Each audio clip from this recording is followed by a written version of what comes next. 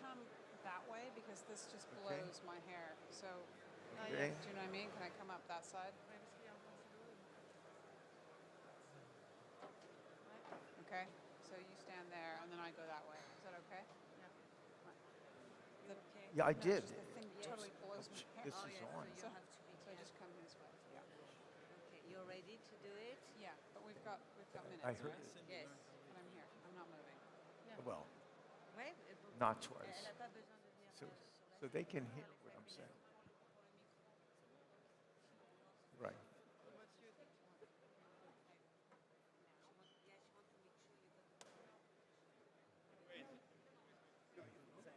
Steven, good morning. Good to How see are you. you? Good Good. to see you.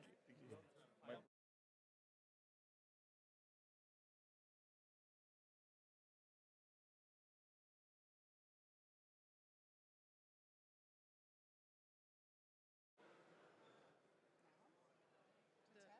No, it's not a test. It's But I thought this was until 9:05. please welcome to. Ah non. Je crois qu'elle a pas d'annonce en fait. It's the video first, right? You have to say. Ladies and gentlemen, the show is going to begin in 10 minutes. 10 minutes. Ladies and gentlemen, the show is going to begin in 10 minutes.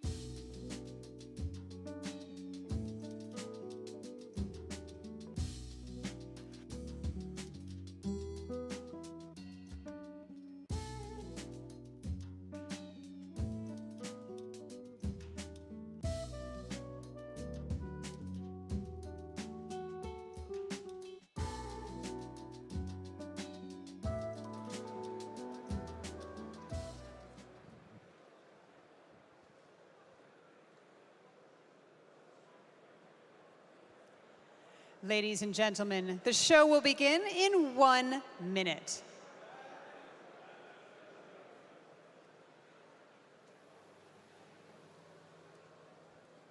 If you have to say, please, if you can do it again and say, please take your seat.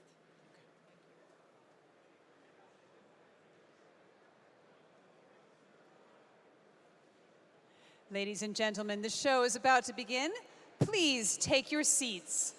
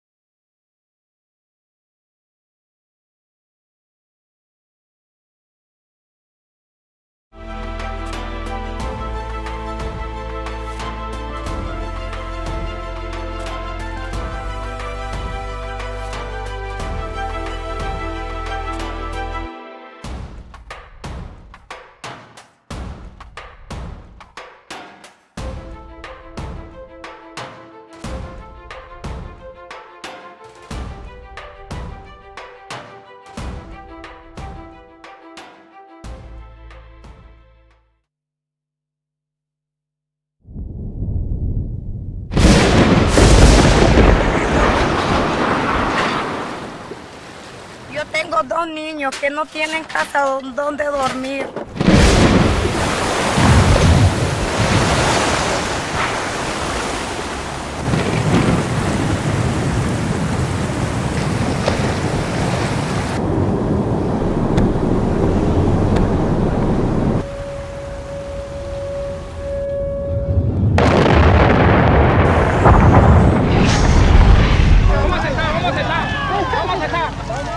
Crazy. And it looks like the apocalypse right now.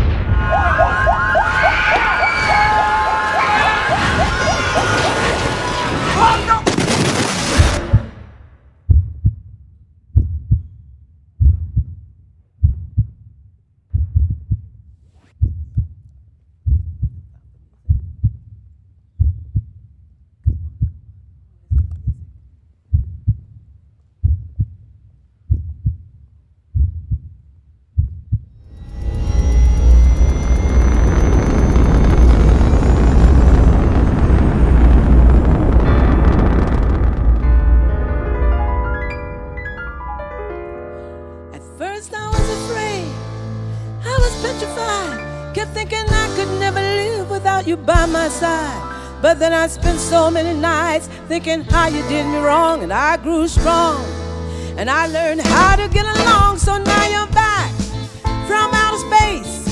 I just walked in to find you here with that sad look upon your face. I should have changed that stupid lock. I should have made you leave your key. If I'd have known for just 1 second you'd be back to bother me. Go on now, go, walk out the door. Just turn around now, 'cause you're not welcome anymore. Weren't you the one who tried to hurt me with goodbye? Did you think I'd crumble? Did you think I'd lay down and die? Oh no, not I will survive. Oh, as long as I know how to love, I know I'll stay alive. I've got all my life to live, and I've got all my love to give, and I'll survive. I will survive. Hey, hey.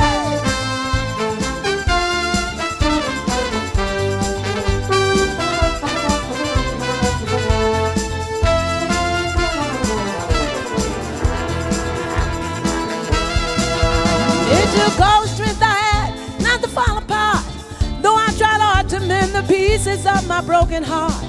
And I spent so many nights just feeling sorry for myself. I used to cry, but now I hold my head up high, and He made me somebody new. Somebody new. I'm not that chained up little person still in love with you. And so you felt like dropping in and just expect me to be free. Now I'm saving all my loving for someone who's loving me. Go on now, go, walk out the door. Just turn around now, 'cause you're not welcome anymore. Weren't you the one who tried to break me with goodbye? Did you think I'd crumble? Did you think I'd lay down and die? Oh no, not I will survive. Oh, as long as I know how to love, I know I'll stay alive. I've got all my life to live, I've got all my love to give, and I'll survive. I will survive. Oh, go now, go, walk out the door. Just turn around now, 'cause you're not welcome anymore. Weren't you the one who tried to hurt me with goodbye? Did you think I'd crumble? Did you think I'd lay down and die? Oh no, not I will survive. Oh, as long as I know how to love, I know I'll stay alive. I've got all my life to live, and I've got all my love to give, and I'll survive. I will survive. I will survive.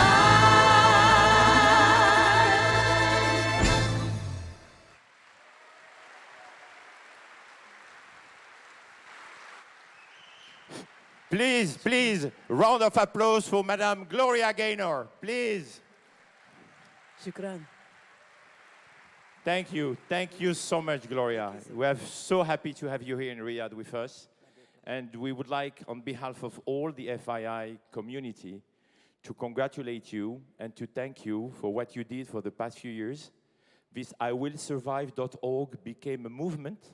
It is now an amazing movement to show and to help people to survive and to be resilient. So for that and for many more, we would like to give you the first FII Institute Award for Humanity. Oh, wow. Thank you. Thank you so much. It's my great honor and great pleasure. And ladies and gentlemen, if you want more from Gloria Gaynor, just join us tonight at the gala dinner of the FII Institute 5th anniversary. Thank you.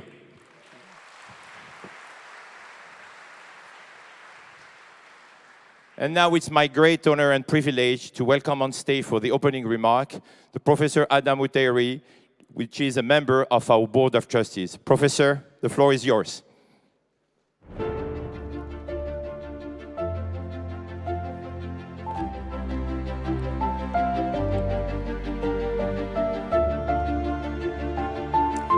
Your Royal Highnesses, Your Excellencies, distinguished guests, on behalf of the chairman of the FII Institute, His Excellency Yasser Al-Rumayyan, thank you for being here at the 5th edition of the FII.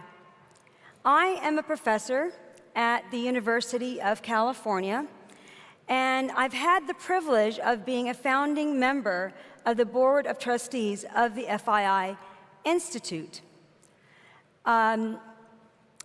I have witnessed this institute blossom into a multi-generational and multinational nonprofit that spans every continent with the mission for a prosperous humanity in every continent. In this 5th edition, we continue to bring great minds to one of the most youthful regions of the world, with the goal to positively impact humanity. You are here today because you embody our mission. The pandemic made it clear that what happens in one side of the world can change lives on the other side of the world. Over the next few days, we will address the vulnerability in human health and in critical systems, policies, and resources we often take for granted. In the financial crisis and the uneven recovery, it's brought to home the reality that this truly is a small and interconnected world, and we're all in it together. In other words, no part can be compromised, ignored, or shunned without harming the whole. It is no longer enough to make a statement. We have to make a difference. It's our moral duty to create meaningful, measurable, sustainable growth for infinite generations to come. At FII, we look at an investment and ask ourselves, how will it benefit humanity? Over the next few days, we aim to embolden the global financial community to ask for more from your investments. Humankind is capable and resourceful beyond imagination, and our only limit is our expectations. We can achieve profits and a better world. It's not just a noble cause anymore. It's a critical call to action. Over the next few days, we will explore new economic models that are resilient, future-focused, and inclusive. We will discuss partnerships that can bring multiple strengths to shared goals, and talk about how to deploy creative capital and technology for strategies that can close the wealth gap, close the opportunity gap, and bring about a new era of economic health. We also need to sharpen our focus on sectors that can grow the economy, spark innovation, create jobs, and protect resources, while scaling up climate action and environmental protection. In other words, it's not a choice between the economy and the environment. We must have strength in both. And a low-carbon economy is both an investment and an opportunity. In addition to developing the resources needed for energy security, sustainability is essential for creating a cleaner, safer, healthier society and economy. ESG and impact investment have attracted a lot of attention recently over the last year, and that's for good reason. The data is clear. Companies with higher ESG have higher profitability, lower tail risk, and lower systemic risk. Diverse teams develop better solutions to the most pressing human problems. At FII, we are committed to what we call human future. So let me offer a challenge to start thinking of the future in human terms. More than securing the conditions that make human life possible, it's about honoring the common destiny that unites us all and unites the world. On that note, I invite you all to look at FII as your platform for collaboration, for partnerships, And FII's priority areas are sustainability, healthcare, artificial intelligence, and robotics. And these can bring a wellspring of solutions that make our world cleaner, greener, stronger, and safer. And in the process, these areas can uplift developing and emerging economies and help deliver prosperity and opportunity to all of mankind. Your investments can accomplish more. Ladies and gentlemen, this is the challenge of a lifetime, but we are all up to the task.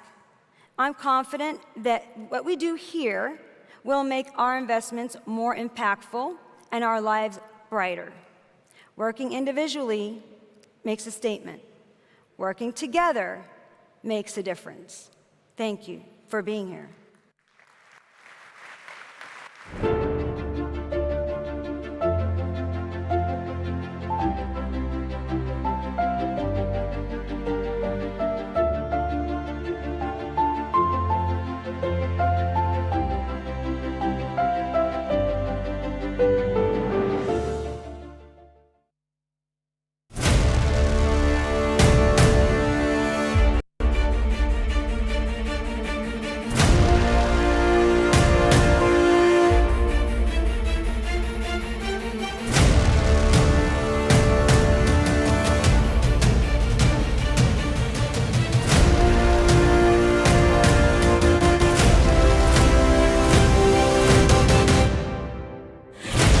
We want to go beyond.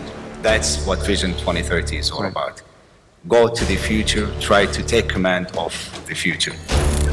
Saudi Arabia is in a good position to take advantage of these opportunities with large public and private investments in mining, healthcare, all types of energy, entertainment, logistics, and other sectors. In a world that's changing fast, if you don't change, whether you're a country or a company or a citizen, you're going to get left behind. فرصة ننتقل إلى جيل جديد من طريقة الحياة، من المدن، من التقنيات، من الصحة، الخدمات إلى آخره. You can never succeed in a project for which you do not have passion. I'm a believer that you can use data both for doing well and doing good at the same time. A very good rule for anybody who wants to become an entrepreneur is start something out of personal frustration and feel that you can go in and do it better. To build such an ambitious future, we will need the cooperation of international partners. The first one is climate change. The second thing is inequality. Great visa and a little bit of money. Welcome to Riyadh. Welcome to the second FII. These agreements, all of them, I think we have over 25 agreements that will be signed here today, will have a value of investments of more than $50 billion. That's $50 billion. So what we've been trying to do is to strengthen the state institutions, develop meritocracy. L'Afrique n'est pas seulement un continent du futur comme on a tendance à le dire. L'Afrique c'est un continent du présent. We need to move from an oil economy to a smart oil economy. Today and now you are coming from China, India, Japan, Russia, Africa, the Americas, Europe, and the Middle East. We hope, though, that we're going to make sustainability of the world and the economies a strong one, and the only way to doing that, in my mind, is focusing on environmental issues, social issues, and governance issues. To be able to provide the know-how, the expertise, the knowledge of the market, but also to keep it, as it were, in the family sense. The future starts here. Agradeço ao príncipe herdeiro aqui da Arábia Saudita, que anunciou no dia de ontem 10 bilhões de dólares em investimento no Brasil. What would be the advice that you will give to a young Saudi talented go ahead and make boy the film. or girl? Make the film. Make the film. Make it as good as you can. You will get an audience, and you will certainly get an audience here and in the Arabic countries. And who knows? What is for you the definition of leadership? I think vision. A vision is really crucial. Your Highness, thank you so much and welcome. شكرا دولة الرئيس وسعيد جدا للقاء معك. أعد الجميع بأنه مثل ما قدمنا مشاريع طموحة لمدينة اليوم وسوف نقدم في القريب العاجل تفاصيل استراتيجية مشاريع مدينة الرياض واستراتيجية الرياض. أيضا سوف نقدم باقي استراتيجية مناطق المملكة وبعض مدن المملكة اللي سوف تكون طموحة وسوف تكون مفاجئة بشكل إيجابي جدا للسعوديين وأيضا للعالم. شكرا. We need more coordination. We need to put more money on innovation, and we have to think about the future, even if we are still facing the consequences of the health crisis. Thank you, Turkey. It's wonderful to be back in the kingdom. Investment has become one of the world's most globally competitive sports to attract investment. Please invest in bridging the digital divide and helping to ensure that the young people of the future have the opportunities of those of the past, and if not, a brighter future. I think you'll have a very full agenda. My argument is, of course, use the G20 to address that agenda, but don't waste the opportunity of having the world leaders together to push on agendas where you can make a real difference on global poverty, on failed states, on making sure oil and natural resources are a blessing, not a curse, on how we tackle extremism and violence and terrorism in our world. This is going to be a moment when Saudi Arabia is in this position of great leadership. هذا مشروع فقط موقع ومكان للحالمين اللي يريدون خلق شيء جديد في هذا العالم. For those who create something new in the world.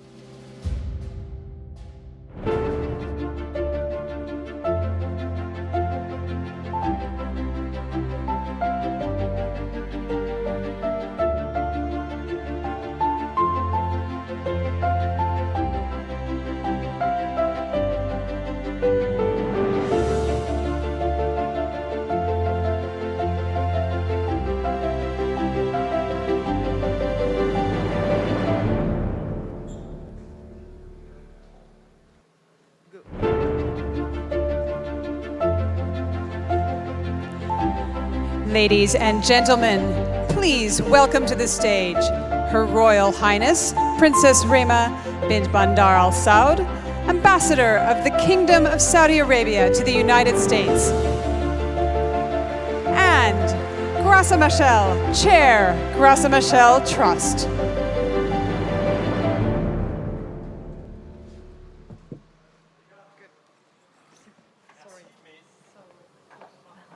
Good morning, ladies and gentlemen. Welcome to the 5th edition of the FII. It's a pleasure to have you here.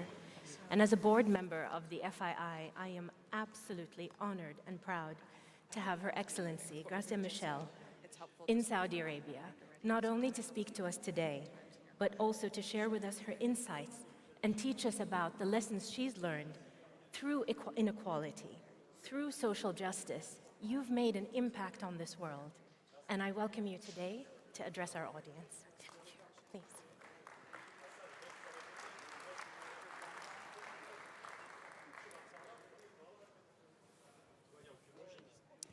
Your Royal Highness, Excellencies, Heads of States and Governments, Your Excellency Yasir Al-Rumanhian, Chairman of the Future Investment Initiative Institute, the CEO of the Future Investment Initiative Institute, Ms. Richard RTS, dignitaries and honorable guests. It gives me such a pleasure to address this distinguished audience, and I thank the organizers of this 5th edition of the FAI conference for inviting me. I look forward to the shared learnings and robust discussions which will enrich us over the course of the next few days. I would like to start off by lowering any high expectations you might have for a keynote opening address, as I do not come bearing the answers to the problems we face as a human family.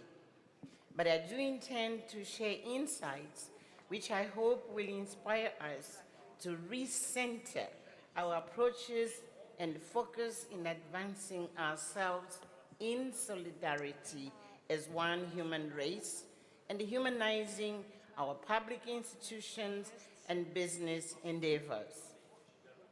In recent decades, we have experienced rapid and profound transformations. We have generated knowledge at unprecedented speed and volume. But we arguably have not become wiser, nor unlocked the alchemy behind some of our most intractable problems. Allow me to illustrate. Global annual expenditure in education is nearly $5 trillion worldwide, but we still grapple with a global learning crisis, which render millions of children undereducated and ill-equipped for the future that awaits them. We produce far more food than what we can consume, yet in significant parts of the world, millions are dying from starvation on a daily basis.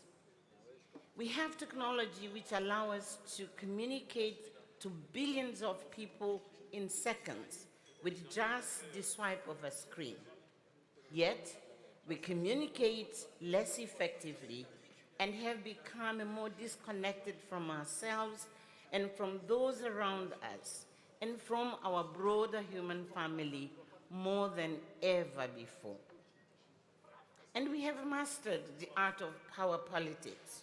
Yet, unequal power dynamics result in millions of women across the globe being discriminated against and denied the ability to live fulfilled lives that honor their true and full potential. When female voices are silenced at decision-making tables, whether in public and social institutions and boardroom tables, it renders them powerless in shaping the future of their societies, and it denies humanity the full benefit of their talents, expertise, experiences, and creativity. And while we have magnificent innovations in artificial intelligence and robotics, which have expanded boundaries of science and technology, they have pushed people out of the workforce and left families without sources of income. We have created a world with the worst rise of income inequality in recorded history. To illustrate this further, COVID-19 has deepened and hardened the fragmentation of humanity in two worlds. Our scientific community produced life-saving vaccines at record speed. But well-resourced countries are moving on to a post-COVID world with between 70 to 88% of their populations vaccinated. However, millions of people who desperately want to be vaccinated still live in high risk of contracting and dying from COVID. As a depressing and extreme illustration, only 4% of Africa's 1.3 billion population is fully vaccinated. This vaccine appetite is moral bankruptcy at its height. Vaccine equity is a question of life and death. But some leaders have deliberately chosen those who can live and those who can die. Where is our common humanity here?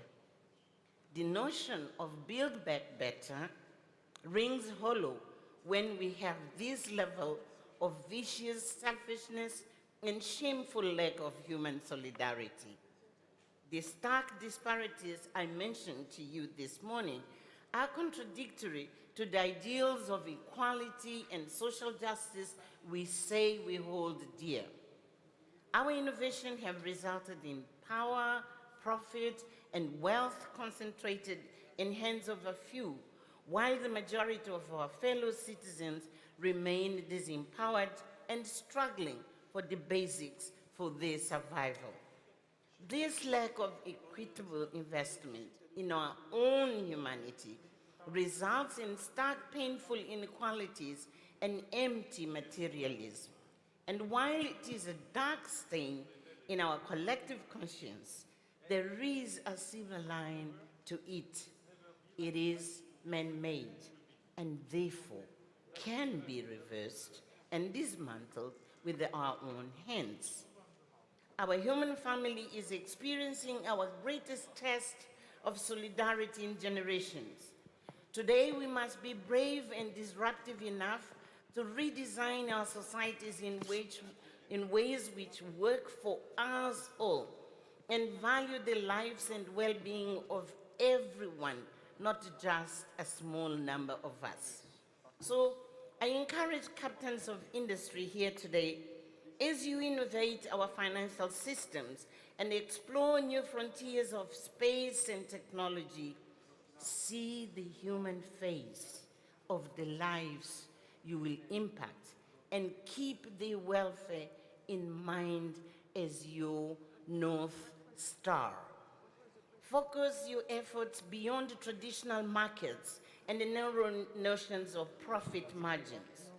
Include the most marginalized in your business models and revenue streams.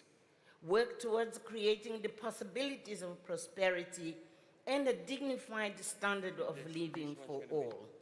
Enable your employees and customers, those who are building your wealth, to move from survival mode to enjoy the dignity of choice. So their humanity is your own.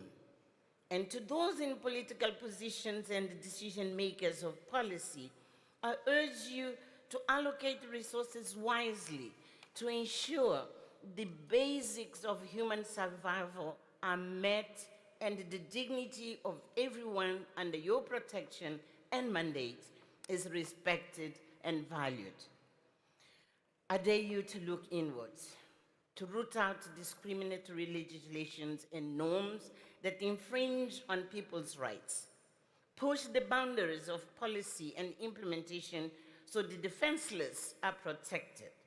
Introduce inclusivity so that those on the outskirts are welcomed into the comforts of the mainstream.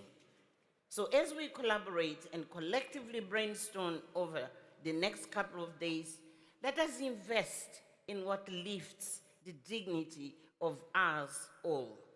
And as we continue to prove ourselves to be audacious and bold in our innovations, let us also become the generation that can redress our imbalances and deliberately invest in the humanity of everyone, in every woman, every person, every child, especially girls, everywhere.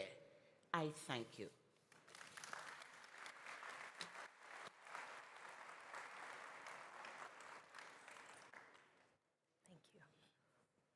What an amazing way to begin this forum. You know, last year we closed with the voice of a woman, Lubna Al-Alayan, and today we open with the voice of Her Excellency Gracia Michel. I can't thank you enough for joining us. You've been this advocate for vaccine equity, for social equity around the world. As you mentioned to us today, the activism part of communicating about what we need to do must end. The active part and the action part must begin now. How would you address the inequalities, particularly those for the most vulnerable? What could we tell everybody in the room today? If you could do one thing today, what would it be? What action must they take? I'll go to my favorite cause. Before COVID, we had already millions of children, especially girls, outside the education system. We are told by analysts that with COVID, we regress at least 1 decade of the gains we had made. So if I am to say one thing, which I believe is so important for our societies, is it's not an issue of building back only. It's to rescue those who have been forced to regress, to come to the mainstream, and then we move all of us together. Investing in education of every child, especially girls, is the best investment in human development, in human capital, which we can do for ourselves, for a future of social justice a future of equity. Regardless of whether it's the developing world or the developed world. Absolutely. It's every corner of the globe. Because even in developed world, we still have discrimination. We still have people who are living in the margin. That's why I insist every way, every child in every corner. So no one, literally no one should be left behind. Well, this is so on point for one of the focuses we have at the FII. We have an interactive forum called Investing in Education Summit, and we're focusing on the technology of education. Given everything that's happened with education going remote recently, how do you see technology as an avenue to level the playing field and provide greater access to education for rural girls when we're also at the same time having the conversation of digital poverty? The world is not yet connected, but we faced a crisis and we had to be. How do you think we can resolve this to create better equity for both women across Africa, the Middle East, and around the world? Refocusing investment in infrastructure which will allow those rural areas, those very poor schools, those poor families to get connected. Once this is done, you reduce the digital divide, you allow opportunity for every child, every teacher to use technology exactly to close the gap of inequality we are talking about, of poverty we're talking about, and even, the learning crisis we're talking about. So I think investing in infrastructure, investing in requalifying the teachers so that they can use well technology and creating these opportunities, it is possible. The world has resources to do this. It's a question of decision. It's a question really of deliberately doing it, knowing that it's the right thing to do, it's the just thing to do, and it is what is going to make our society sustainable. And as we walk into this era of COP26 and climate disaster, not even climate change, I think we also need to stress that as we build and create this equity through digital engagement and infrastructure, to build it with the climate and the environment so that we're not destroying it for those young people that we're educating. So that we have to keep this balance in what we do and be thoughtful about it. But I would love some of your reflections on your personal journey as a businesswoman, an activist and a leader, because you've been a woman that has held your own with the greatest men that have been in your life, and many times you outshined them. But you did it with humility, and I would love your advice for some of the ladies out here. What were the obstacles you faced and how did you overcome them? And what can we learn from the experience that you had? Many times we women, we just underestimate the power inside ourselves. The first step, I think, is just to believe that you are in this world and you have a space of your own, and that space is not going to be occupied by anyone else. And so you can. It doesn't matter that I have had the chance of walking side and side with one of the most revered persons. But fortunately as well, because he was so open-minded, he knew how to respect my space, my dignity, my work, so that really it is a partnership of the two. So advice, if I can say, is that as a woman, you are no less than anyone. You just have to believe that that unique person, that unique personality you are, has to shine, because that space is yours. No one else is going to occupy it. And of course, you build partnership and respect for those who are around you. But to be respected, you have to respect yourself. There you have it, ladies, some of the best advice you could ever get. And, I'd love to thank you for not only your thoughtful but very inspiring remarks to all of us. And on behalf of the board of the FII, it would give me a great honor to present you with one of the first Humanity Awards of the FII Institute, 2 women celebrated for their voices and their actions. It's such an honor. Thank you. Thank you so much. Your Highness, it's such a pleasure, but an honor so very much.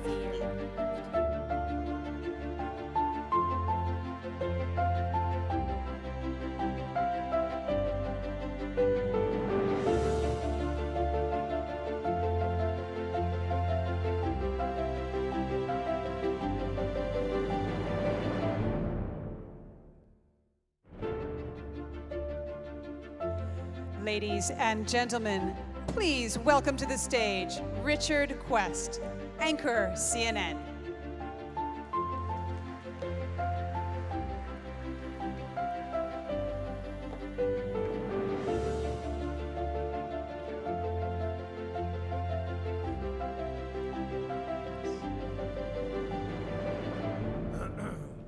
Finally, the trophy was so quick.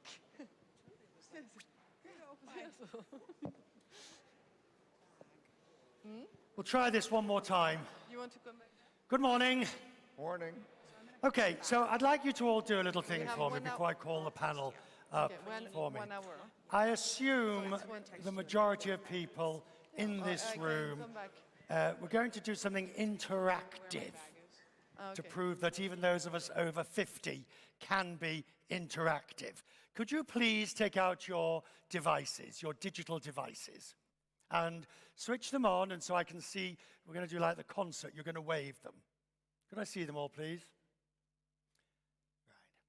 Right. Now, proving that you're all intelligent people, now go to Settings. And now switch your devices to airplane mode. And that will be the last time you will use them over the next hour and 10 minutes.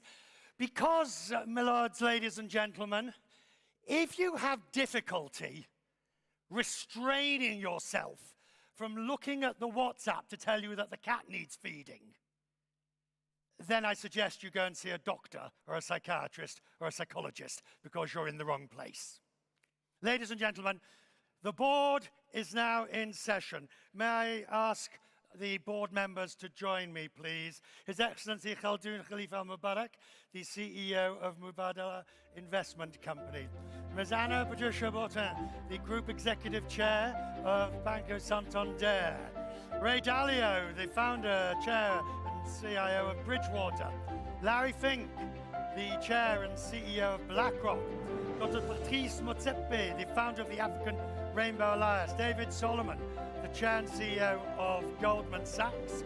Steve Schwartzman, the Chair and CEO and co-founder of Blackstone.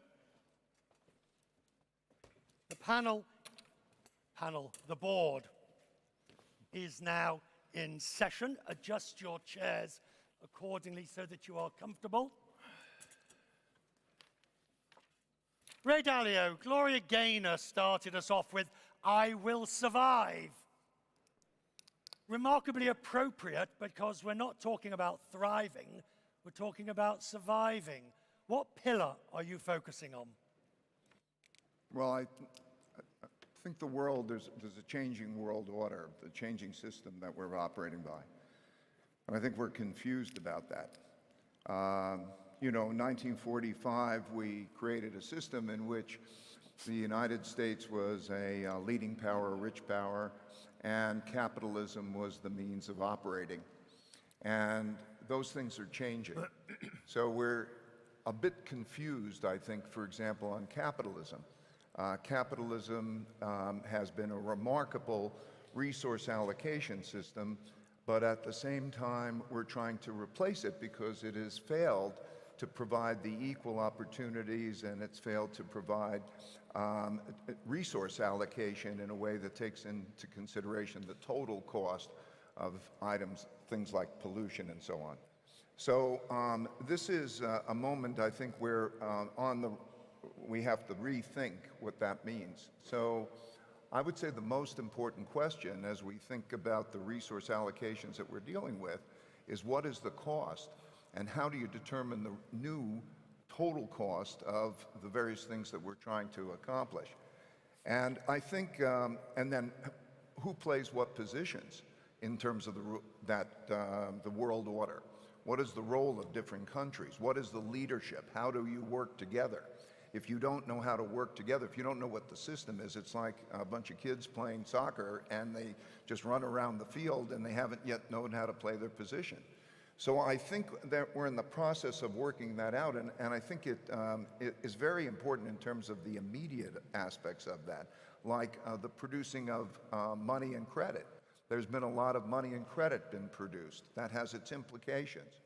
So when I look at that, I think the answer, though, is going to be in entrepreneurship and technology to create a whole world. In other words, the inventiveness. The one advantage that we have, and we see it in the kingdom, is the talent of young people who come up with great ideas, entrepreneurship, the inventiveness that we're seeing take place with IPOs and new ideas, and the technology that exists. But that has to be worked for the benefit of the entire society in a total society, cost-effective way so we don't waste resources. So I think that those are the big questions. The biggest question is how we're going to be with each other. How we're going to? Be with each other. Thank you, sir. For those of you who are wondering why I'm using my digital device, it is to ensure that the members of the board stay on time. It will usually be indicated with a light cough. It will then become a little more, finally resulting in, you don't want to get to that next stage. Excellency, what for you is the pillar that you are addressing for us today? Well, first of all, I have to say, Richard, it's a pleasure being in Riyadh today. It's been a while. We've all lived interesting 2 years, so I think it's a great thing probably for all of us. So on behalf of this board, and I have to say, this is a pretty interesting board. If we have that board for a business enterprise, I think it'll be interesting to put some money with this board. I'm going to talk about, from my perspective, 3 challenges that we're all dealing with and are really global challenges that pretty much everybody in this room is dealing with in one way or another. First is the climate challenge. The second is the disparity in the COVID recovery, which impacts all of us. And the third is the economic challenges that effectively we are all dealing with globally, and how we can navigate as investors going forward in the best way possible for humanity and for us from a rate of return perspective. First one, I think when we're talking about the global climate challenge, it's real. It's real, and for us as Mubadala, this is not a challenge that we recognize today, but we've recognized probably 15 years ago as an investment theme. Meaning it's an investment theme based on a reality that we anticipated, and we started, our renewable energy investment platform started back in 2006, and we've invested over almost $20 billion over these last 16 years in renewable energy in over 30 countries. And it's proven to be a healthy investment theme that has achieved great positive rates of returns for us as investors. But more importantly, it's a contribution from us to this solution. The climate challenge is going to require everybody to contribute in their way. Nobody's going to solve it on their own. We have to all solve it together, and we have to solve it working together globally as institutions, as governments, as civil society, and it's a responsibility that we have to take it upon us all. Everybody in their own way and in their own capability. The second component, first theme, we have to invest in a way to support the handling of the climate challenge. The second theme in terms of the COVID recovery, this is something that has hit us all over the last 2 years. And again, it's really supercharged this digital transformation. Any institution, every one of us here around this table, I am sure, woke up one day and realized we were not fast enough on the digital transformation route. We have to go faster, and we have to look at technology and innovation in a way and in a speed very different than that speed of January or 2020 or December 19. And again, that's a very important thematic view for us all as investors. You're going to give me the first knock? We can have another 30 seconds. I will do it better. I'll come back on the third point after you've turned the table. I'm grateful. The pillar, Ms. Botten, the pillar that you wish us to focus on in this board meeting. So, you know, just going to the context of what the conference is about, and as leaders of large companies, you know, the best way for us, at least I believe this, for me to invest in humanity with 150 million customers, that's the number of customers of Santander today in the world, of which 4 million SMEs, it's really to take care of them, take care of my people. We have 100,000 people talking to customers every day. So first, deliver on the numbers. I'm sure Larry would appreciate that for our shareholders in the right way, with a clear purpose, which is to help my customers and all my stakeholders prosper in a way that is simple, personal, and fair. And second, to do that in a way that it reaches the maximum number of people. And the priorities for me, and it'll be very short, but it's going bottom up. So I think we solve the big problems by going one at a time.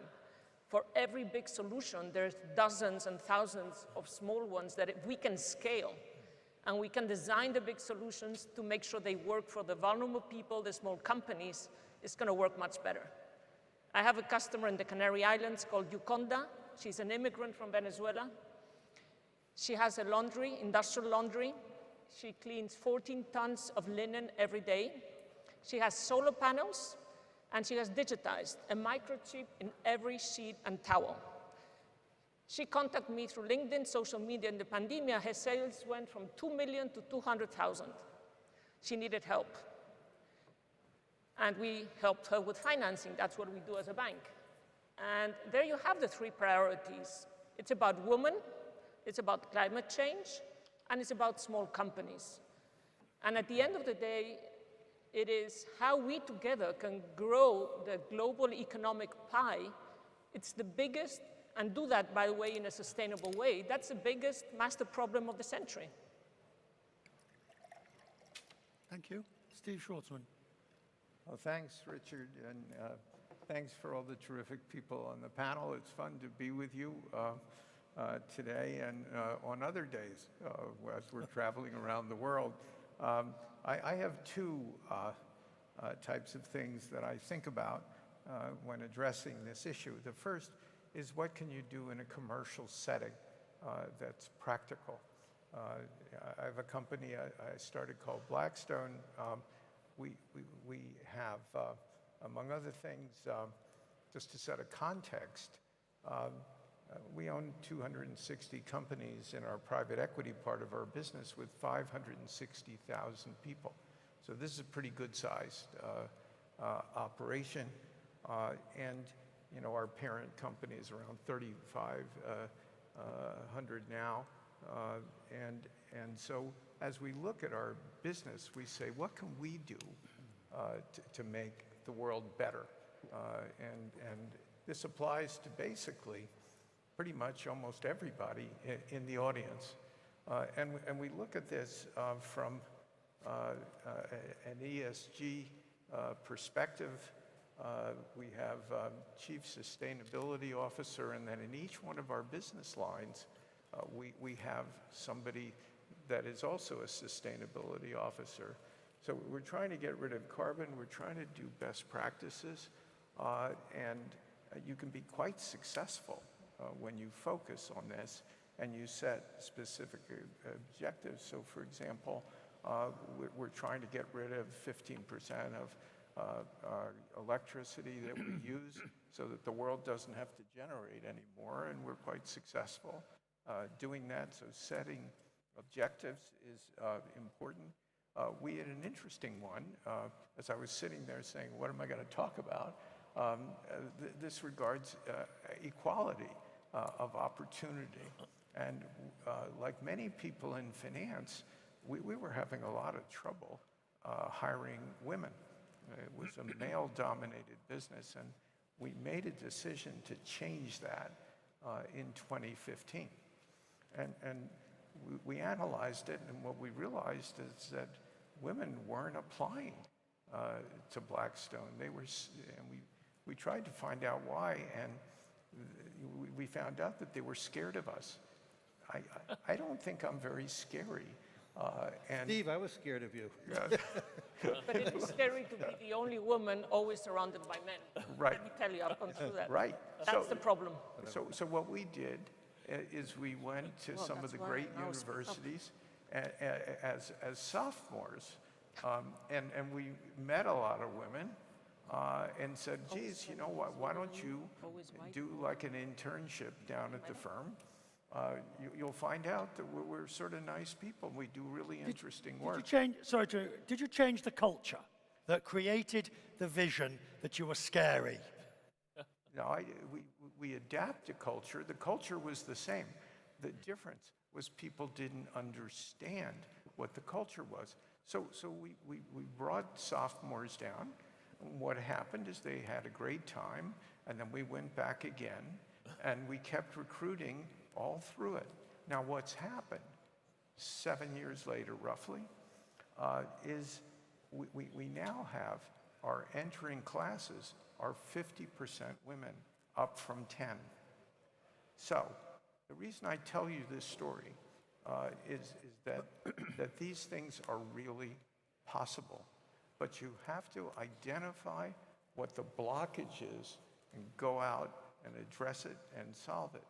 And so, you know, we're orienting our business and changing it now. In the green world, we put out $11 billion in the last 2 years buying sustainable types of things.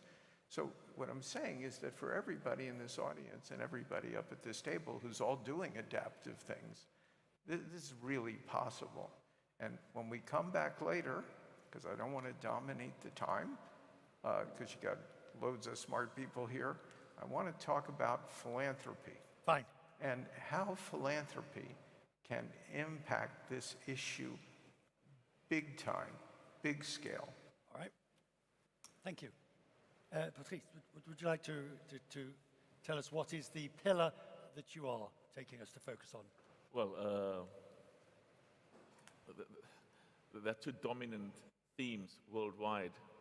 The dominant issue now is climate change, as well as COVID-19, but my main concern is the 300 million young people between the age of 15 and 25 in Africa. And of course, there are hundreds of millions of young people worldwide. We do business globally, but in this context, we are focusing on providing skills and expertise, education, technology, the impact of the fourth industrial revolution, and how technology can create a bright future. The 300 million young people are a demographic dividend, potentially a demographic dividend. If we do not create an exciting and a bright future for them, it will indeed become a demographic time bomb. So we were very optimistic, and I think the engine of giving them a bright future is, of course, partnership between government and the private sector, but the private sector has a unique role to play in a globally competitive investment environment in the African continent. David Solomon, Goldman Sachs, your opening pillar that you want us to support. There are lots of... I think so, yes. there are lots of issues that have been raised and have been highlighted. I'm not sure that Mr. Solomon's microphone is working, so whilst you get him another microphone, just try again, sir. No? That's your speaker. Here's your backup. Thank you. That one doesn't work either. You have to listen to Goldman Sachs. Hello? All right. Go ahead. That's a talent to figure that out. First of all, now that my microphone is working, I really appreciate the opportunity to be here, the opportunity to be with this esteemed group. There are a lot of issues that have been mentioned and have been identified. I'd put forward a pillar that we've spent a lot of time focusing on because we think it's one of the solutions to drive economic participation and growth, and that's support for small businesses broadly, and finding ways that we all can contribute to the growth and innovation that comes in all our communities from small businesses. we start from a premise that we do not have the right to operate in all the communities that we operate in. We have to earn that every single day. And so we've tried over a long period of time to build platforms that provide support using the resources we have as an organization, people, capital, and technology to drive innovation, change, and economic growth. And small businesses are a great platform in all economies. They're a huge part of economic vitality. And I think we've shown through programs like 10,000 Women and 10,000 Small Businesses that exist, that we've sponsored for over a decade, and now other programs that we've launched, including Launch with GS or 1 Million Black Women, that if you take those resources, you direct them in a targeted way, and just as Steve was talking about when he was talking about recruiting and diversity, you hold yourself accountable over a period of time for making investment and therefore getting return, you can make real progress and you can support businesses and grow economic activity broadly. And so the more we can find ways, and COVID has been very, very harsh all over the world to small businesses, the more we can find ways to lift those small businesses up, the more we can bring people along and help them participate. Thank you. Larry. Well, when I was watching the film and seeing how large the world is and all the problems of the world, as an individual, it feels quite small. You ask yourself, the world is so large, can you make a difference? And the reality is, if we bring all private sector together with the public sector, we could make large change. We could solve many problems. And the problem we have in the world today is we see a dominance of the public sector trying to do it all. We see that through rising deficits. And we haven't focused on how to bring private capital alongside public capital. And it is very clear that private capital, if you look at where yields are today, and everybody aggressively looking to find investments, the pools of private capital are more enormous today. The liquidity today is more enormous. Whether that it will sustain itself in a different economic regime, we could ask that ourselves question. But this moment, capital is abundant. Capital needs to be put to work, and we have not a foundation to doing it. Now, most of the capital is retirement assets. Even at my firm, 2/3 of all the trillions of dollars we manage is assets for retirement. We have to live under a rule called the fiduciary rule. So we have to be very thoughtful in how we employ somebody's hard earnings. Yeah. BlackRock is not an owner of any of this capital. We're an asset advisor to all the owners of capital. So our job is at the nexus of trying to bring forward that capital and invest it accordingly. So one, as that fiduciary, as all asset managers are, we have a responsibility of making sure that we apply their capital in a reasonable and a responsible way. And that is a big difficulty. And so we have to reimagine how we bring finance forward. How we bring finance forward to effectuate the change of climate risk and poverty in different parts. We do not have that platform in the world. And importantly, the last thing I would just say, we don't have long-term planning by most governments to effectuate these long-term problems. Right, free for all, join in. When you say we don't have long-term planning, define long-term planning. 20 plus years, 30 years. When you are 20 years old and you're putting your first deposit into your retirement account, you have a 40 to 50-year journey. That's a long journey.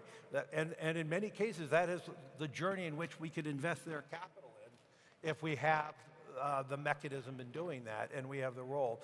We have to reimagine the World Bank and the IMF. We are going to have to focus on how to bring this money forward if we are going to bring the capital to get the emerging world forward in climate risk. Is there a danger we take on too much at this point, Ray Dalio? Is there a danger that the agenda becomes overloaded to the point where nothing gets done? Well, I think the question is, how do you get done? Who's playing what roles? Who has what power? How does the system work, right? We're coming into there will be revolutions in every dimension of our lives. Revolutions in terms of how capital is shared, of course, but also revolutions in terms of and they could either be peaceful, productive revolutions, or they can be difficult revolutions. And I think that the question of how does the system work so that we reform both the political system and the economic system so we are collectively.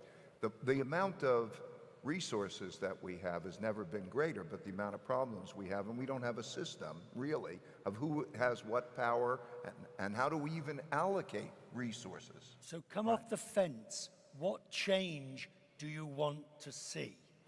Can I say something? Of course. Yeah, so to address Larry's point, which is crucial, is how do we get a system that works where you are rewarded for long-term investment? Answer your own question. So the way is to change the incentives. If you ask me the hardest thing about my job, I have to deliver every quarter, but I have to deliver in 20 years. My company is 160 years old. My problem is that I need to transform legacy infrastructure. That might sound familiar to many in the room. How do we get capital from Larry's ultimate customers and shareholders and owners so I get the chance not just to deliver, I need to deliver every quarter, pay a dividend in a way that is very difficult to invest. So we know what we have to do. We just need time, and we need to change the system. Because whatever... You are the system. No, no, the system means that he demands, please, results, profits, dividends every quarter. How do we get rewarded, really rewarded, in a way we can invest for the future? And that is not happening enough, because the system is set up for quarterly reporting. So you can go on CNN and say how much money we made in the quarter. Did we beat the earnings on the quarter? It took 28 minutes before somebody blamed the media. You're not the only one. David, I Googled your company. You agree? All everybody says is, when's he going to raise the share price? When's he going to get the share price back up again? I don't ask you to answer that question, although you're welcome to if you'd like to. However, I do ask you, is that the problem, that everybody's focused on how you're going to get to the same EPS as your competitors, the same valuations as your competitors? I think in my responsibility of shepherding a 153-year-old company, I try to strike a balance between short-term performance and making long-term investment to drive long-term results. I try to take care of our people. I try to take care of our clients. As I said 2 minutes ago, we try to invest in the communities that we operate in.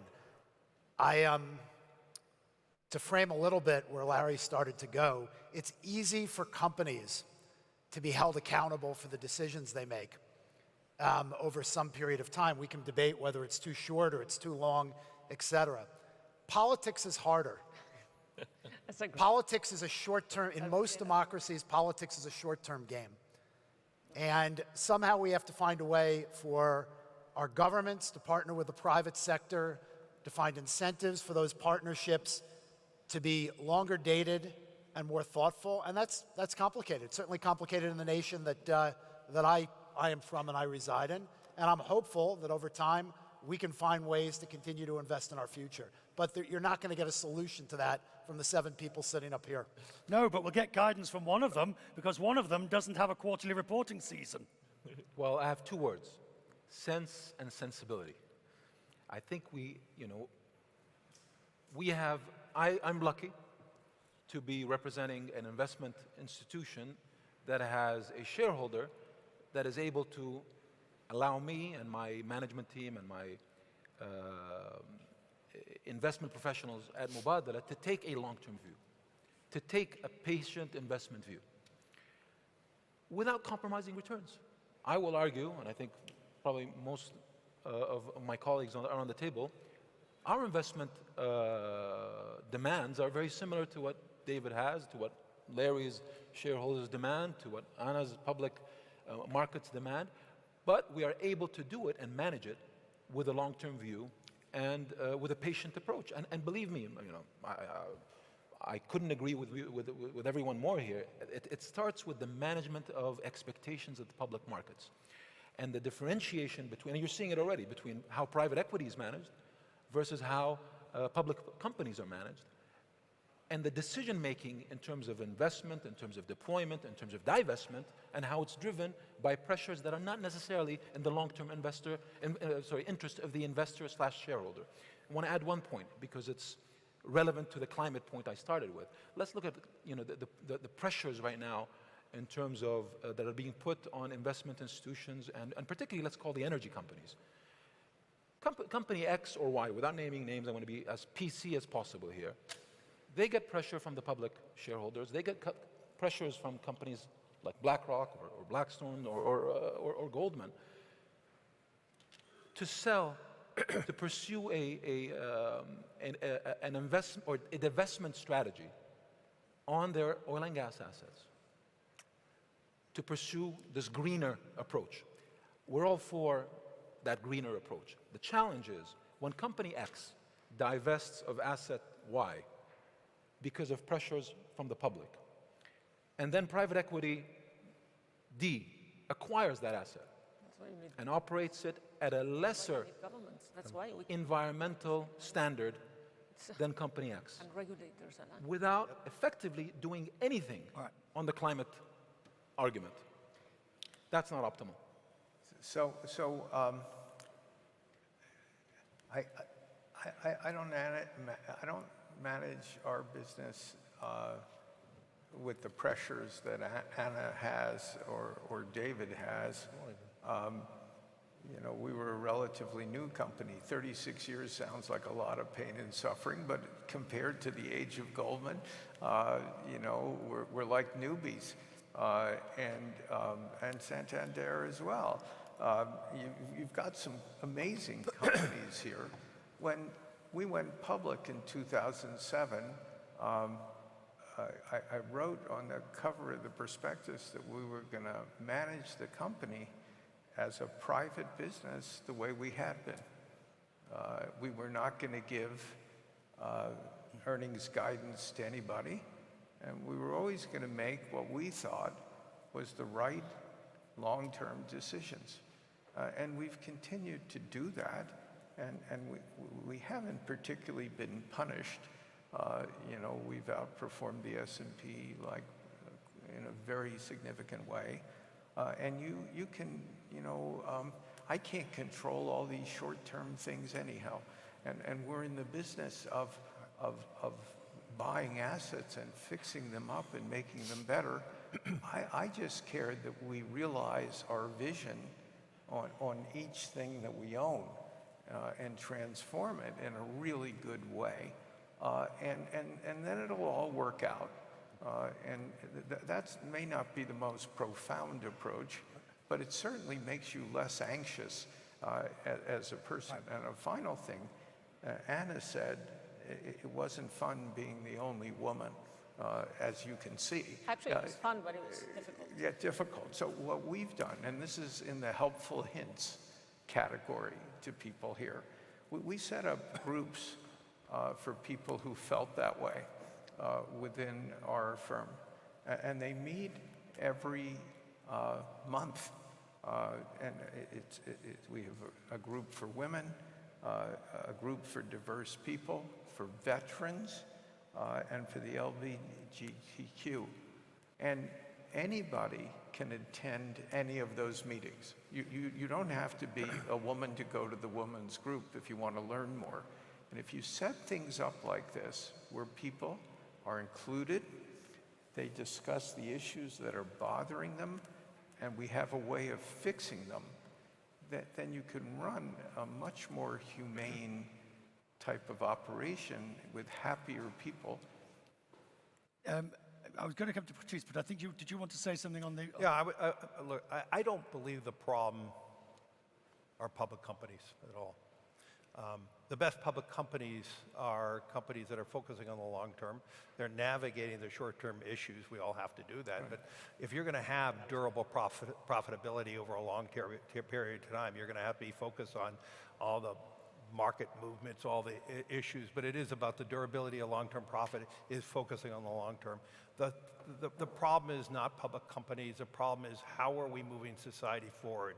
If we're only going to be asking public companies to move forward and not the rest of society, if we're going to ask only banks to be the purveyor and the environmental police, we are not going to achieve climate change.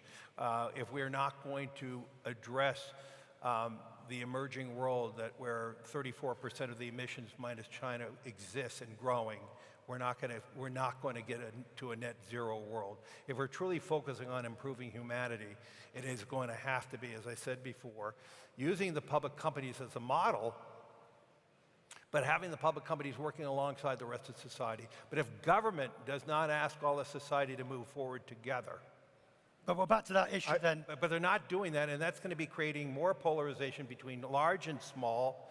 It's going to make public companies, alongside banks, the environmental police. There are many things that are going on right now that is transforming public companies, but we're moving so slowly related to the rest of society, and that's going to create, Richard, even more polarization. And we're living that right now with rising energy prices as we sit here right now, a high probability of $100 oil because of inefficient short-term policies.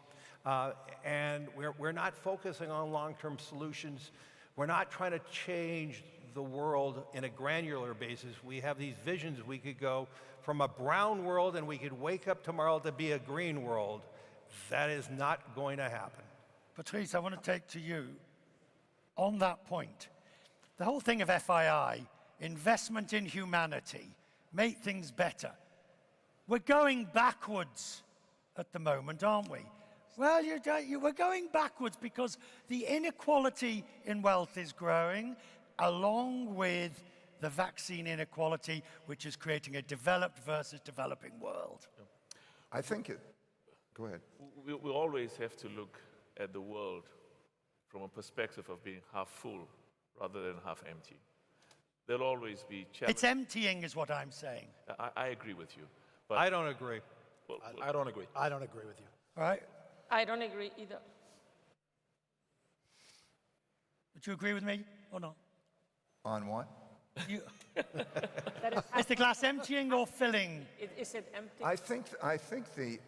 I think we're a bunch of capitalists operating within a capitalist what are you system. going to tell you? You have the wrong panel. And as a bunch of capitalists operating within a capitalist system, we think, okay, what? And I think the real question is systemic. Look at it as a machine. Is it producing the outcomes? Is profit making as a goal and as mechanism adequate? Okay, the system is not adequate. In other words, it's producing the outcomes we're talking about. So, for example, when you ask the question of, I think, for whose benefit, when we talk about what we're doing, for whose benefit, or for what benefit? Is that all encompassing? Or does it include climate? No, the system itself, just the profit-making system, is not adequate. So the system itself has got to be reformed. Don't throw it away. When I say reformed, for God's sakes, don't throw it away because it's fabulous. But bring it up to the stage where it's all-inclusive to achieve the goals that need to be had. How? How? How? Any of you? Well, through partnerships. Partnerships between the private sector, government, civil society, and I think there's total consensus here. The developing world, there's a sense of urgency. There's a sense of things have to happen. And when all of us work together, I mean, Larry can't be more correct. The private sector carries a disproportionate burden.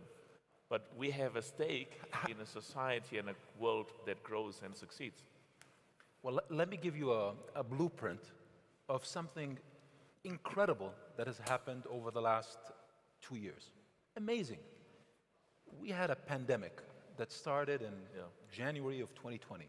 Within 12 months, through public-private partnership and through small companies, BioNTech, Moderna, Novavax, a global solution went from the science to the actual production of vaccines and actual delivery of vaccines within less than 12 months. Yes. That is remarkable. That is a blueprint that shows you exactly what Larry's saying, exactly the positivity that some of us are saying, is why this is not emptying. Because there's a blueprint, and it's shown to actually be able to deliver. All right, I'll take you on this. Assume you're right, that the public-private partnership, although I would argue it was more public than private. It was the government who put the vast amounts of the money in and really created the stimulus and changed the regulatory framework and changed the litigation framework. But I'll accept that. Taking that point, it took a pandemic to do it. These other issues that we're talking about, global inequality, HIV, climate change, they are incremental to the point, Larry Fink, and then Ray Dalio, that it's almost impossible to get that same impetus. It took a pandemic to accelerate it. If you're saying that there was nothing there was years of investment, of technology, of thought that put us in a position that when government money came in partnership with this private sector investment, we were able to accomplish a vaccine for society in a short period of time. Now, that doesn't solve everything. We still have vaccine disparity. Those are right on those issues. But imagine a world if we didn't have the technology investment and the effort so that we had a chance at that in that time frame. So my question becomes, how do you, since you are the players, I am merely the voyeur, how do you harness that energy for the other issues like climate change that's on our doorstep to create that same impetus? Which of you wishes to take that? So, let me say, because it sort of bridges both questions. You said stimulus, like, first of all, this was not the private sector, individuals, companies creating the problem. And like in a war, it's government's responsibility to take care of its people. So that's my first comment, right? My second is that, let me just give you an example, in many European countries, in the US, but in Spain, we distributed 100 billion to hundreds of thousands of SMEs, where we were assuming part of the risk and the government was assuming the other part. Even though Spain was not the #1 country in amount, we were the fastest, and we got it to the right companies, like my friend in the Canary Islands. This is the power of public and private. 100 billion to 350,000 SMEs in a question of months. And that is what we need to replicate. Because going back to the starting point, if we do not help small companies grow, we are not going to solve the problems of humanity. You need to make the pie bigger in a sustainable way so you can then redistribute and make capitalism work better for everybody. But growth is essential. Without growth and jobs, nothing else is going to happen. Right. You asked how to, I think, first of all, measure it. You have to measure the outcomes. So let's say broad-based prosperity or whatever that might be, you have to measure it. Then you have to have the inventiveness. The greatest power of man is the human inventiveness that we're coming up with that. They have to be provided with resources and incentives that are all in. In other words, that the measurements, something like carbon credits, for example, is an all-in incentive system. So that the economics of operating that way work. And so there needs to be that kind of coordination, I think. I guess two things. First, I want to recommend that everybody buy Ray's book. I agree. It's a fantastic book on economic cycles. It's brilliantly researched, and it's really an important lens to understand a variety of the issues we're all dealing with. And I don't even get a commission for this, but it's worth doing. Secondly, in terms of income inequality and humanity, I have always thought that education is the passport to a better life. And I was looking around this stage, and we've got, sort of 5 people that I know of who either went through, or Americans and went through the American education system of our age, or were not Americans and went to an American university. And I say that because these places made us successful. We would not have been on this stage we would never have enjoyed the kind of training and way to think that's important. And so one of the things I spend a lot of time on is education. An interesting fact to just show you how important this is. The last time I was in China, I was meeting with one of their senior people, and they were telling me that they were going to have every child in China take computer science, every one of them. And some of them wouldn't make the grade. They wouldn't be adaptive. Now, in the United States, the people in primary and secondary school who take computer science are probably 5%, maybe 10 on a good day. Now, if you're competing globally and you're worried about income and you're not trained for the modern world, you will be inadequate. We cannot raise up humanity without having great education. That means you need great teachers. That means you need to change the pay. You could have teachers be the only people in society who don't pay tax, because then you would mark them apart from everyone else. You would increase their compensation.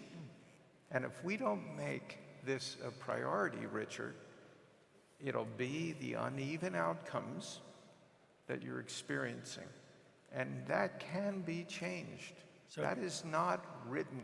So before we take some questions for the audience, to the billionaires on this panel, do you support and will you support paying greater taxes as a result of the latest proposals that would target yourselves? No, not us. We are more than 30% effective tax rate already. We pay 50% tax in some countries. That is for the new digital models, and some countries where you're allowed to pay 5%. But we pay over 30% effective tax rate. I want to leave that clear, and we are very big. You only pay 30? We actually pay above. Larry?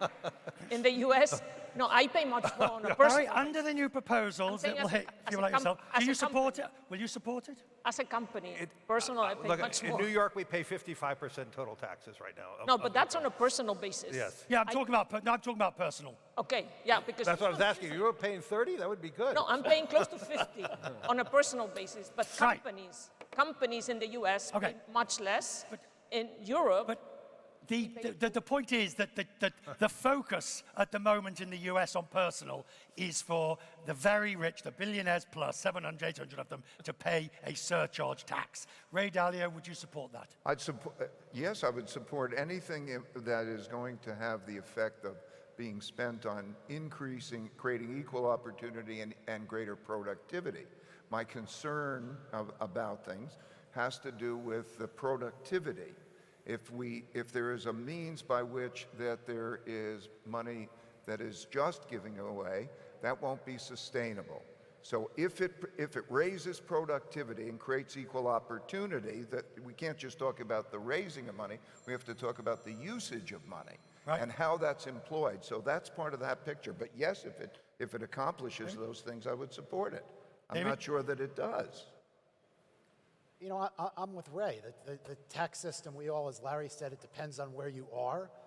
Personal tax rates in some places are high, but what's important is how we're taxing, what incentives it creates, and then how is the money being used to make advancement. And so I think you can't answer the question in a black and white way. It depends on what you're spending it on. So the first thing is there's a debate going on in the United States on how much to spend. So what are you spending it on? And then what is the consequence of making those decisions, and how do you pay for it? All that's got to be looked at holistically. Larry. Well, as I said, as a lover of New York City, I remain in New York City, and I pay 55-ish% taxes. So I think when we talk about taxes, we always just think about it at the federal level. I'm not even sure where that money is well spent now. I think this is one of the issues today. But I would agree with everybody, if we could find solutions where the money can be directed in a proper way, you know, I have more to give.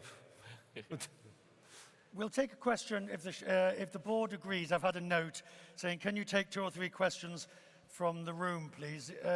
Does the board agree to listen to the shareholders? Do we have an option? Agreed. Agree. Oh, thank you. Do we have a question? Since somebody put this in front of me, I assume... There's a hand there. Where's the hand? Oh, yes, sir. I think it's...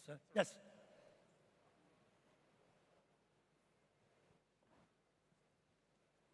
And please, I would implore a question, not a speech.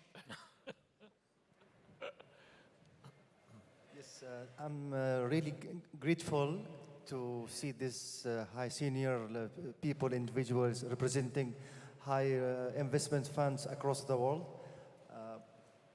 Do you hear me? Yes, I can, but I'm just trying to make sure that the... Carry on. Yes. Just a small question.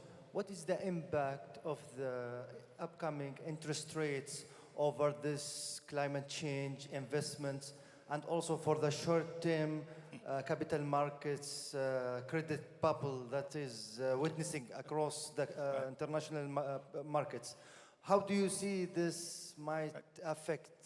Yep, I got it. Thank you. It's a very clever way of asking what you think is going to happen in the markets, addressing it with a bit of climate change. We'll start with you, David Solomon.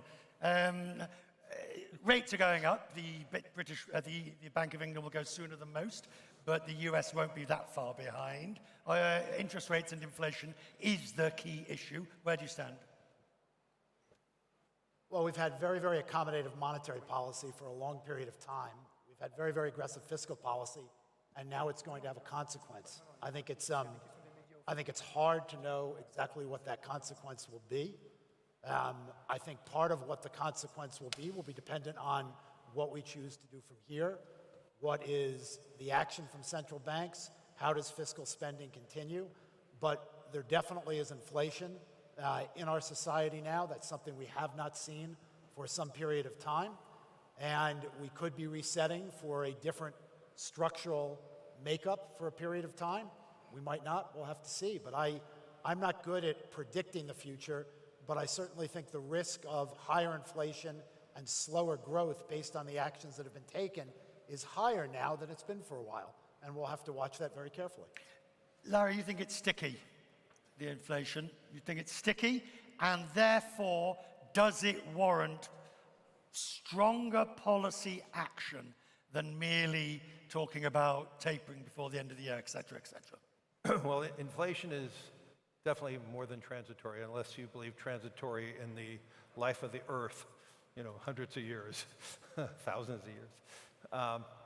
So inflation is we're in a new regime, and there are many structural reasons for that. The U.S. movement away from consumerism to more focus on jobs, more of a European type of economic policy, to the short-term policies related to environmentalism in terms of restricting supply of hydrocarbons has created energy inflation, and we're going to be living with that for some time. There was no policy related to the mitigation of demand. It was only supply, so we have now environmental inflation. And we've changed our immigration policies dramatically, and so as a result of that, we have major job shortages across the board. And during COVID, many people have realized and reimagined their work. So would you prefer, and to Ray, we'll get to Larry then to Ray, would you prefer, same question, that the monetary authorities allow the inflation to run at a higher level, or tamp it back down again if necessary to say 2% or under 2%? Well, Ray or me?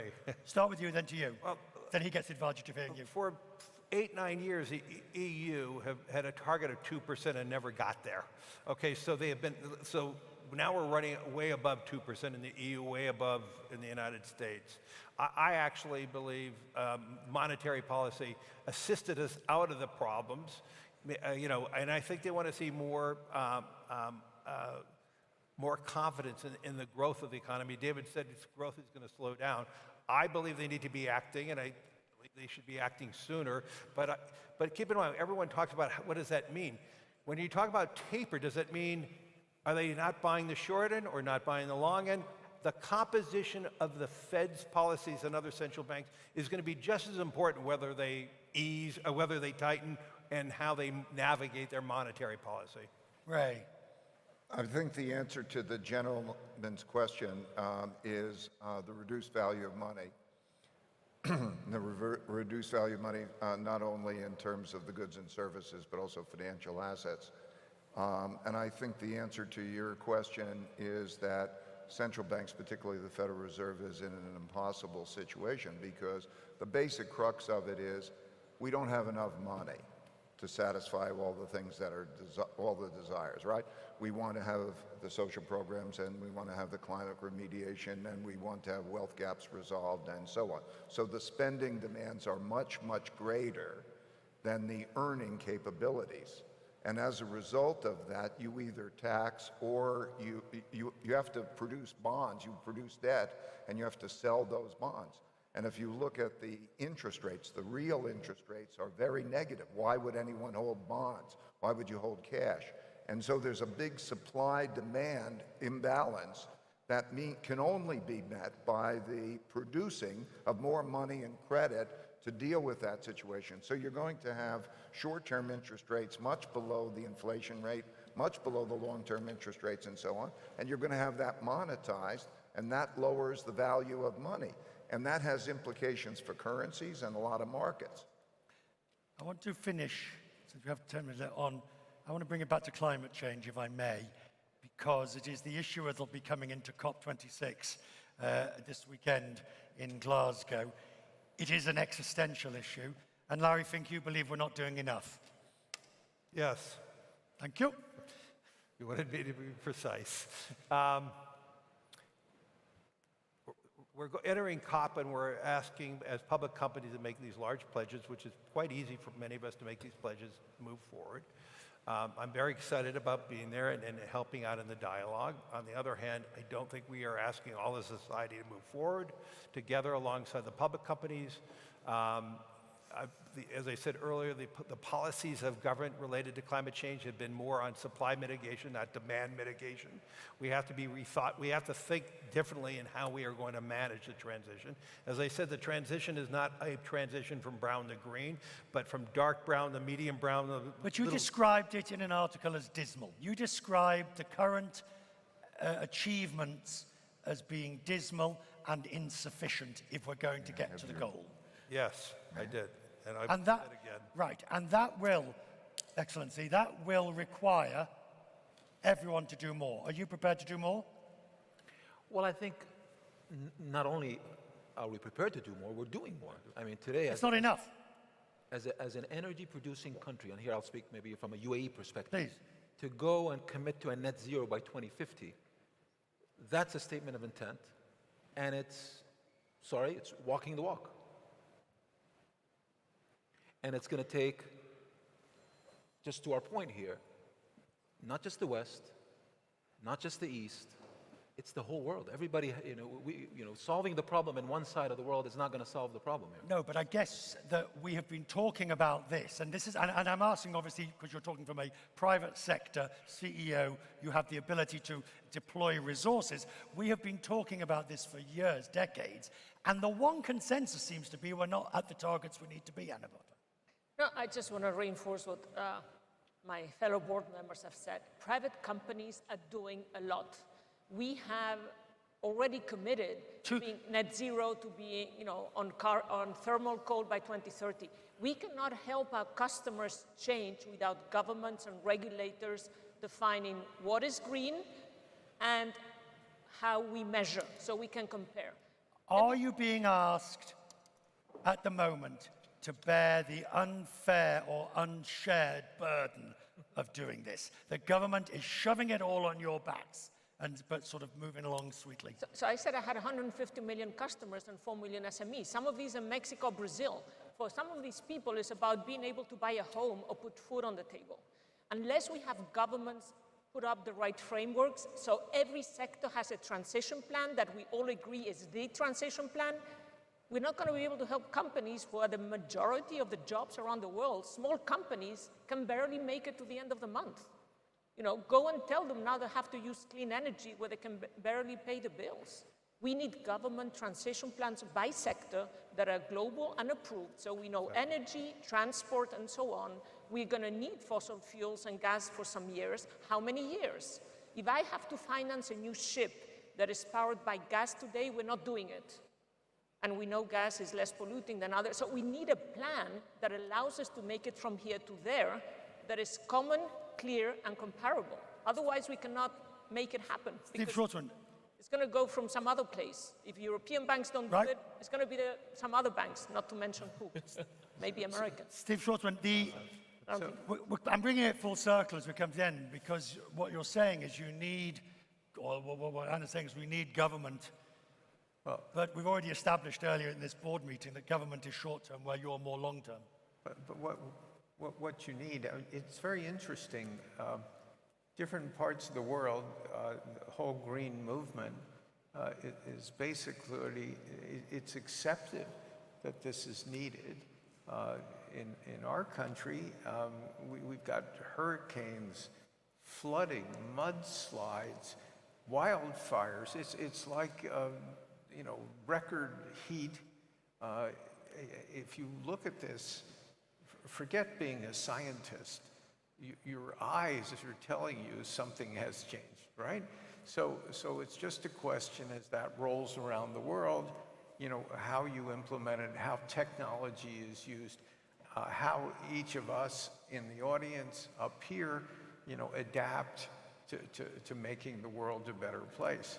One of the interesting things that I think Larry mentioned and Anna was also referencing is there's sort of unanimity, something should be done, but how you get from where we are today to like a green world is utterly undefined. And as a result of that, what we're finding around the world, particularly in the United States, is that people who extend credit are worrying that if they extend credit to anybody producing hydrocarbons, that they're not virtuous. And nobody's telling them not to extend credit, but that is occurring on an extremely wide-scale basis. If you try and raise money to drill holes, it's almost impossible to get that money. Now, the reason this is important, and why Anna was making sort of a plea for governments to get involved, is that with the decline curve of hydrocarbons, leave out coal, we're going to end up with a real shortage of energy. And when you have a shortage, it's just going to cost more. And it's going to probably cost a lot more. And when that happens, you're going to get very unhappy people around the world, on the emerging markets in particular, but in the developed world. We're seeing it at the moment in Europe. That what happens then, Richard, is you've got real unrest, and this challenges the political system, and it's all utterly unnecessary. You have to have governments agree what the rules of the road are, so society can successfully transition from where we are to where we need to be. Right now, but we're seeing in COP at the moment, COP26, exactly the difficulty. They're trying to do this. Now, each one of you has private meetings with government leaders. David Solomon, do you say this to them? We need to know the infrastructure that you are putting in place so that we can make the decisions and help our clients to make their decisions. We talk about, I think Steve framed this very well. We need good public policy and a plan across the world to move this transition forward. And I think we have to continue to talk about it, Richard, as a transition. And so you're pushing us for very, very set answers. We're on a journey. We're early in the process of the journey, and the journey is going to require a real partnership between governments around the world to lay out a roadmap that the private sector and capital can participate with them in, and we will make progress. But we need good public policy matched with this. To make it happen. I just want to come back, and I'll come to you. But on that, David, we are in a transition, and that transition is not moving as fast as we would like in that sense. And if you like, we are making the sausages at the moment in that sense. What would help you to smooth that transition? I wouldn't use your language to describe it, but I would say in any journey, okay, talking about it, trying to create awareness as to the real substantive issues and bringing attention to those issues so that people can debate transparently and work through them is constructive. And that's what's going on in society, and I think that's a very good thing. So, 2 quick points. One, I completely concur with David. I think that what we need is a clear plan, a clear transition, not a switch on, switch off, that is sensible and that is economically sustainable in the interest of everyone. 2, similar to what's missing in this boardroom, and you're going to miss that in COP, got 1 billion people in China, nobody's around this table. You got another 1 billion in India, nobody around this table. There needs, really, everybody needs to be around the table, and we need empathy to understand what are their requirements in China, what are their realities in China, and the same thing with India, just to name a few. Thank you. It's critical that the private sector, David, Richard, plays a crucial role in formulating the transitional measures. If you leave it to government, you'll get strange policies and laws and regulations. Our experiences with leaving things for governments to formulate dispensations, you get weird outcomes. So the private sector has to play a critical role, almost a determinative role in this partnership with government to formulate effective, responsible transitional measures. Before we finish, last question that I've been asking people on Quest Means Business as we come to the end of interviews with them, because I know. So I'm going to. This board is going to pay a dividend to each of you. It's a small honorarium, and you can have it in a euro, a dollar, some gold, or a Bitcoin, which you can put under your bed for a rainy day. Ray Dalio, which will you take? Euro, dollar, gold, or Bitcoin? I can't put them mixed together, I guess. Right? I would take the gold. Which one?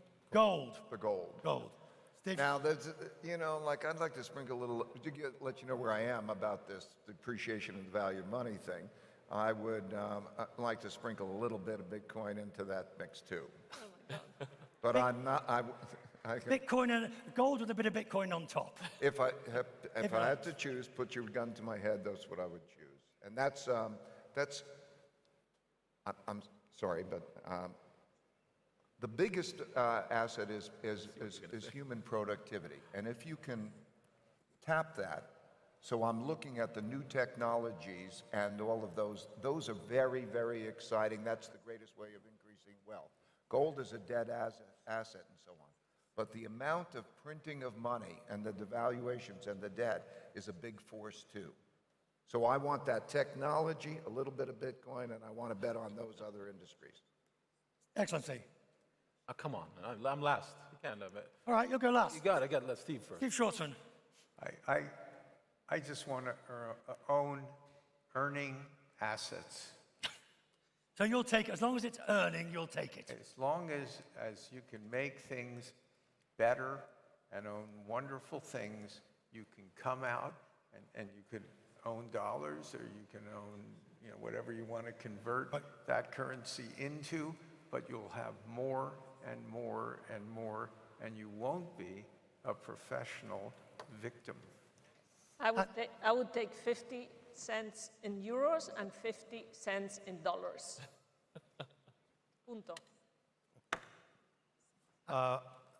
In using Ray's statement about technology and innovation, what Steve said, I'd put 100% in dollars. David. I've got. Good. David. You want me next? Oh, yeah. That seemed out of order. It did. I think there are a lot of issues that we've talked about we face, but I think the glass is half full. We have tremendous potential as a broad global community, and in that construct, you know, I choose dollars. I've got 50,000 mine workers on our mines, so I'll go for gold. Understandable. Go on. You wanted to be last. All right. Parliament. I'll take Bitcoin hedged in gold. Well, look, you are the board. We so have a market here. We can trade with each other. You are the board, so you could agree to issue us all with one of everything. Ladies and gentlemen, our panel. Thank you, Richard. Your last. Thank you.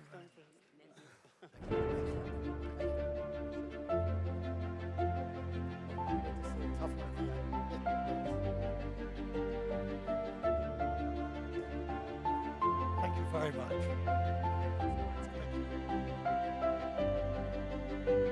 Ray. Thank you very much, Ray. Steve. I need my file. I need my notebook.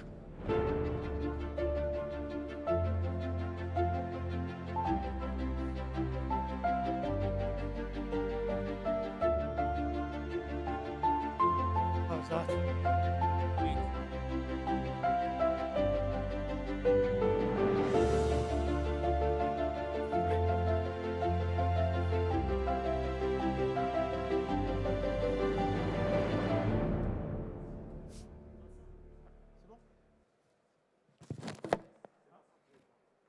Thank you. Oops. Right. No, the session here. Ladies and gentlemen, we continue immediately, if not sooner.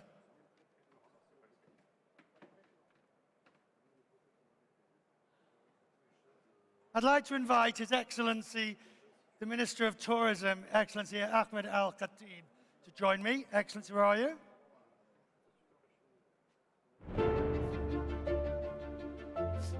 Oh, there you are. If you'd like to sit here. And at the same time, Arnold Donald, CEO of Carnival Corporation. Arnold. Oh, there you are, sir. How are you? How are you? You're looking well. You're looking good. All right. Tourism.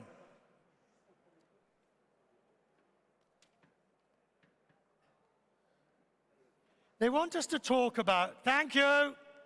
Please do join us on this side. They want us to talk about tourism. And the reality is, it's been absolutely clobbered. Completely. Just quickly tell me, how much debt did you take on, Arnold? We added about $19 billion of debt. 19 billion. Yeah, and diluted, and we also took on about $4 billion of additional equity. Yeah. How many ships are you now sailing? We have about about 50% of our fleet, so a little over 40 ships sailing. Are you cash positive yet on an operating basis? No, individual ships are, but overall, no. Right. Minister, it's almost like, what's the point of talking about your tourism strategy when at the moment everybody's strategy is in tatters? Yeah. So what is your strategy? How are you now going to change your strategy? Yeah, thank you, Richard. It's a short-term strategy is for a long-term. First of all, I'd like to thank FII for putting the tourism in the front of this forum. And I would like to welcome my friend Arnold. He represents the top 200 CEOs globally. Today, you have the public sector and the private sector. In this crisis, or these crises, are temporary, short-term. We always plan for a long-term, and we believe our sector will definitely recover. The most impacted, Richard, two sectors globally were travel and tourism. The sector dropped by more than the contribution of the sector to the global GDP dropped by more than 80% in 2020. We lost more than 60 million jobs out of the 330 million jobs in our industry, and therefore The crisis definitely impacted our industry severely. And the industry is very important. It creates 1 out of 10 jobs globally. Right. I think that the point, Excellency, is what do we do now? What do we do now, both short term to help repair that damage and longer term to put in place a proper strategy? Arnold, start with you, sir, and then Minister. As first of all, I just want to again thank His Excellency the Minister and everyone here in Saudi Arabia for bringing tourism to the forecenter here, because as he was referencing, over 330 million jobs in 2019 is in the tourism sector. And the countries cannot fully recover without travel and tourism recovering. So what do we need to do now? We need a number of things. First, we need the collaboration between governments and the private sector. At WTTC, World Travel and Tourism Council, I represent over 200 CEOs from around the world and destinations like here in the Kingdom. And first and foremost, we need a partnership to do the following things. 1, harmonization. So frictionless travel. All these people are here today, and it's wonderful to see them, but those that had to travel far, they will only do it if they can do it in a way that works for them. So we need frictionless travel. To do that, we need harmonization across the countries. Secondly, vaccinations. First, we have to accept the vaccinations in different places to make it frictionless travel. And then secondly, vaccine equity. So to make certain people can be vaccinated, as was said in the opening keynote. Third thing, after that, is we need tools to make it easy to travel, such as digital passports. Okay, and then lastly, enhanced safety protocols like those we're seeing here at the FII. So on that point, first point, because forgive the boasting here, but I've probably done more travel than most in this room over the last 12 months, from one side of the world to the other. And I came yesterday, on this trip I've so far been to Germany, Russia, Italy, here, back to Italy, London and home. It is far from harmonized at the moment, Minister. Absolutely. The regulations are different. PCR or antigen diffusion, digital travel, digital EV. That's why I might traveled more than you in the last 6 months. I've been in the plane for 200 hours in the last 6 months. I attended the American commissions, the European commissions, the African commissions, just to get all the world aligned toward to work together, to collaborate and cooperate, and to work with the private sector, because they operate the sector. We regulate the sector and they operate the sector. And to have a unified travel protocol. Today, travel is a nightmare. Europe is working alone. We want all the other continents to work together to come up with a one unified It's not going to happen. I'm not a cynic. I travel in optimism. But I understand that at the height of the crisis last year, governments were more concerned with protecting national borders. But witness how long it took the US to reopen. Admittedly, it's doing it on next Monday. Hallelujah. Right. So from the public sector, Minister, what more can you do to basically tell other ministers, do it? We have attended all the commissions and we are pushing them and we are highlighting how risky is it. It is a nightmare today to travel. And therefore, we are bringing this issue to the front of the ministers. We are putting it on the table. We have the UNWTO meeting in December this year. We will keep pushing the world to unify and to talk together and to work together to at least agree on a travel protocol. Right, but even Saudi. And to work together, because this is a global problem. The solution has to be to come from I accept that, but personal experience is often the best form. Saudi still requires a PCR, not an antigen, to come in here, which meant 2 days ago I'm scouting around paying €175 to get a PCR to come here today. Now, I'm not blaming you, honestly. But I am saying to you, sir, you must be finding this every time. For example, Florida and your ships. Yeah. I did 10 cities in 9 days a couple of weeks ago in Europe. And I had 12 different tests, okay? 12, because every time I went on a ship in a shipyard or at the port, you have to test to be on our ships. and the tests were different. And so some down the throat, some down the throat and up the nostril, and so on and so forth. One was actually painful, which was a unique experience. But in any event, the bottom line is, so look, the world is learning. I think the message you said, what do we need to do to go forward? Right. So going forward, we need to harmonize, we need to simplify, but we do need to keep in the forefront the best interests of public health. I want to move beyond COVID.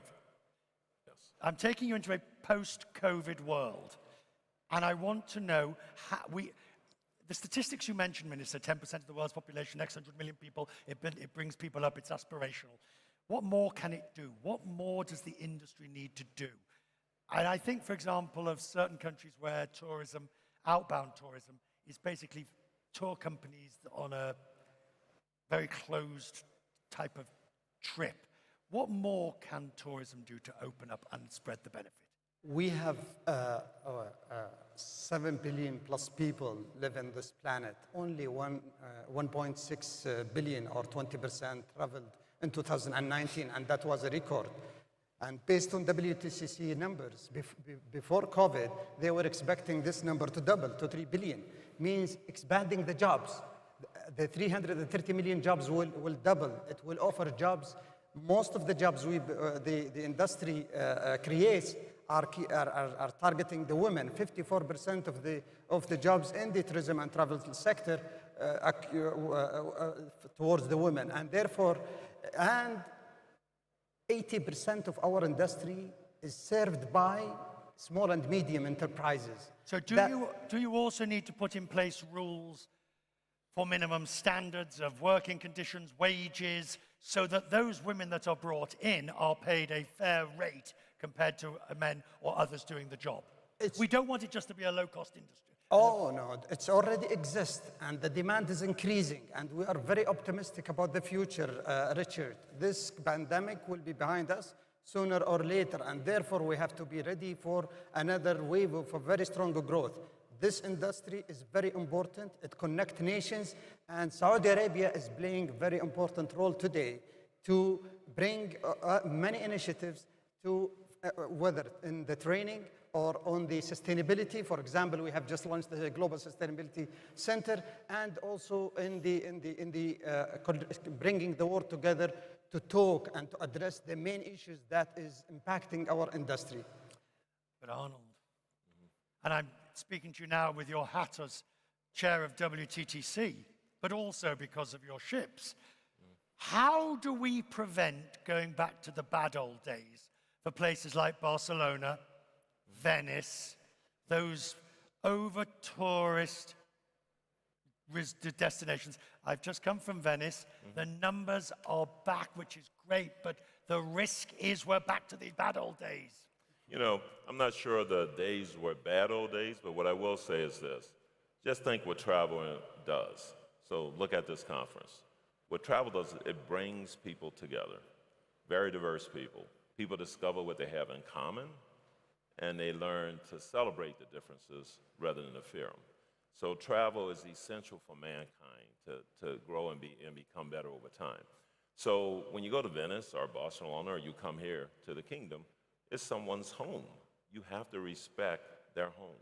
You have to respect how they choose, to invite guests to their home. And so whether it's Venice or Barcelona, and the cruise industry has a great track record in places like Dubrovnik and others, where we've worked with the locals, and we make certain we come in a way that supports the quality of life that they're seeking. We support the micro economies and the large economies there, but also we make certain we come and leave in a manner that works for them. And so with staycationers, the travel and tourism sector more broadly has the same orientation, and it goes all the way over to sustainability more broadly, whether it's climate change or whether it's protecting the oceans or protecting the air. Taking that, and this is not just about, this is not related specifically to the cruise or the ship industry. We talk about the low-cost airlines, the getaway weekends. They have mushroomed, and they will be back. I mean, everything I've seen shows that tourism will be back stronger than ever before. But what policies are needed so that we don't repeat the mistakes of the past? We need to make our sector more resilient and sustainable. We had experienced a crisis because of the pandemic. We were not sustainable, whether economically or socially. And therefore, and also, we need to create the policy to protect the environment, because the growth in the industry will bring all the challenge with There's only two ways to do it. One is regulation, the other is economic. You either price people out so they can't afford it with extra charges or tolls and taxes and things like that, or the economic raises the price, or you regulate the number of people who can come in.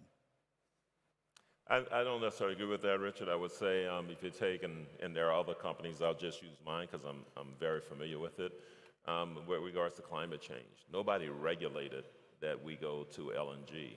In fact, we started building the first LNG cruise ship when we weren't even sure how we were going to fuel it. We didn't know what the itinerary could be because infrastructure wasn't in place. By the time we built it, we had done a partnership with Royal Dutch Shell, so we had a way to fuel the ship and have the itinerary. And now we have 11 LNG ships coming. So we peaked in emissions in 2011. We've expanded capacity 25% since then, and our emissions are lower today than they were in 2011. That was without anybody regulating us to do anything, okay? And it was with us, looking at the long-term effects and not just the short-term capital and the short-term economic impact. Having said that, it is good in a partnership with government and private industry to work towards regulations that will promote with a sense of urgency, the proper sustainability approaches. And that's happening all over the world. There'll be a COPS. It's coming up in Glasgow and other things. And so if we work together, private and governments together, we can do this in a way where we are accelerating progress in sustainability and doing it in a way where economies can still thrive. But there is a big gap in sustainability and environment issues, and therefore Saudi Arabia had realized this and stepped in and announced 2 days ago the creation of the Global Sustainability Center. This Sustainability Center not only will produce research to protect the environment, but also will action this research and arrange the funding to address the environment issues. What's your target for 5 years' time? Number of visitors, 5 years' time to the kingdom. My deputy can tell you, she has the numbers, We'll get the number. We will go to the 100 million visits from 40 million today by 2030. We announced this. 2030? By 2030. And Saudi Arabia today is the biggest investor in the sector. We are investing over $1 trillion in the next 10 years. And Quest World of Wonder will be coming from Saudi Arabia in January. Final question to you, Arnold. What was it like when you heard and you saw the first as it set sail, and you thought, first of all, thank God, there's money coming in again. But what was it like inside? Look, it's very emotional. You tear up because we're all about human spirit. We're hospitality, but it's all about human spirit. The guests were over the moon. The crew was so excited to be back on board. And the combination has led to some of the highest guest satisfaction scores ever. But you see it not just in cruise, you see it throughout travel and tourism as things restart.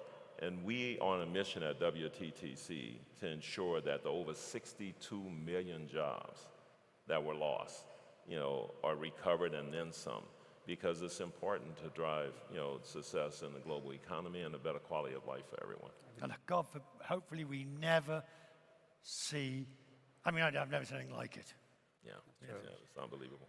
Thank you, gentlemen. Thank you very much, Richard. Thank you. That is our panel. Thank you.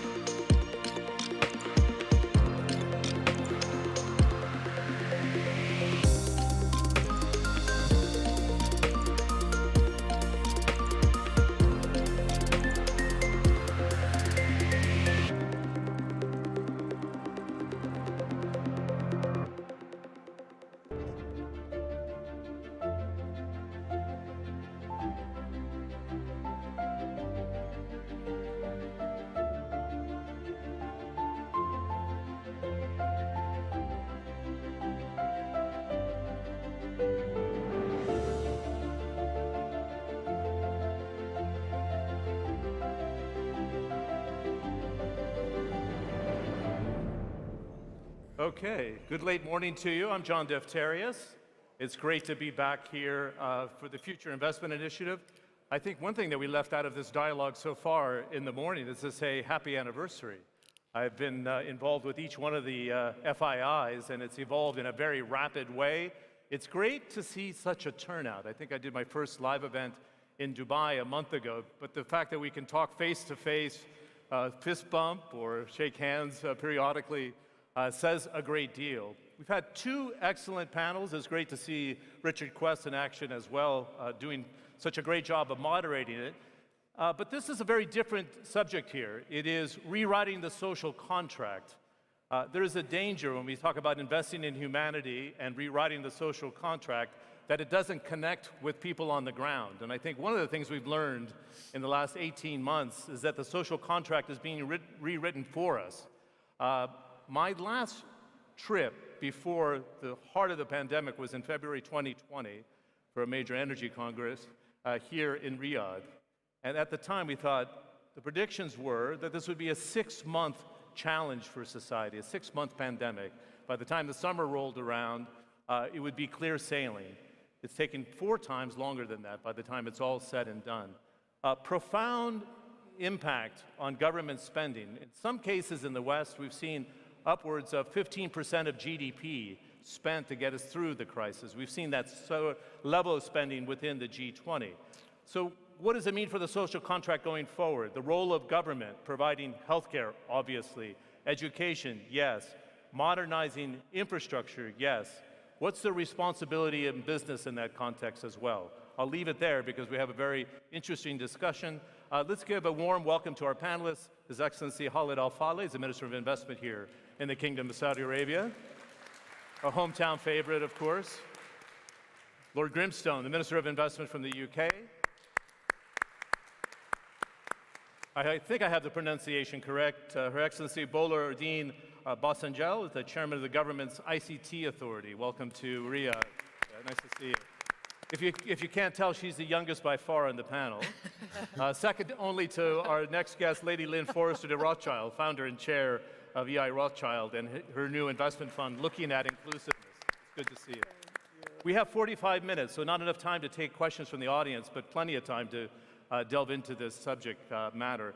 I'd like to start with you, Your Excellency, and I think what I talked about in my opening remarks, it was almost the mother of all challenges, the COVID-19 pandemic. I had a dinner here in Riyadh last night. Somebody that used to work closely with you spoke very highly about your expertise in energy and investment. But he said something that I wasn't aware of, that the trust level in Saudi society went up, the social contract, because they felt, even though it was a very difficult front end of the pandemic, they felt that the government was there for them. Strict rules, quick response to the medical challenge, the right investments, right quarantining, the trust contract was there. But what would you say is the #1 lesson learned as a ministry, as a government, and then what do we take into the next phase post-pandemic? Please. Well, John, thank you very much, and it's great to have you back. It's good to be back. With a different hat on, with APCO, and moderating a session as you have done for so many years for us in different capacity. And talking about social, it's good to see everybody and socialize in person. 2 years has been a long time with us working with screens and virtual formats. Obviously, COVID has been a shock. It's a shock to businesses. It's a shock, I think, most fundamentally to us at the personal level. Our families, our sense of security was shaken by the unknown that a global pandemic presented itself to us some 2 years ago as we started hearing about Wuhan and what was happening. And every government, every company, every individual acted in their own way based on their instincts. I think, the old fight or flight instincts came into effect.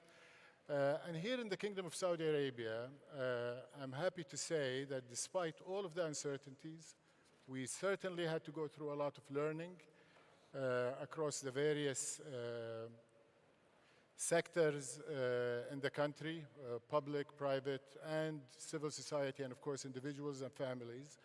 I'm confident that the kingdom really came out ahead, relatively speaking.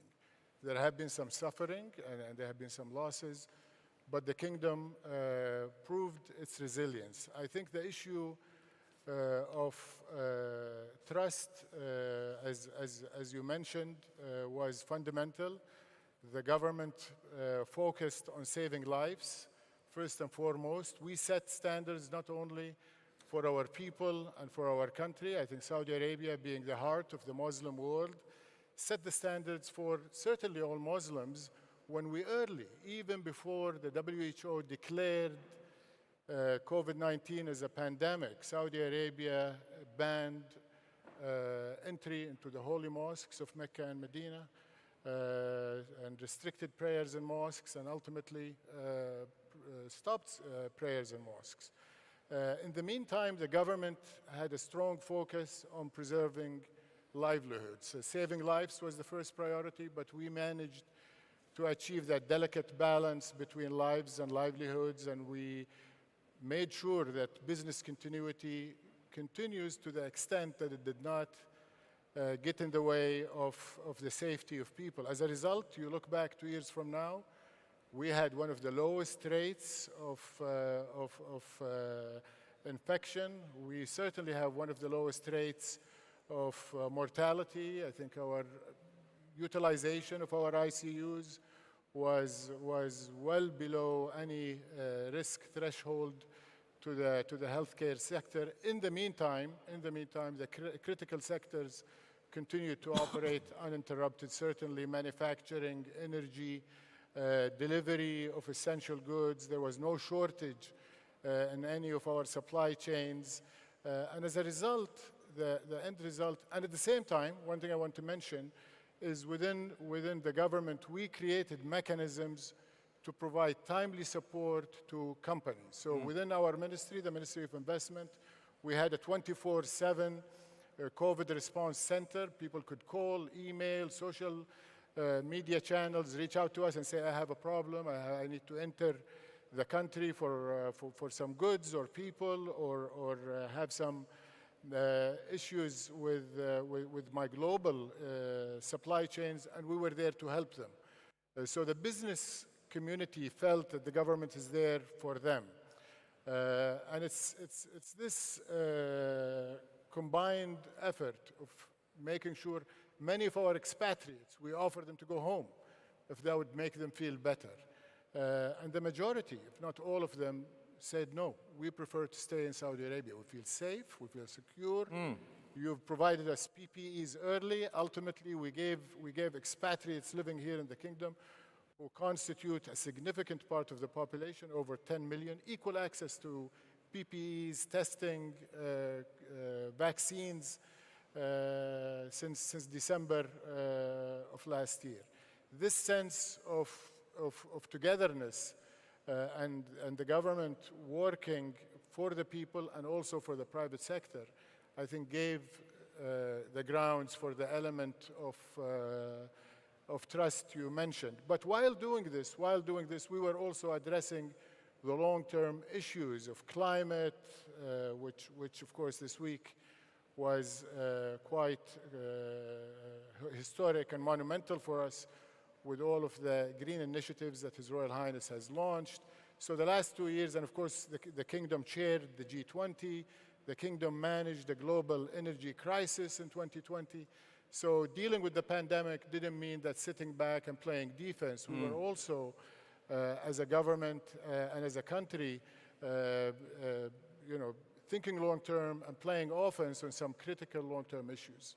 Okay. You brought up a number of different strands. I'll follow up in our conversation here. One is, of course, the investment horizon and this idea of making sure it's more inclusive growth, not just in the kingdom, but worldwide. The energy transition, which is important. We saw the announcements that you talked about here. And also the supply chains, which actually affects everybody's life on a day-to-day basis. Lord Grimstone, I'd love to talk to you about everybody. There's a chance here you'd be at 35,000 feet. What is a public-private partnership? Didn't we have the ultimate public-private partnership when it came to vaccines in the UK, for example. That was kind of real action, so a very slow start. There's half of society didn't believe the pandemic was real. I was shuttling between Abu Dhabi and London, and then I couldn't shuttle because the airports were closed. What do you think you took away here in terms of emergency action against the pandemic, and what are you carrying in to the next phase in response? Well, great to be back here, and a great question. I think the issue is that the world suddenly was facing an immediate crisis, at the same time, of course, that it has the ongoing crisis of climate change. And I think we saw early on that the immediate crisis could only be solved through a public-private partnership. No government, no matter how powerful, could do it by themselves. No company, no matter how powerful, could do it by itself. And I think it taught us to be entrepreneurial. And that's the word that I would kind of describe what happened on the vaccine program back last year. We took some very big bets very early on about backing certain vaccination companies. And that was a big decision to do that, because we were choosing between companies and we were putting billions on the table at stake. How did we do it? And this is perhaps a theme I'll come back to later, is that we put investors at the heart of our policy making. People who understood business, we brought right into our policy machine to help us take the right decision as politicians. And I have to say, certainly as far as we're concerned, it's given us a taste for doing more and more in partnership, in proper partnership with the private sector.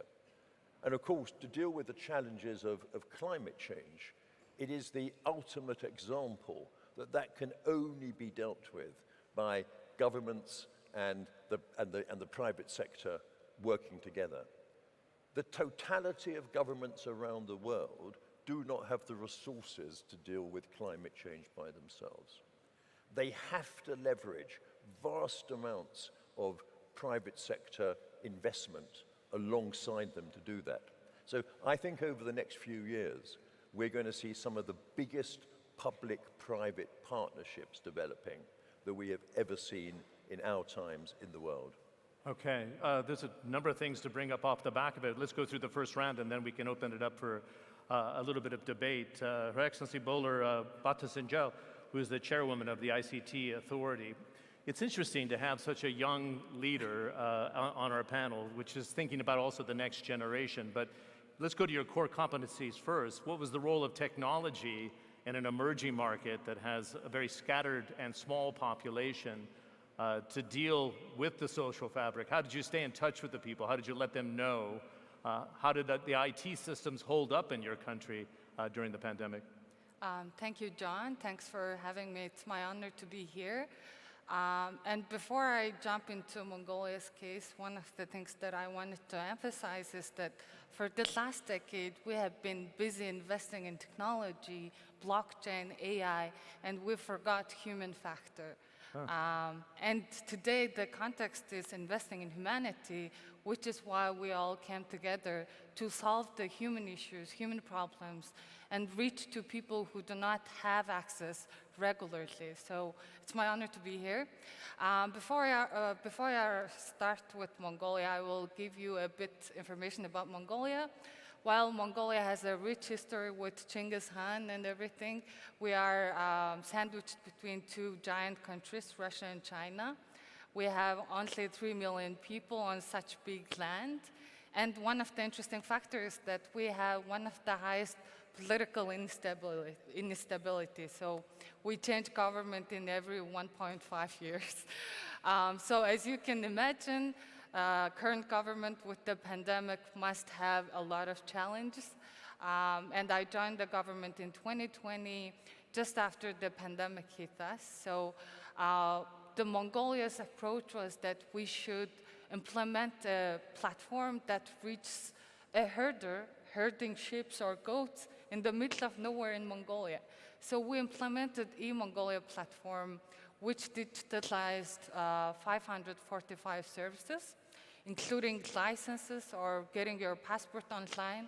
But the amazing thing about it is that you can deliver it to people living in the countryside as a herder communities. So eMongolia platform has had a lot of good impact. We have seen about 25% of reduce in corruption. But on the other hand, for us who are implementing the program, we had a lot of backfire from government itself, which was interesting for young people such as me to work within the government, but having backlash for transparency or openness. You know, it's interesting, Bill, you're young, the Prime Minister's a young person as well. The society of Mongolia has embraced the next generation to lead them to the future. This is a similar trait that we've seen in Estonia, for example, and even Norway. There's confidence in your generation leading, right? Would you be classified as a Gen Zer or? Yes, actually one of the interesting issue we had in the government was that when the new Prime Minister came, he brought a lot of young leaders. But people working in the mid-level or front level are older. So they educated in Russia. We had big influence from Soviet Union. They have very Russian way of thinking and working. And when they have younger leader, of course, when you're in the pandemic and you have to be innovative and fast, there is a bit of conflict between the leaders and the employees within the government. And that was very interesting. But actually 75% of Mongolian population is under the age of 40. So it's a young nation with very good history, I guess. Good. Thanks very much. Lady Lynn, I'd love to get your, or formerly Lady de Rothschild, all these different options. By the end of this, as an American, I'll call you Lynn. But Lynn will let's work. start formally. Lynn is fine. Good. I'd like to, because it's interesting, the dynamics we have here. Former CEO of Aramco, former CEO of Barclays Bank, Standard Chartered, both in government, kind of at the service of the government. And you wanted to talk about bridging the gap between the role of the CEO and their penetration into society and the role of government today. So how is the social contract, in your view, because you have an inclusiveness fund, for example, you're putting money on the table for that. How do we close that gap between government and the private sector, in your view? Well, I think the social contract is the really interesting topic, and I'm so grateful to the Kingdom for hosting this conference where you're thinking about investing in humanity, and you're bringing together the asset owners and the asset managers and CEOs of the world to think about investing in humanity, which really is a new social contract.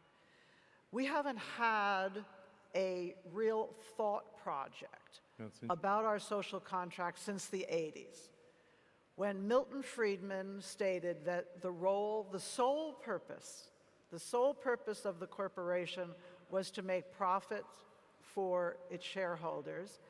And we had President Reagan, who became famous when he said, and I quote, "The 9 most terrifying words in the world are, I'm from the government and I'm here to help." And that was reduce government, give it all to the market. Now, we all bought into that social contract. That was when I started my career. I'm much older. And we bought into it because we believed a rising tide would lift all ships. And we didn't think about the externalities that we were creating. And that mindset of a small government and an active free market led to what? 2 problems we've been talking about all morning. Horrible levels of inequality and the degradation of the planet. 2 enormous problems. And so we have to rethink that social contract. I think it begins, first of all, by rethinking our view of government. You know, government won World War II. Government got us to the moon. Government did all the research to create the internet. Government took the human genome. That was all thanks to government. And yet we live where we think that government, and Lord Grimstone, you talked about bringing in the private sector because government needs that. I remember when, well, I was pretty small, but I remember the words of Jack Kennedy Ask not what your country can do for you, but what you can do for your country. And it brought the best people into government. And I'm told that here in Saudi Arabia, you do have the best people going into government. They're not flocking to Wall Street and flocking to Silicon Valley. That's what I'm told. But my point is that the social contract has to be rooted in a belief that government can do something and that government can solve these two problems. And I believe as an investor and a business person that government needs to turbocharge the private sector with the Business Roundtable letter of 2019 denouncing Milton Friedman, saying that a corporation's responsibility is to its employees, to its community, to the planet. That was a step in the right direction. And the $30 trillion in ESG investing is the market trying to solve the problems. But government needs to turbocharge it by the right policies. And I don't mean tax policies like we spoke about in the earlier panel. I'm talking about policies that the government acts to, as economist Mariana Mazzucato says, it's got to tilt the playing field so that we in the private sector are doing those things that government wants done. So dealing with inequality. So the Biden administration, for one, is trying that. So the Biden administration has subsidies for electric vehicles, but only to companies that have a contract with the United Auto Workers. Because what does the Biden administration say? They want to reward work rather than wealth. And by the way, isn't it time? When the financial crisis happened, all the masters of Wall Street ran to government for help. When COVID happened, the government, trillions of dollars. And what's happened? I received a letter or email, I guess today, from a senator saying that since 2000, the richest Americans have increased their wealth by $1.8 trillion. And we're fighting over whether government should spend money for education, for true climate change. So I believe that government and business need to work together, but we need greater respect for government, and government needs to understand better how it can leverage the market. And one huge way to leverage, and that might be controversial, is if government had a price on carbon, we would be able to invest in carbon capture, invest in hydrogen in a massive way. Because right now, those are very expensive technologies. We need a price so those investments are actual investments. They're not costs only. So I think that a social contract is the answer to what the market is trying to do.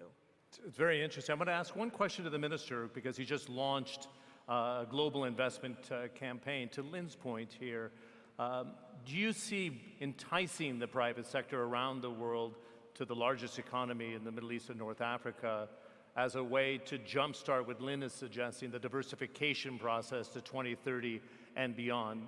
We have about 20 minutes left. So I'm going to ask everybody in this round to be very direct because I want to have an interchange between you. But what is the ultimate goal when you look for your partners right now, Minister Al-Faleh? Well, I mean, putting this in the context of the new social contract, I think the agenda of the country has to also align with the agenda of the private sector, the agenda of the population and people. In our case, Vision 2030 is perfectly aligned with not just national aspirations of our stakeholders, including the private sector, but really with the global agenda. And we saw the last few days with His Royal Highness launching the Green Saudi Initiative, the Middle East Green Initiative, and a number of initiatives since the launch of Vision 2030 5 years ago that are bringing sustainability, not just in an environmental sense, but also in a social, demographic, regional integration, and drawing, a picture of the future that excites everybody that wants to be part of it, while creating the profitability and the return on capital that the owners of capital wants to do. So you're right, I was just on a road trip. I've been to the UK, and I met with Lord Grimstone. I was in France, in Greece, in the United States, in Central Asia, and here in the region. And I can tell you that there is a lot of capital out there, but it's looking to align with global challenges and create opportunities out of them. And it's not just climate change. Climate change is top of the agenda, but also healthcare and what we have learned from COVID. And how do we create the preventive measures to make sure that we're not victims to the next equivalent of COVID-19 that we may not even know what and how it will attack us. And we've taken Vision 2030 and the sector strategies that we have in the kingdom and tied them together in an investment strategy that's quite comprehensive. It has multiple pillars, 40 initiatives, and just like Lord Grimstone said and the other panelists, we brought in the private sector into the kitchen, into the design, the drafting room, and we drew it together. So it addresses everything they need in terms of the balance between risk and return, and where government is in the business of facilitation and owning the risks that are appropriately ours, and at the same time clearing the way for the private sector to do its thing while ensuring that society and public are fully engaged with the private sector and with government into achieving these objectives. This investment strategy is a means to achieve the broader objectives of Vision 2030, diversification, addressing global challenges, and engaging the global community, global capital, in one of the biggest growth stories in our time that's taken place here in Saudi Arabia. Yeah, it's very interesting. Very quickly, if I can, I saw His Royal Highness, the Crown Prince, last year. I remember covering it when I was still at CNN. And he said, you know, we have this journey on the 2030, but he wants to address unemployment, which is still hovering around 12%. And I know it's on the downward trajectory. But it's a difficult job, is it not, to bring that investment to reduce the unemployment rate at the same time of living to the aspirations of how to do it wisely with the green technologies in mind. How do you balance those two in this social contract that we're talking about, Mr. Al-Falih? Well, first of all, I think the first element is to prepare the talent for the new jobs. So that is part of the social contract, So part of the social contract, and this is a key role for both government and the private sector. Government has to provide the education and has to make sure this education and the education engine is capable. One of our vision realization program, led by no less than His Royal Highness himself, is one that's dedicated on preparing the workforce for the kingdom. And then the private sector has to take risk on the young people. The young people, whether in Saudi Arabia or anywhere else, are our hope. But as someone mentioned in the previous balance, it's a potential time bomb, if not a dividend, a demographic dividend that we can reap. And in Saudi Arabia, it is a big dividend. Our young people are our biggest resource today.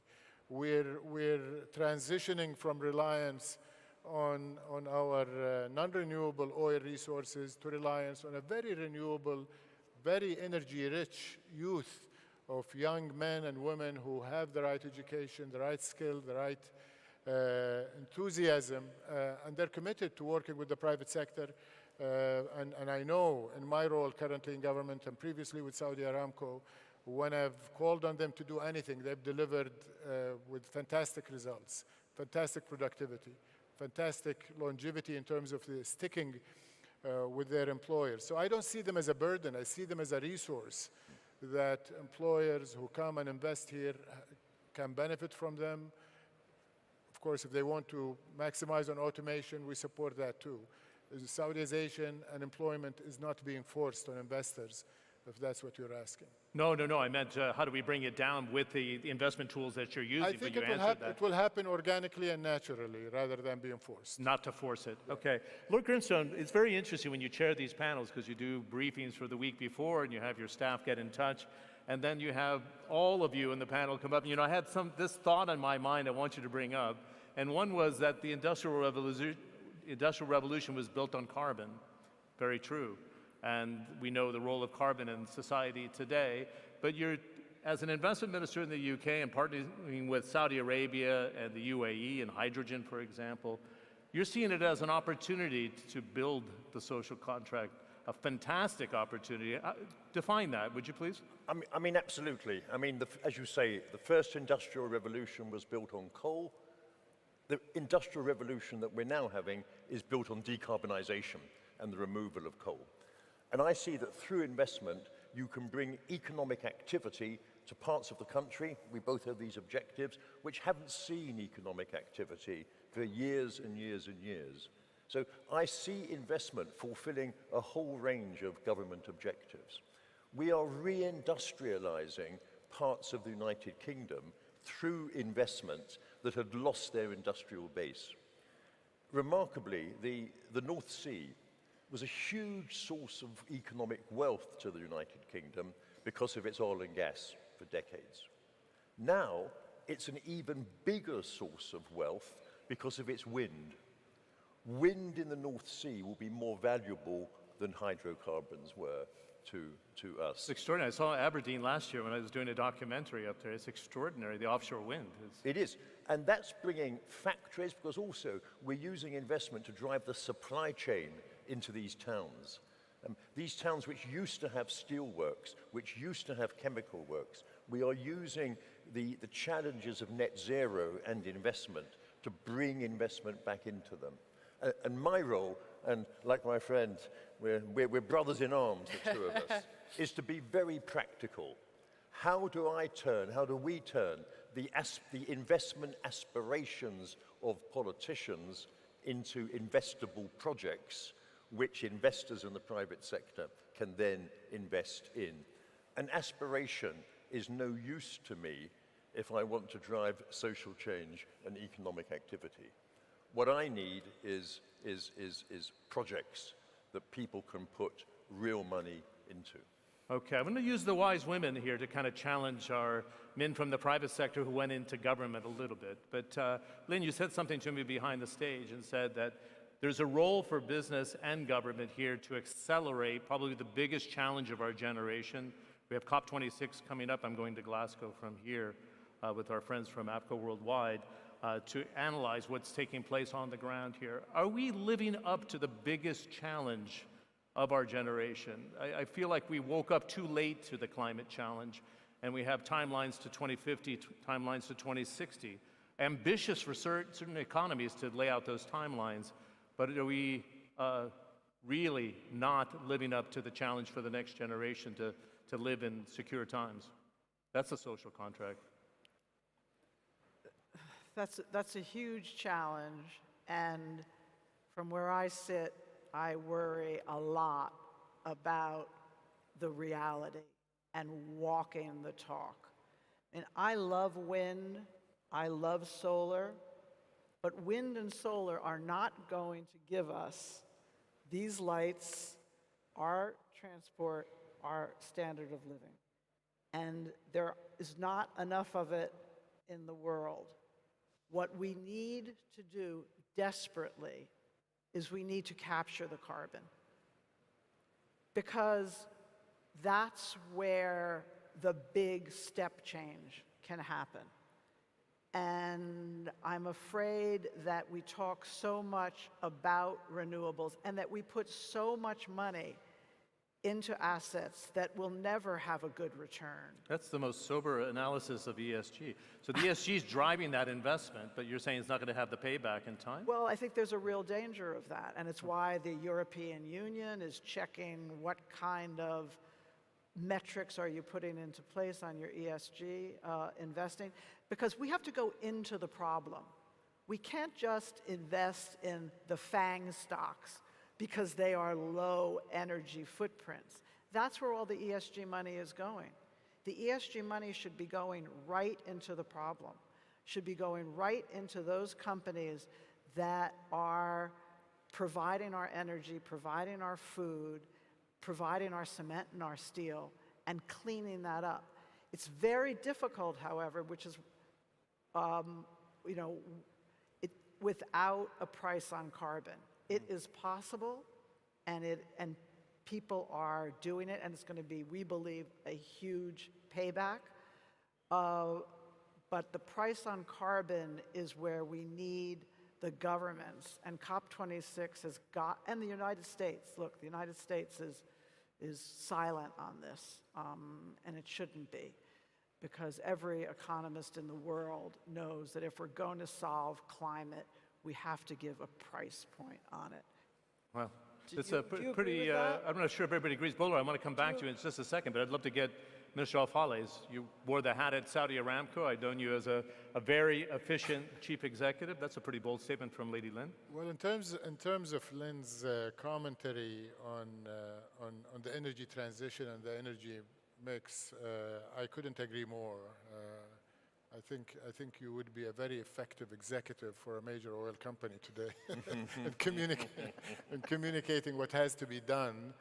And I say it because we're going through a period now, the last few weeks, where the world is challenged with a sharp rise in energy prices because of these idealistic but not realistic movement in the last few years by the capital markets and putting pressure on the industries on investing in a way that is not balanced and not wise and not in support of managing the energy transition and achieving climate goal.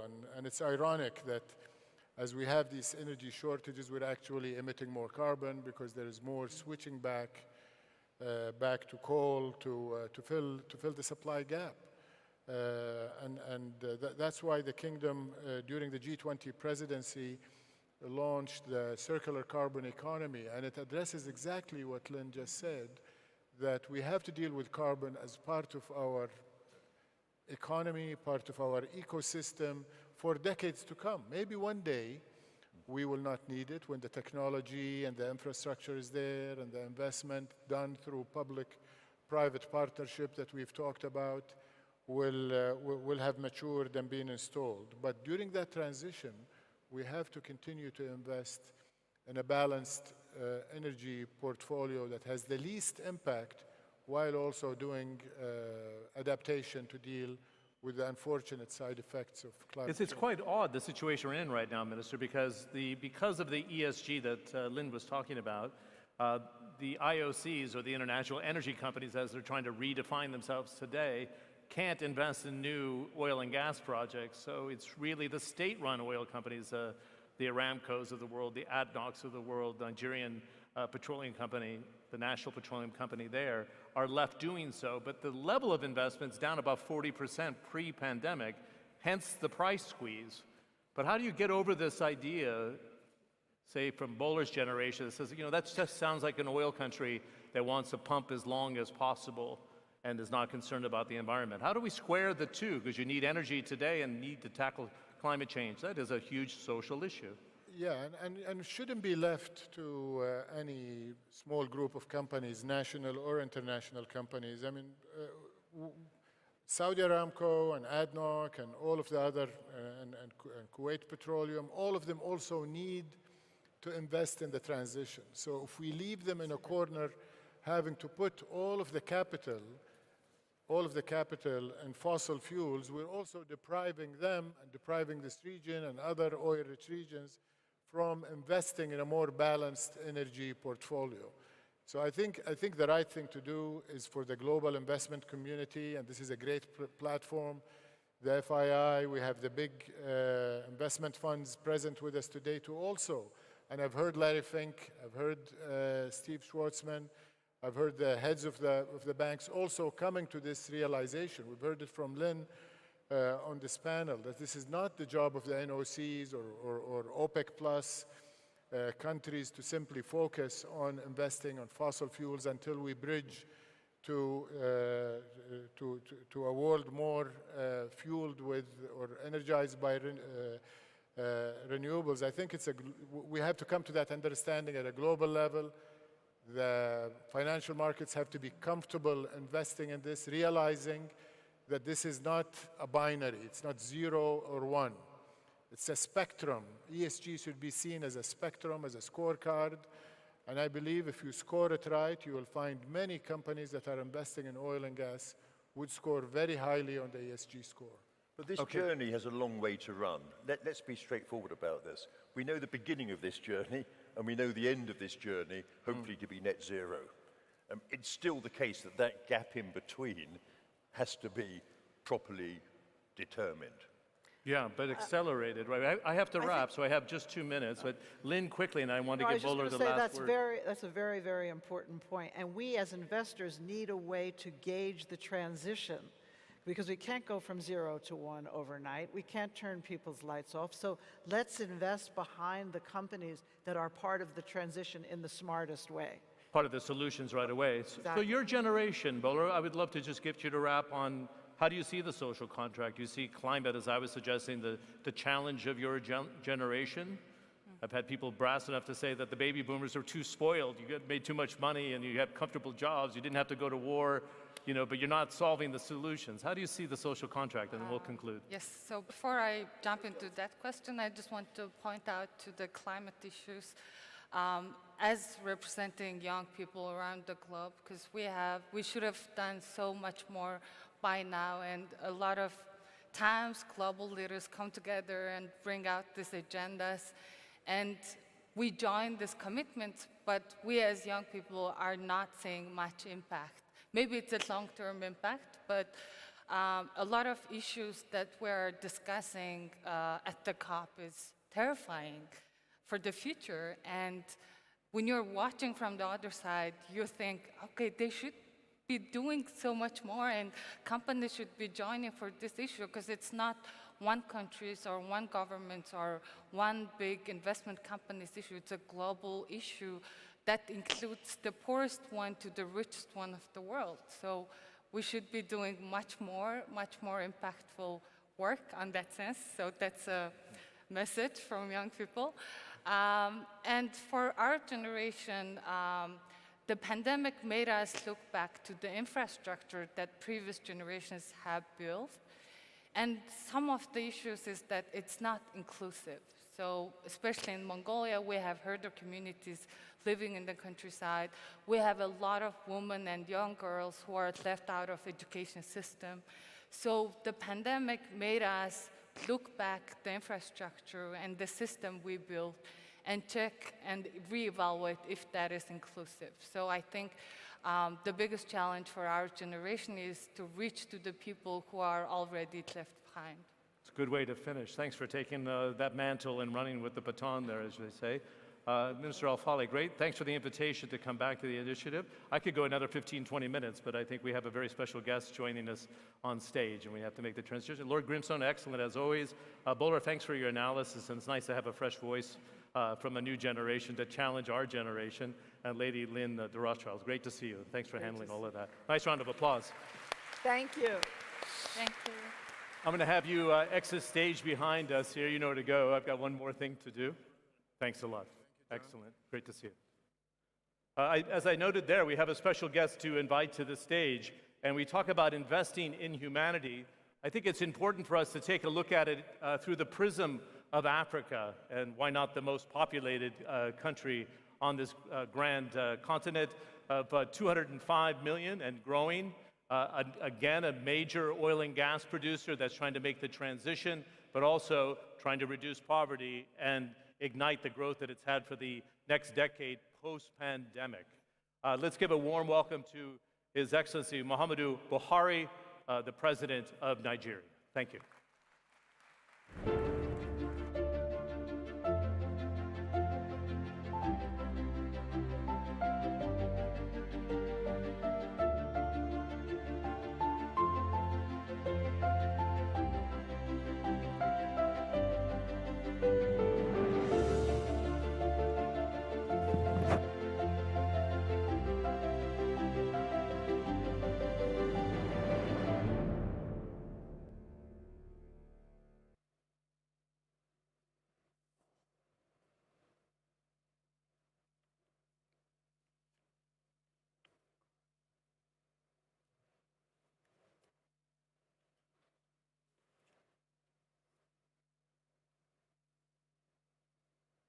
Your Royal Highnesses, Excellencies, Honorable Ministers, Chairman of the Future Investment Initiative, distinguished participants, ladies and gentlemen.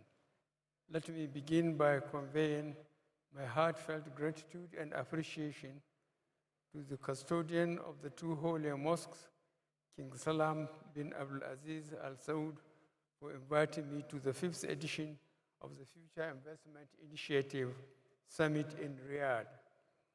In the short period of its experience, this summit has emerged as a credible forum for interaction between the public and private sectors to explore means of advancing economic growth, development, and global prosperity.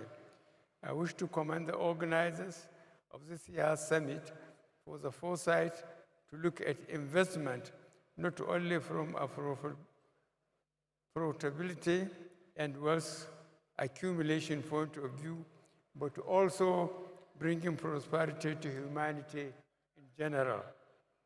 The humane approach to investment is the only way to address the global challenges we face, especially in the COVID-19 era. We should continue to sustain our efforts to combat the COVID-19 pandemic and mitigate its negative social economic impact on our societies, build resilience, and achieve recovery.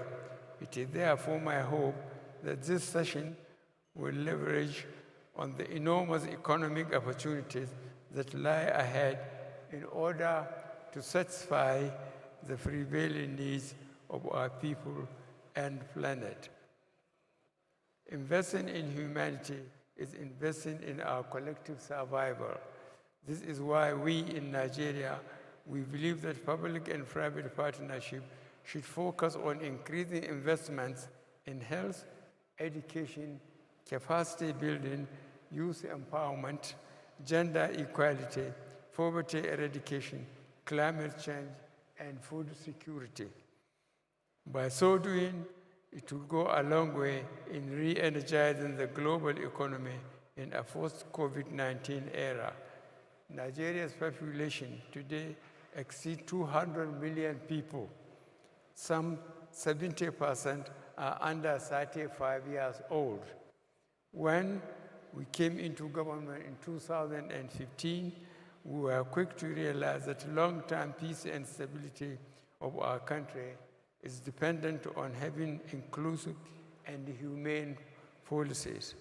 In the next 6 years, our government took very painful but necessary decisions to invest for a long-term prosperous future, knowing very well that this will come with short-term pains. We focused on the following areas. A, diversification from oil to more inclusive sectors such as agriculture, ICT, and mining. B, tackling corruption, insecurity, and climate change. And C, introducing a social investment program. We introduced policies that supported investment in agriculture and food processing. We provided loans and technical support to smallholder farmers through Anchor Borrowers Program. As a result, Nigeria today has over 43 mills from less than 10 in 2014. Nigeria also has over 46 active fertilizer blending plants from less than 5 in 2014. Furthermore, in agriculture, we have reformed the process of obtaining inputs such as fertilizer and seeds. We have several million hectares of available arable land and have embarked on the creation of special agricultural processing zones across the country. These initiatives, we believe, will make it easier for investors in agriculture. 2 months ago, I signed Petroleum Industry Act. The act will serve as a catalyst to liberalize our petroleum sector. It has introduced a number of incentives, such as tax holidays, 100% ownership, zero interest loans, and easy transfer of funds. In addition, we have highly skilled in-country workforce and a large domestic market. In mining, we have also made several opportunities available for investors. Nigeria is a country rich in minerals from gold, iron ore, tin, zinc, cobalt, lithium, limestone, phosphate, bitumen, and many others. We have made the licensing process easier and also made extensive investment in rail and transportation. Infrastructure investment represents significant potential for investors in Nigeria. We have opportunities in seaports, rail, toll roads, real estate, renewable energy, and many others. We have created several institutions that are available to co-invest with you in Nigeria. We have the Nigerian Sovereign Investment Authority, and more recently, I approved the creation of Infrastructure Corporation of Nigeria. These institutions are run as independent world-class institutions to make investments in the country and are available to co-invest with you. In addition, the development of social infrastructure such as healthcare and education present enormous opportunities for investors in a country of our size. Digital economy in Nigeria has many potentials for investments, as it has remained the fastest growing sector in both 2020 and 2021. Nigeria has many opportunities for investment in broadband, ICT hardware, emerging technology, and software engineering. We have recently approved the national policy on fifth generation network. Our aim is to attract investors in healthcare, smart cities, smart agriculture, among others. The benefit of real-time communication will support all other sectors of the economy.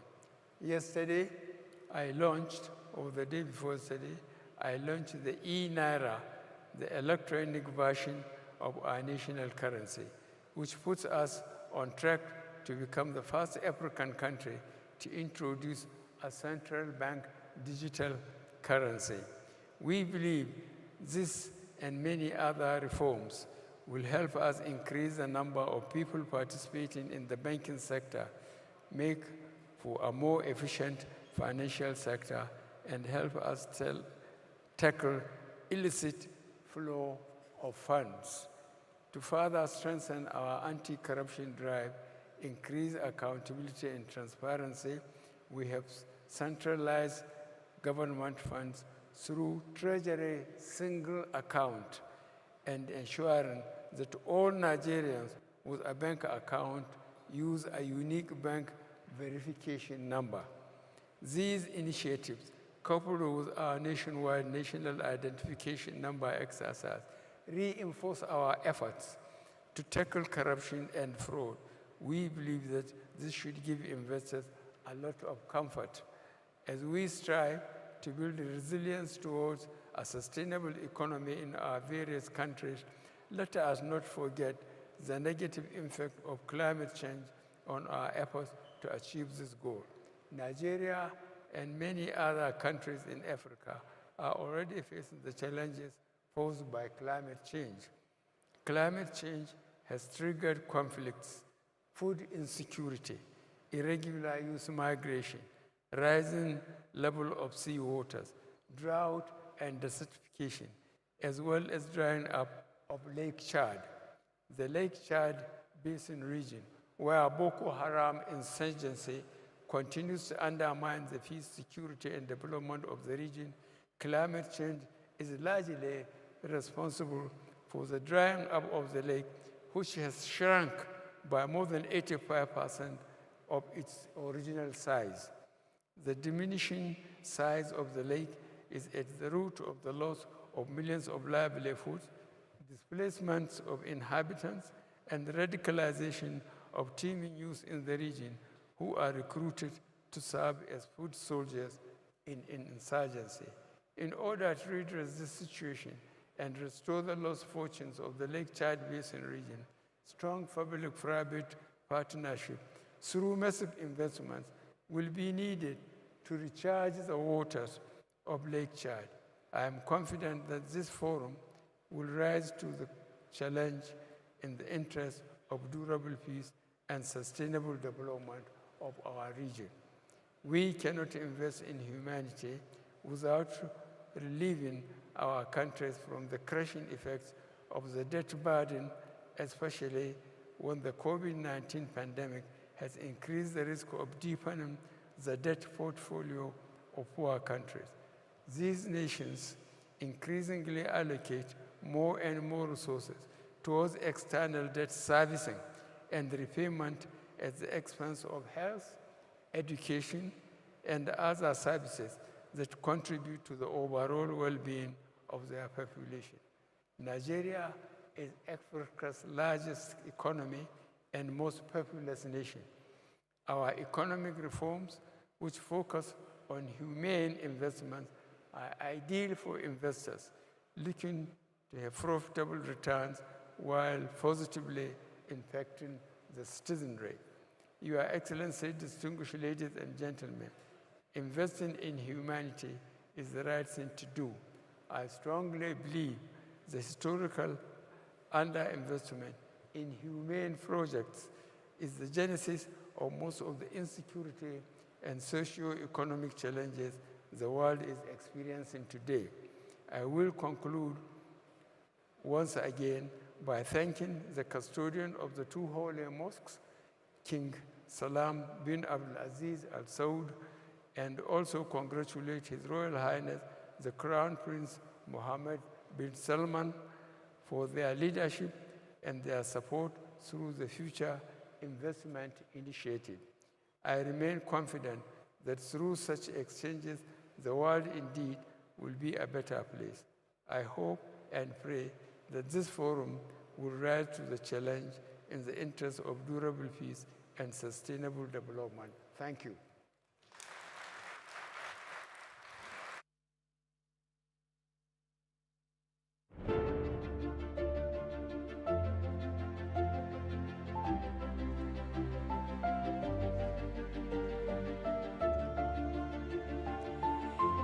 Ladies and gentlemen, please welcome to the stage Her Excellency Kersti Kaljulaid, former President of Estonia.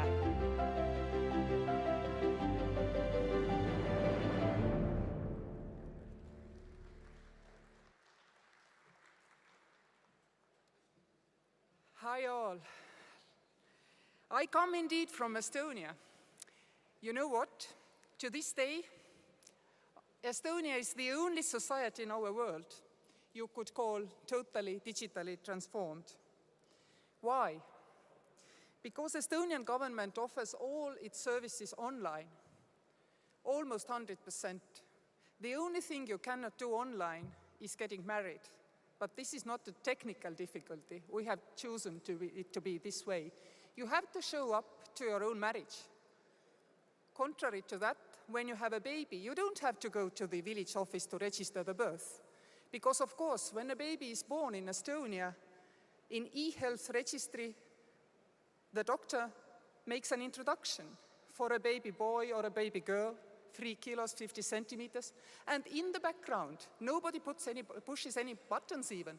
In the background, the baby gets its digital ID. And now the parents will log on and name the baby online, from your hospital bed or from the quiet place in your home. You simply do it. You don't have to go to the crowded place and catch any diseases. Catching diseases is a big risk for babies. Nowadays, even grown-ups understand it. Estonian mothers don't understand why globally, elsewhere, people have to go somewhere with newborns to register their births. And the same applies to all services which the government offers. You realize you have passed a certain line when something goes wrong and it doesn't function for a while. A couple of years ago, we had a hiccup in our system caused by a chip maker. I will not name it, but it was one of the biggest global chip makers. And Estonians almost had a riot. Some of them had to go to a government office to renew their digital IDs. Nobody knows where are the government offices in Estonia.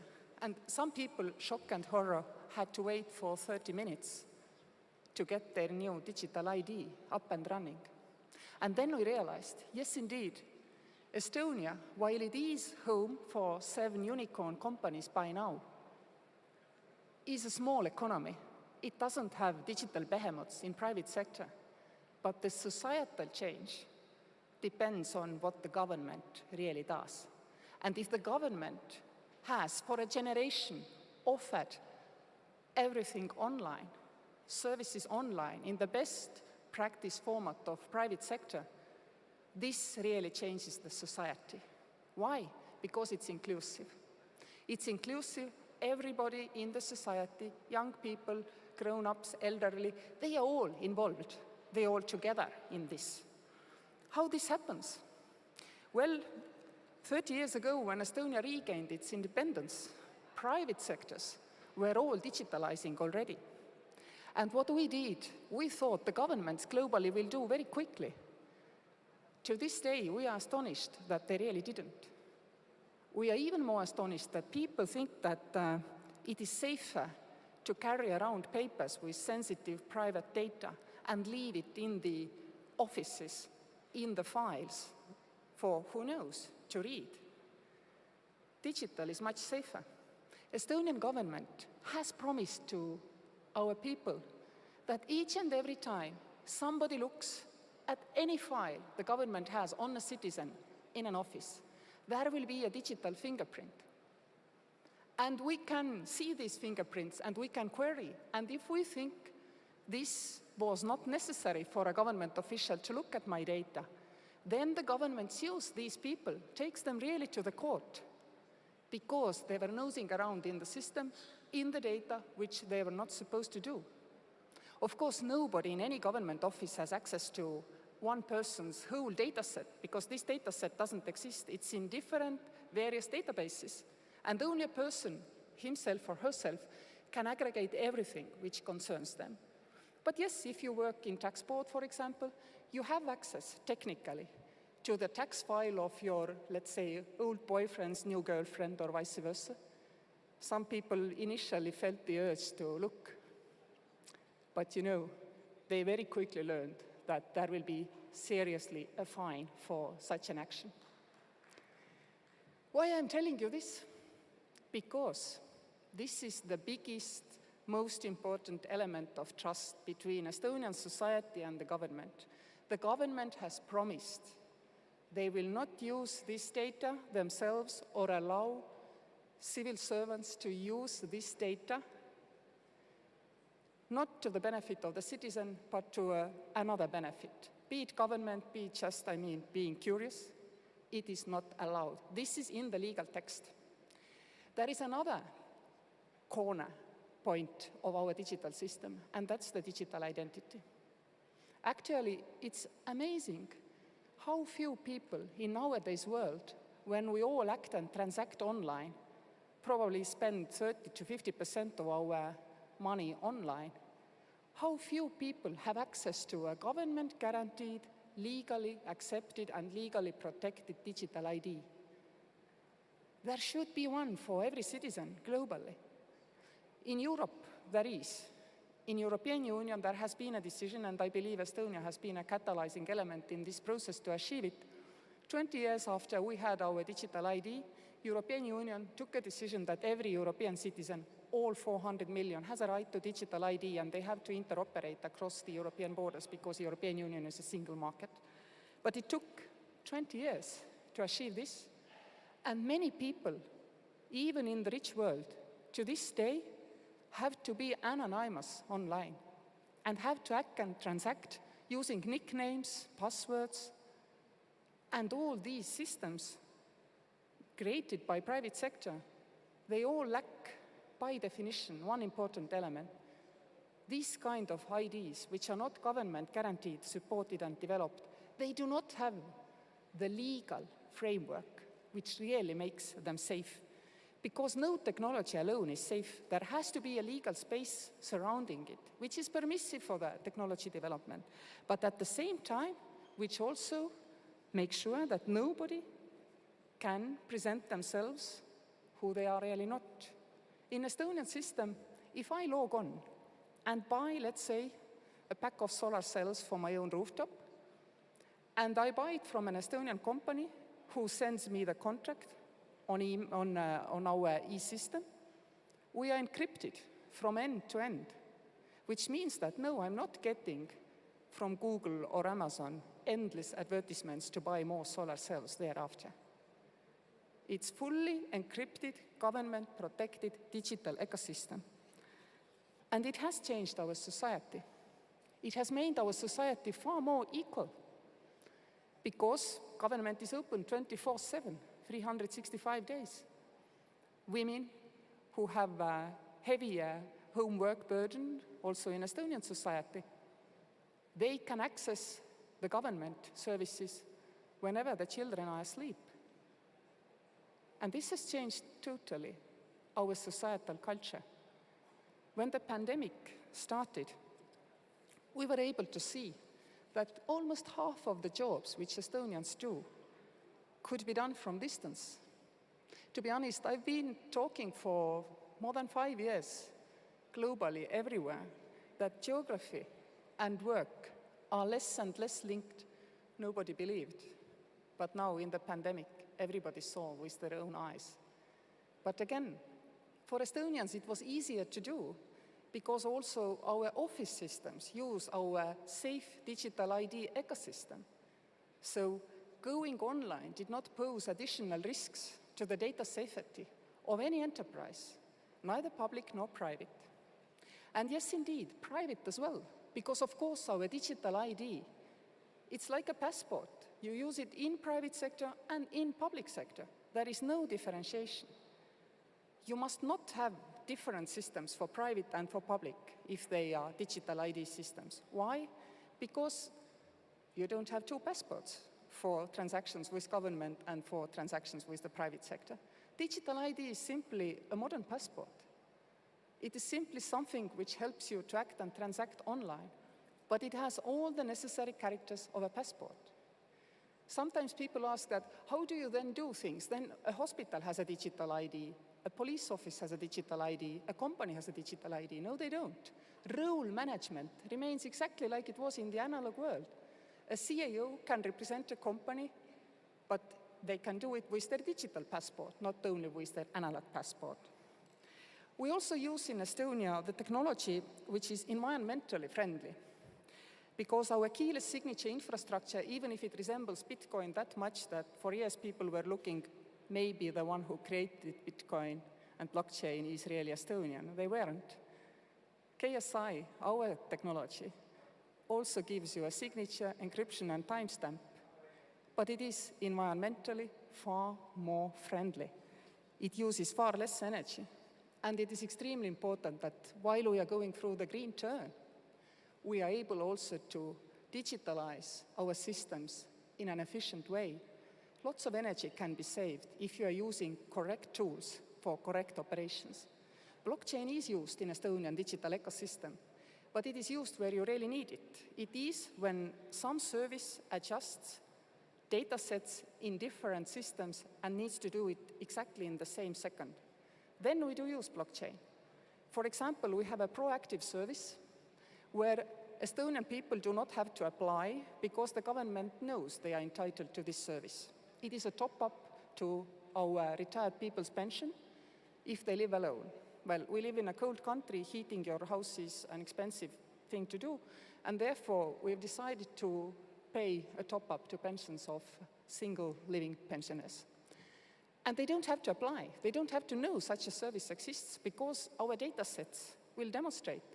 They live alone, they are retired, and the top-up automatically arrives on their bank account. You see where you need blockchain in this model. It's an event-based service which involves data sets changing in various databases at the same time. And this is where Estonian e-government model is nowadays moving. Because people ask, why do I have to apply for a service? You know I need a service. Let's come back to the beginning of a life. Baby is born. We have an universal child support system in Estonia. Now, why should parents go and apply for this child support? The state knows there is a baby. The state knows that the parents, well, have bank accounts because they pay taxes. Therefore, the state can logically just start payments to parents. Parents did not need to apply. Technically, this is not a necessity. And we have now about 80 services in our government portfolio, which we call event-based proactive services, which will be offered to people without the demand by the citizen. It is a high trust element in the system because now you are moving to the area where systems do aggregate data from various parts of the government database and draw conclusions about citizens.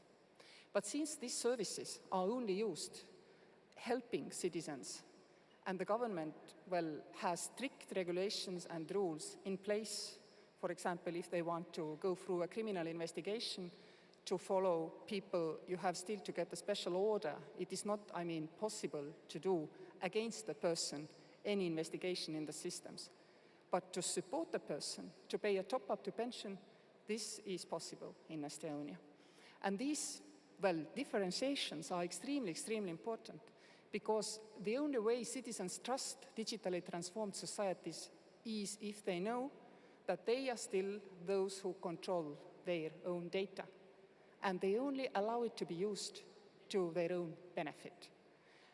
Has to be in legal text. In our case, also this new digital proactive government, we are right now going through work in our ministries and parliament to come to this new agreement, how these proactive services can be used, and also at which point people need to have opt-ins and opt-outs, because some people may not want even these positive services to be offered to them automatically, and they must have an opportunity to therefore opt out.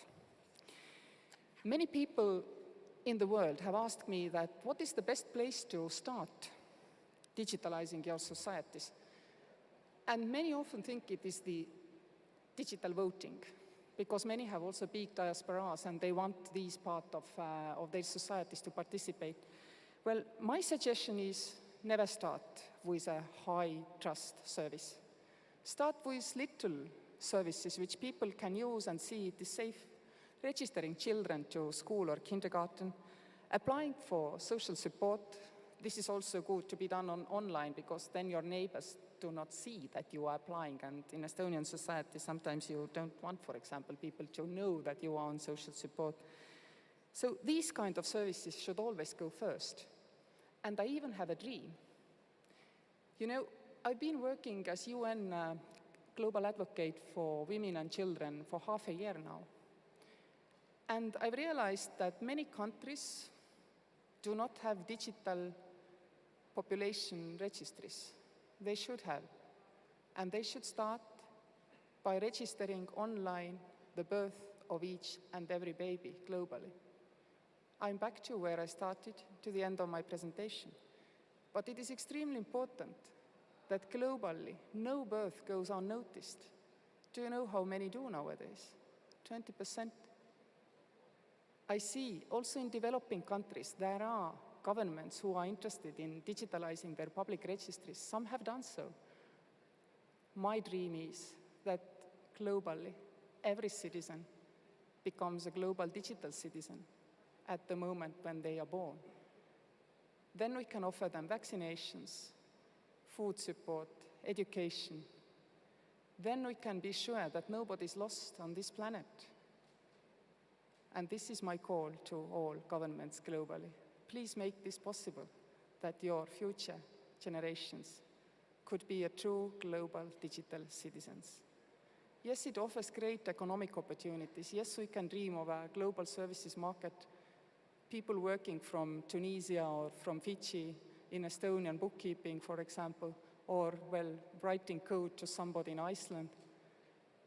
But we should start from really low ambition, getting every child globally registered online, making sure that nobody is lost on this planet. We have catalyzed from Estonia a lot of digital governance thinking globally. We have established e-governance academy together with UNDP. I believe we have had a huge influence on European e-governance prowess. But my dream is global. We should all be globally connected but legally protected digital citizens of a global society. Thank you for listening.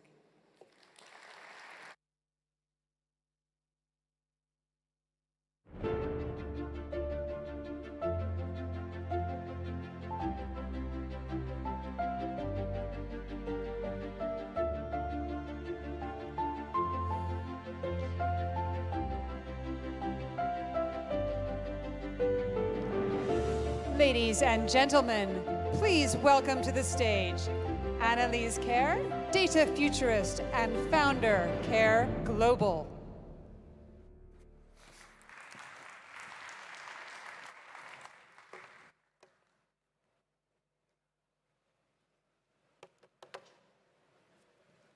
Good afternoon, everyone, and a warm welcome. I'm really pleased to see so many here today, and I'm just going to jump into it straight away and tell you that the proof is in the data.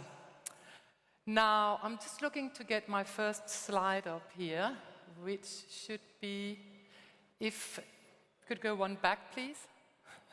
So now you've seen all my slides. Yes. What is certain today is that cultural forces and tectonic shifts in technologies, values, and beliefs all demand a whole new vision for business and our common future. Curiosity is a valuable skill in cultivating new thinking and asking better questions about the future. In fact, curiosity really matters. Harvard research shows that nurturing curiosity is vital to critical thinking and business performance. And when the CEO of Dell, Michael Dell, was asked about, so Michael, tell me, what do you think are the most important attributes of the CEOs of the future? And he said, I would place my bet on curiosity. The question, however, is, what does it take to develop and foster a culture of intelligent curiosity? Well, first of all, I would like to suggest that we redraw our map for success. When we look back at the 20th century, it was very left-brain focused. Capital P in leadership was that of profit, and it seemed to really be the only parameter for measuring progress.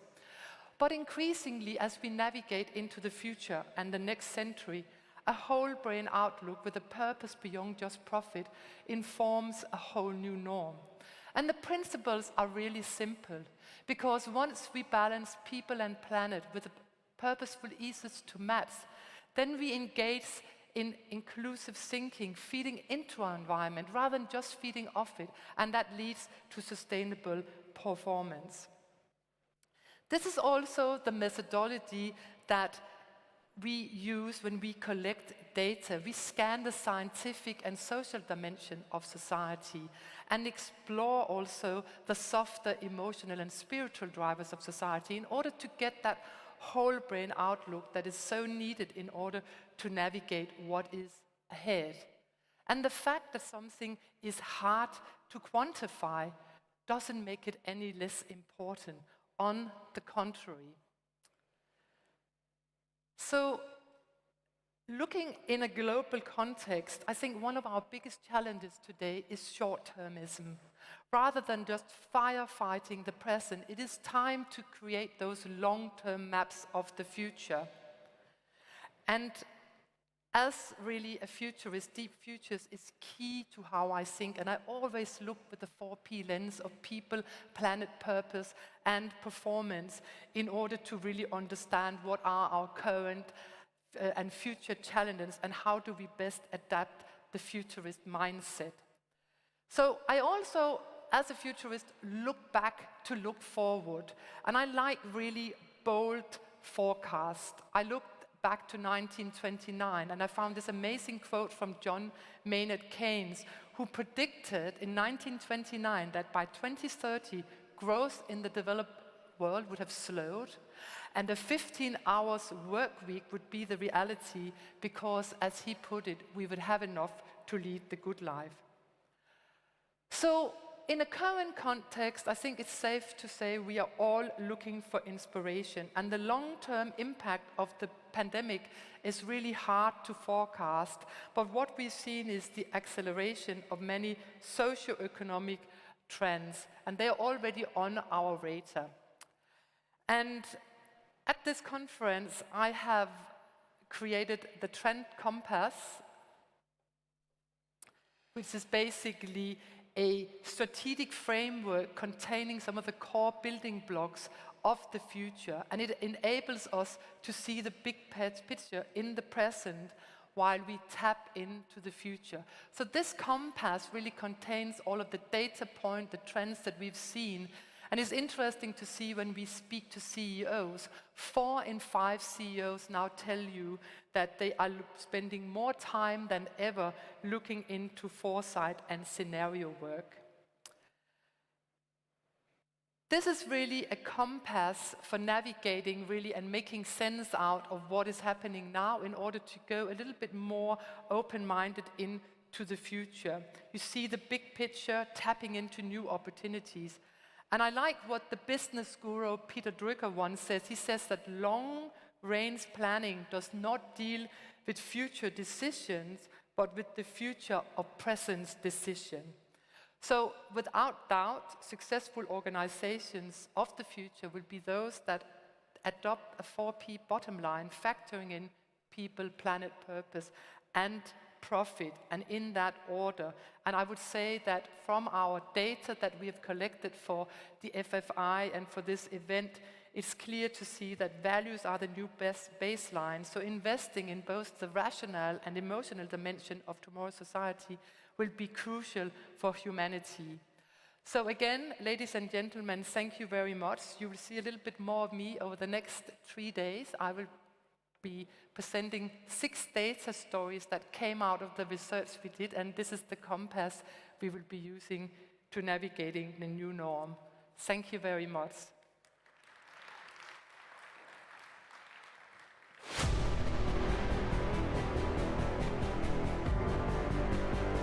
Work, as we know it, is transforming. Demographics, the global flow and dynamic of talent will change. While some societies are aging, others are getting younger. But every age group and every job is experiencing the impact of technology. Small businesses are still the backbone of most economies, generating positive social impact through entrepreneurship.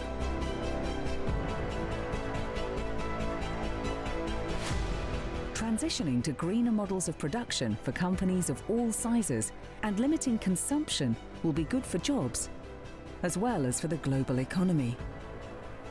Innovation and entrepreneurship are critical factors to value creation across sectors, and all enabled by technology. Technology can and will destroy some jobs, but has great potential to create countless others. Positive transformation is closely tied to our capacity to respond to what's ahead. The ability to learn, create, and adapt will define the winners of the 21st century.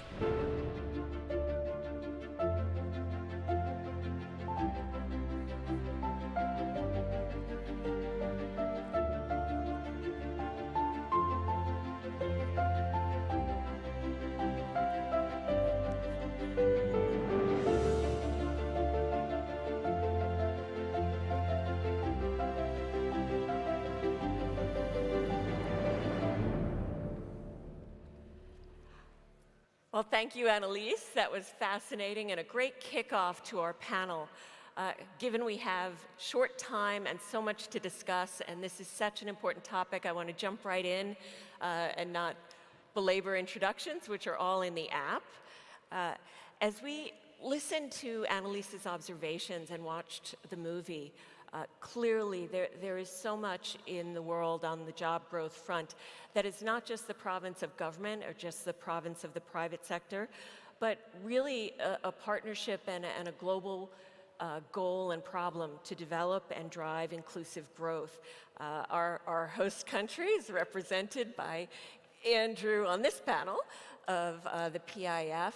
And I wonder if I can ask you to kick us off on how you think about driving inclusive growth, and in particular, the challenges, as we saw in the video, of driving growth when the nature of work is changing so much. Well, thank you, Sheila. I would say that from the top view that we just heard is the 21st century and job creation is the domain of governments and politicians. In fact, platforms for politicians is to actually create jobs. So that's a winning political argument.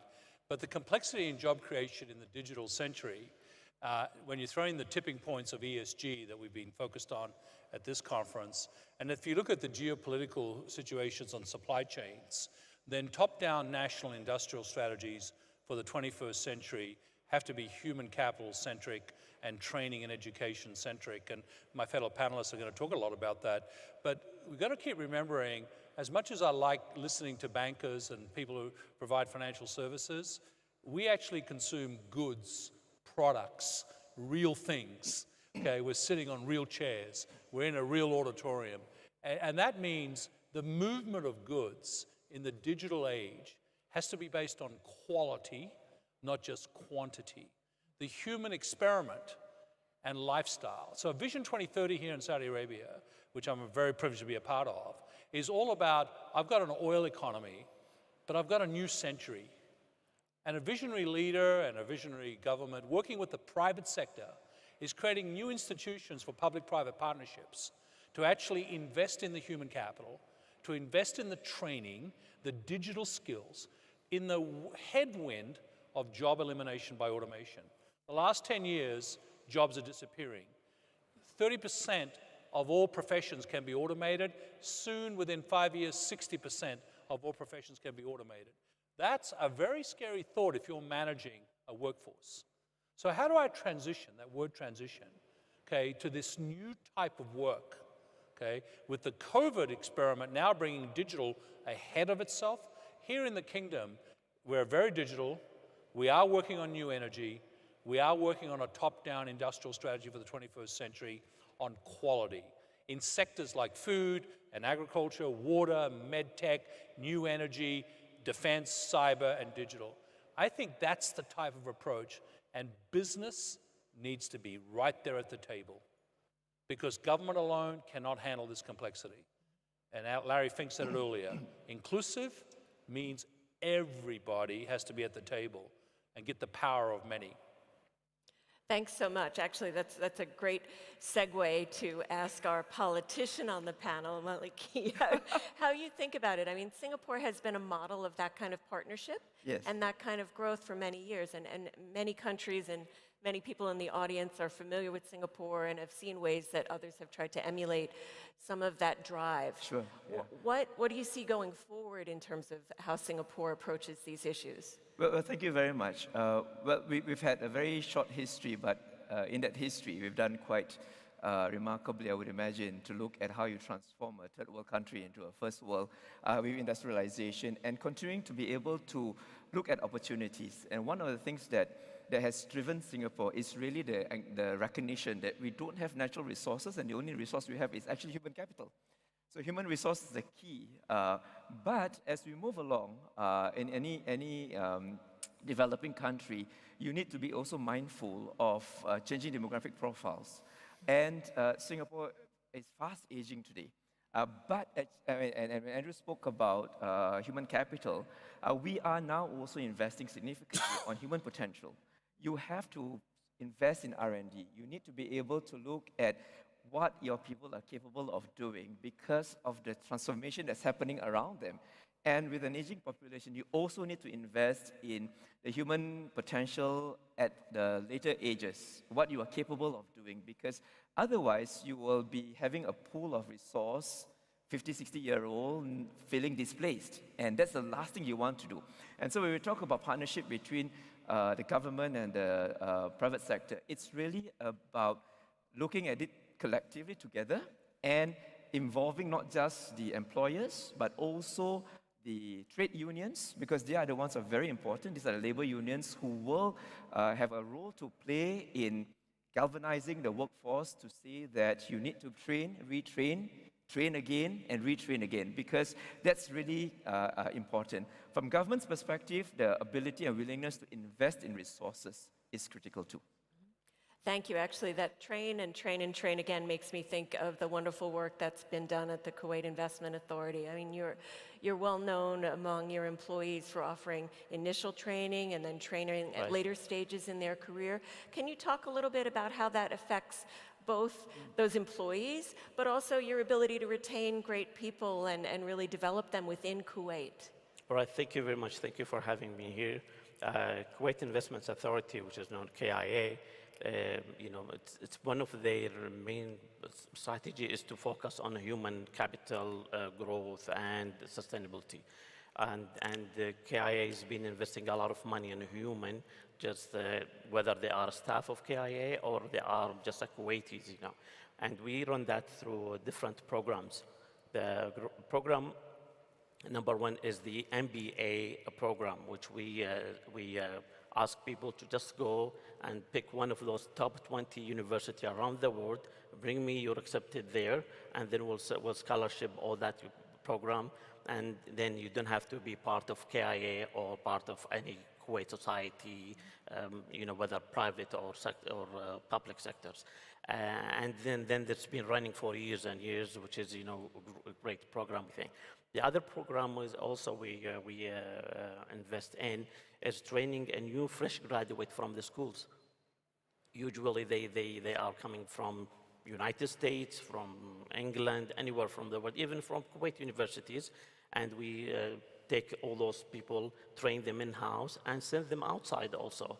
We utilize our relationship with a lot of big managers, the names has been here, all of them, and they train there for a few months, 3 months, 4 months, whatever it takes, until they get back and come and work, whether work for KIA or work outside of KIA.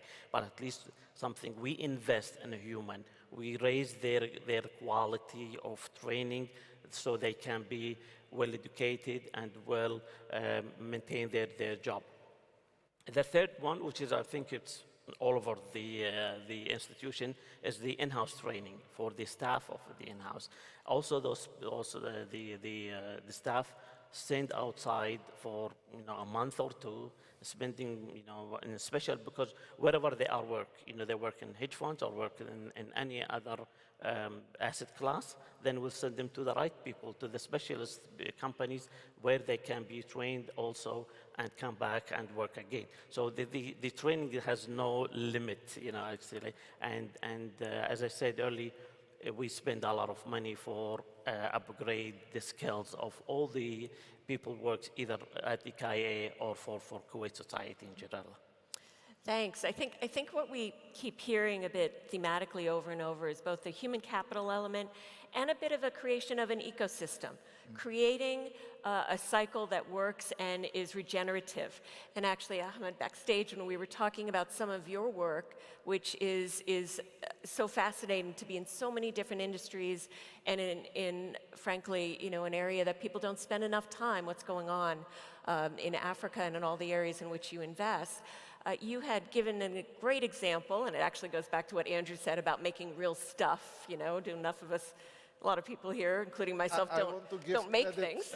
I want to give credit to the government, because without the help of the Ministry of Petroleum, we would not have been able to do that. But the example is very clear. Egypt is transitioning to a natural gas from a liquid products dominated economy. And it is building a network of natural gas. But there are a lot of communities outside of the reach of the natural gas network, because you're not going to make a huge investment of a pipeline 500 kilometers away in order to serve a small community. The investment is not, you don't have a return on that particular investment. So what the government has done is to create a framework whereby we could move natural gas via trucks from CNG stations that are nearby, 300, 400 kilometers away, and move this natural gas to this community and then builds the network around this particular community. This has a huge impact because it has a huge impact on the mining sector, who used to generate electricity out of diesel. It has an impact on agriculture because now you can do hybrid solar and natural gas powered stations. And it has an impact on the household because by connecting the household, you have removed the LPG and you have a network of natural gas serving 20, 25,000 people. So you've employed a lot of fitters, you've employed a lot of truck drivers because you need to move the CNG via truck to this particular community. You have improved the productivity of the economy as a whole by removing unuseful modes of using liquid products, and you substituted via a combination of natural gas and solar. And on top of that, you have improved the households. So you have created an entire ecosystem of around one particular point. And you have no imagination the number of people who are substantially saving a lot of money, generating employment. And I think it's a great idea. And I think the Ministry of Petroleum deserves a lot of credit for doing that. Mm-hmm. Thanks. It's interesting as we think about this ecosystem, as we've gone from macro to micro, basically, and think about intersections. Because as we've been discussing, we've focused on the broad, we've spent some time particularly on making things, but we're also in a digital economy. And there are many who say that the two are not coexisting happily together. What do you see, and Andrew, I'm going to come to you first. If you think about AI, you think about blockchain, but you also think about people that need to be in manufacturing or that have expanded natural gas pipelines in the most recent example we've just discussed. Can they intersect? How do they intersect? Is one damaging the other, or is there a happy coexistence and development? Well, I think we've used the word transition quite a bit. Just heard about gas and energy transition in Egypt. We've also need to use the word transition when we go away from this notion of data is a problem to data is a resource, all the way up to AI. I'm on the boards of Salesforce and IBM. I'm also on the board of a bank. I'm also on the board of Aramco. I love working these intersections. I love the things I'm doing in my new role where I'm cutting across this dynamic that human capital needs to embrace.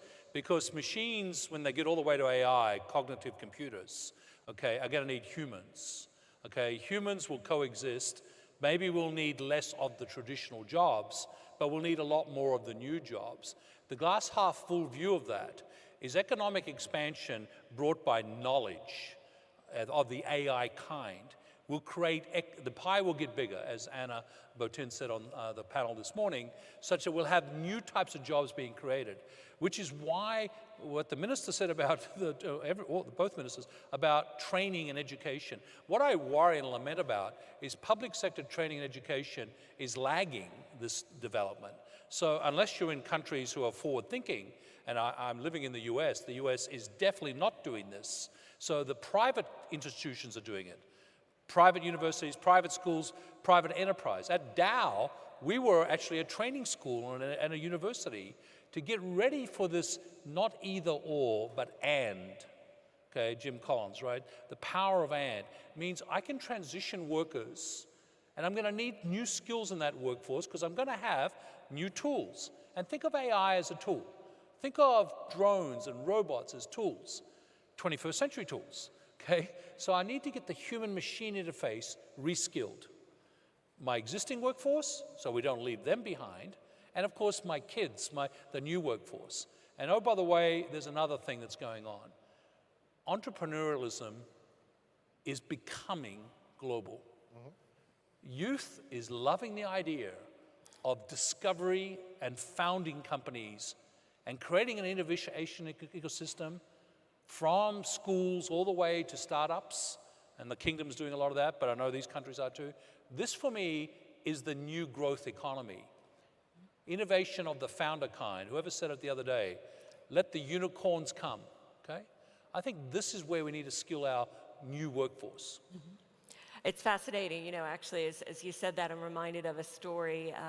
One of my partners at B Capital, Howard Morgan, who's a famous investor really. In the 70s, he got the first computer engineering degree from Cornell. And the view was, why would you need a degree in that? And will we do refrigeration engineering next?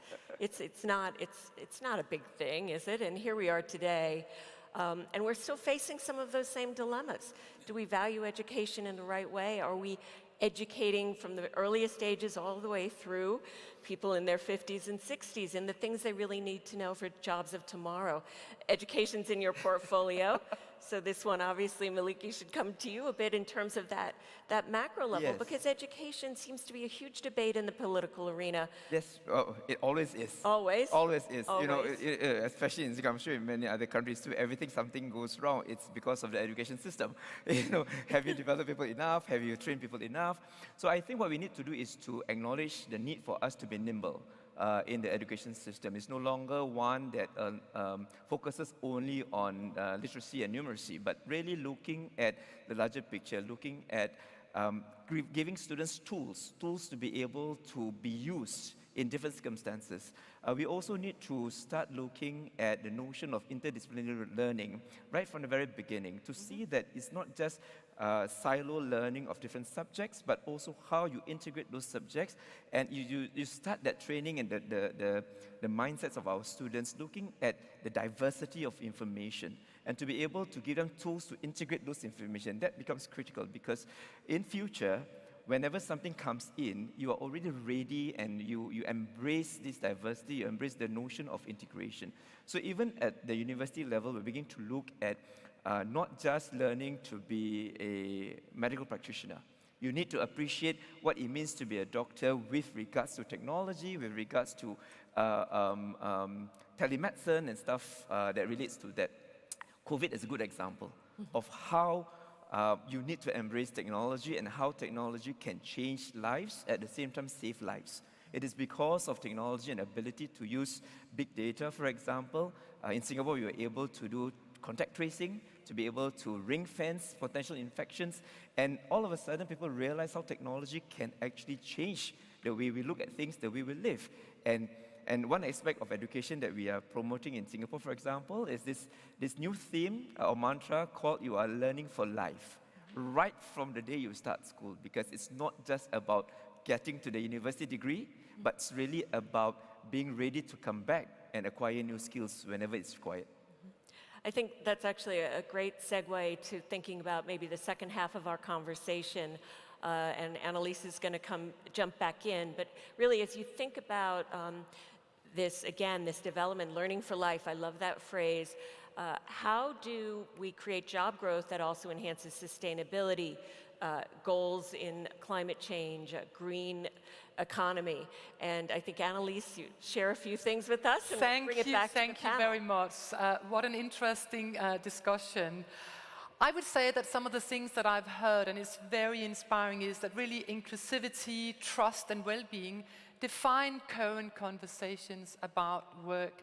Also, I was inspired by an interview recently. Larry Fink, he sees actually that ESG being integrated into every asset and every action already in the next 4 or 5 years. And I think that is really key to why a global green and digital transformation or transition offers rich opportunities, and we can already see some of the people who are leading that transition is here on the stage. And it is also very important for addressing today's concern that we understand the next 10 years, looking at 2030, because when we speak about status quo is already 2030. We are already there. What we can see from some of the data that's been running, some of the things that we have been gathered, we downloaded the last data last night, is that the green transition could be an engine of growth across many sectors, and the business case for green investment initiatives, infrastructures, and innovations, as we've heard, has never been stronger. In fact, as well, according to the UN, they estimated already back in 2018 that we will see 65 million new low-carbon jobs by 2030, and also in that mix, entrepreneurship, SMEs, because they are the backbones of our economies. But of course, in that context, again, not to forget that access to those entrepreneurs, access to finance is so crucial. And let me just round off here with a sort of wild card, because obviously being Nordic, Danish, Swedish, we've already seen the case study in Iceland. They now have a 4-day work week, and this is key to boost the bottom line for organizations, because again, a shorter work week could increase people's well-being and productivity, and of course also resulting in a greater talent retention and innovation capacity while reducing the pressure on our planet. And again here, one of the data is that if the UK would shift to a 4-day work week without reduction in pay, they could shrink the UK's carbon footprint by 127 million tons per year by 2025. So that's really staggering that the well-being of people could be combined with the well-being of planet. Thanks, Annalise. Those are some astonishing statistics. And as we think about this movement and this effort, really it comes down to global investors embracing this. One of the organizations that has been embracing this is the One Planet Initiative, which I know KIA has been a leading proponent of. Trying to bring investment into this space and still meet your return goals, not the easiest thing in the world.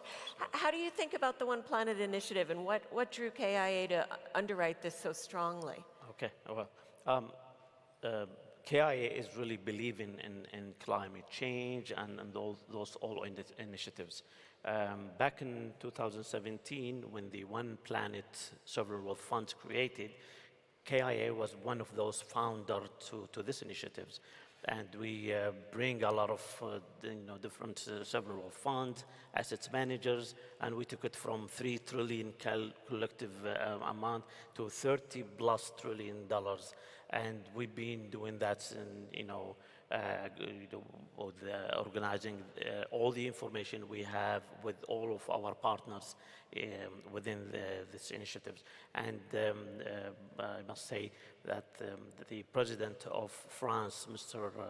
Macron, is really giving this initiative a lot of his attention. So every time we meet, he's there in person. He can share with us all the information that he has. Definitely, this is not an easy job. You have, to work with government regulations. You have to, try to fund a good investment with a good return, rather than just, say, okay, I'm gonna just spend this money and no returns. This investor wouldn't really be interested to invest in that. Other initiatives, which is also established early 2020, called the SMI, and also the initiative by the Highness Royal of Prince of Wales, and KIA is also one of the founders. Same thing. We're talking about climate change, we're talking about green, we're talking about all the initiatives being discussed today and yesterday, even if you been listening to what His Royal Highness, His Highness the Emir Mohammed bin Salman, when he was in the grand opening yesterday for the Saudi Green, he says a lot of those initiatives which we will be participating as a KIA in finding the way to do the green thing, to help the climate, they reduce the the temperatures, whatever, especially in our region, which has become year on year as a high records, and that's all these initiatives is very important to KIA, and will be investing in those initiatives as long as at the end it will be for the environment and for the benefit of the people who will be living in in longer than probably what we will be living.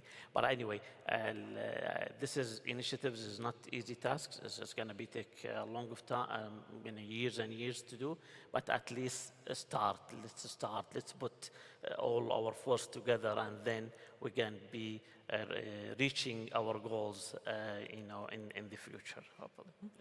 Thanks. I think, as we think about that initiative and broadly about bringing sustainability into the workforce and into the global economy, one of the last statistics Annalise gave, maybe I can use to provoke a quick fire controversy.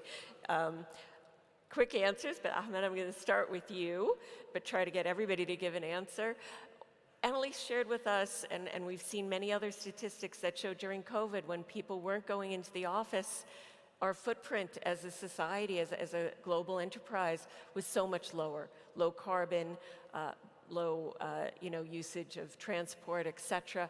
But we also were low contact, and humans aren't built that way. That's right. So remote work, here to stay, hybrid, or everybody's going back? Hybrid. And then I'll go down the road, but you get to be first. Definitely hybrid. In my view, that's. But there is an important point beyond this debate. I think Mr. Livres has said something very important regarding the power of ends. I think we need to move in every investment to make sure that we improve the carbon footprint. But to think that we are going to go from 100 kilometers relying on hydrocarbon to zero is impossible. And people need and government need to influence the balance and the speed, because otherwise you will see volatility in oil markets like what's happening today. Era of underinvestment have caused a spike in oil prices, and that type of enormous volatility in markets are not useful for industry, for economies, for everybody. So people need to be careful. Andrew, what's your quick answer on remote? Well, it has to be hybrid, but I think it tilts to more in-presence than remote. I think humans want creativity by being together, and if the new kind of work is ecosystems around innovation, innovation occurs by us being together, okay? And I think that means it may be an 80-20 thing, it won't be 100-0, but a hybrid, yes. Well, I want to just give a different perspective to hybrid, because hybrid has this tendency to imply that you have a mix of both. But it really depends on the circumstances, In some sectors, you can go remote, and at the same time, you find your own network of relationships separately from the working environment. So therefore, what's critical is really to acknowledge the fact that human beings need interactions, human beings need socialization, human beings need to ensure the mental health and mental well-being status continues to be well taken care of. It doesn't mean that necessarily has to be the work colleagues that does that, so you can still do remote for efficiency of your work and business, at the same time manage your well-being, ensuring that there's still this network of relationship they can continue to establish. So hybrid in a different sense, I would imagine. Got it? Well, I would not really into remote at KIA, because I need to see all the people in the office. I need to meet with them in person. I need to see their reaction, rather than just bring one or two remotely and then everybody is staying at home. But yes, remote is good and hybrid is good in different industries, but not as a Kuwait Investment Authority manage those assets, So we do remote when we need to talk to managers who cannot come to Kuwait, for example. We'll meet them virtual, we'll discuss, we'll share all the documents virtual. But inside KIA, unless you have an really excuse that he cannot bring you to the office, then you can stay, you can work from remotely. Otherwise, no, I need everyone to be working, at the You're voting for coming back. And look, the audience here today and the great attendance here at FII and the fun we've had talking as a panel tells you people like contact, as Melissa said. People like being together. So our project is to work on low carbon footprint, low impact on our environment, but not low contact. And with that, I'd love to thank the panel, thank Annalise. And I think I just have the last word for Sure. looking to 2050 and what's next. I think what we've heard is seismic change is ahead for the workplace. And also some of the biggest concern, which we often hear is the human-machine partnership. But I think it will spark sustainable performance. Historically, technology has always created more jobs than it has destroyed, but we must build the capacity and skills needed today to respond what's ahead. And I think the key is really education, as we've heard, lifelong learning, equality, and access to finance, because that's the only way that we can offer inclusive opportunities for all. Thank you. Thanks. Thank you. Thank you very much. Thanks to the panel. Thank you all.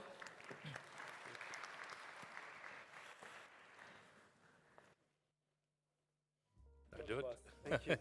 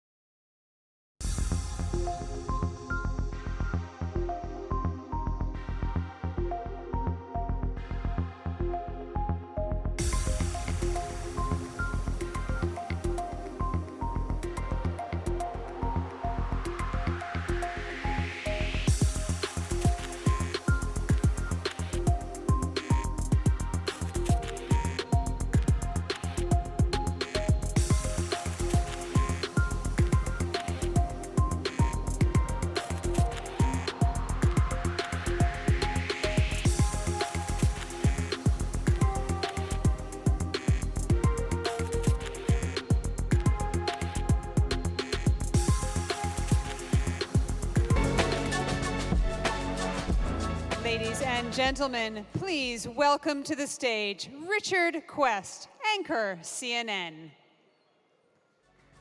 Hello.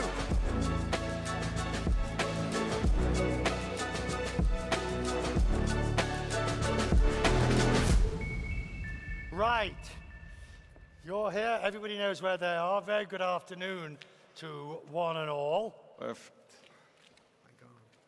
We have with us today, we have Lev Mostere from CEO of Euroclear. Forgive me for mangling your last name, I apologize. It won't be the first, so not the last. Next is John Studuskinski from the Vice Chair of PIMCO. Good to see you, sir. Yes. Yes. I think your chair might go up, but I'm not sure. If you do this, you can hit Did you discover the button? Yes. Oh, wait a minute. It's on the right side. Yeah. There we go. This is like Alice in Wonderland. On the right side, you can go further. Andre Estevez is the senior partner at Banco BTG, and Ken Morales is the chair of Morales and Company. The panel discussion is on debt. John? Debt. Geopolitics and debt, how to prevent the next financial crisis. The only thing I keep hearing from everybody is that the financial world is worried about the large amount of debt out there that's been taken on, particularly by emerging markets. And let's not go into the reasons why. There were valid reasons for taking on the debt, but now it's too much. Go ahead. Richard, thank you. I think we have to pause and remember this conference and this period in history, because I look back on the financial crisis in 2008, where the world was very much joined up, and it was a major crisis, you'll recall, that dealt with liquidity and counterparty risk.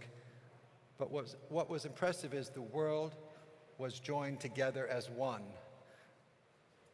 The United States, the Fed, the Bank of England, the ECB, the People's Bank of China, the Bank of Japan, they spoke daily, and the world financial institutions were coordinated. And that, to a certain extent, was the beginning of what we called at PIMCO, Richard, the new normal. We're here today, and the new normal has come to an end. And this is really, and it's very much timely with this conference, the age of transformation, heralded by brown to green, digital, and a redistribution of wealth or common prosperity. So while there is a lot of debt in the world, to your question, it's putting a lot of pressure on monetary policy to become a little more measured, and it's going to challenge whether fiscal policy is going to have a role. We'll come to that. Sir, too much debt at the moment. I think I'm not so worried about specifically on that, but I would say that worries me more is the anomaly on fiscal and monetary policy. And in order to make a response of managing the overall global debt, I would say the normalization of monetary policy should be the first step. I think we are considering inflation transitory. The central economies are growing above 5%, inflation is above 5%, and we are still practicing quantitative easing in most of the economies. Right. I'll come back to that, but I want us to stick with that for 1 second, if I may. Because the fear is that, particularly for emerging and developing economies, the debt that has been taken on, for whatever reason and however justifiable, becomes unsustainable towards a normalization of policy. I don't think so. I think debt is manageable as long as you produce sound economic policies, right? Of course, overall global levels of indebtedness are higher, which means that we need to be more responsible, fiscally speaking, on the medium and long term. So having said that, I think it's manageable. And what I would add is that it matters a lot to which purpose the debt is taken on. And I think it is specifically interesting to make that point in this country. This country has huge infrastructure projects, has huge financing initiatives to modernize and to transform the country. And taking on that to that purpose, it's not a problem in my view. In my view, it is something for which the international investors are very interested in order to invest in that type of infrastructure project. Right, this is the idea that debt for investment is obviously good versus debt for consumption. Exactly. But why is it on questioning business, again and again and again, I have people like the World Bank and the IMF saying we are now starting to be concerned at the level of debt indebtedness because, remember taper tantrum, that's not going to happen, but something similar could. Well, I think that's because once you give somebody a job to worry about something, their job is to worry about it. So that's what they're going to do when they talk to you. But, you know, I do think it's very interesting when you talk about debt today. You know, 5 or 6 of the largest companies in the world have zero debt, or almost no debt. Aramco, Amazon, Apple, Netflix, Tesla. Alphabet. So this idea that you need debt to fund, what's spectacular about the world today is that they're willing to give tremendous value to growth and equity. And I actually believe it's the wrong time to be taking on debt. And let me just say one more thing, Richard. You know, this is, in the US at least, I've heard this cash is trash thing because it doesn't have yield. Cash is an option. People don't realize being debt-free and having a very healthy balance sheet, whether you're a country or a company or an organization, is an option on uncertainty in the future. It's a very valuable option.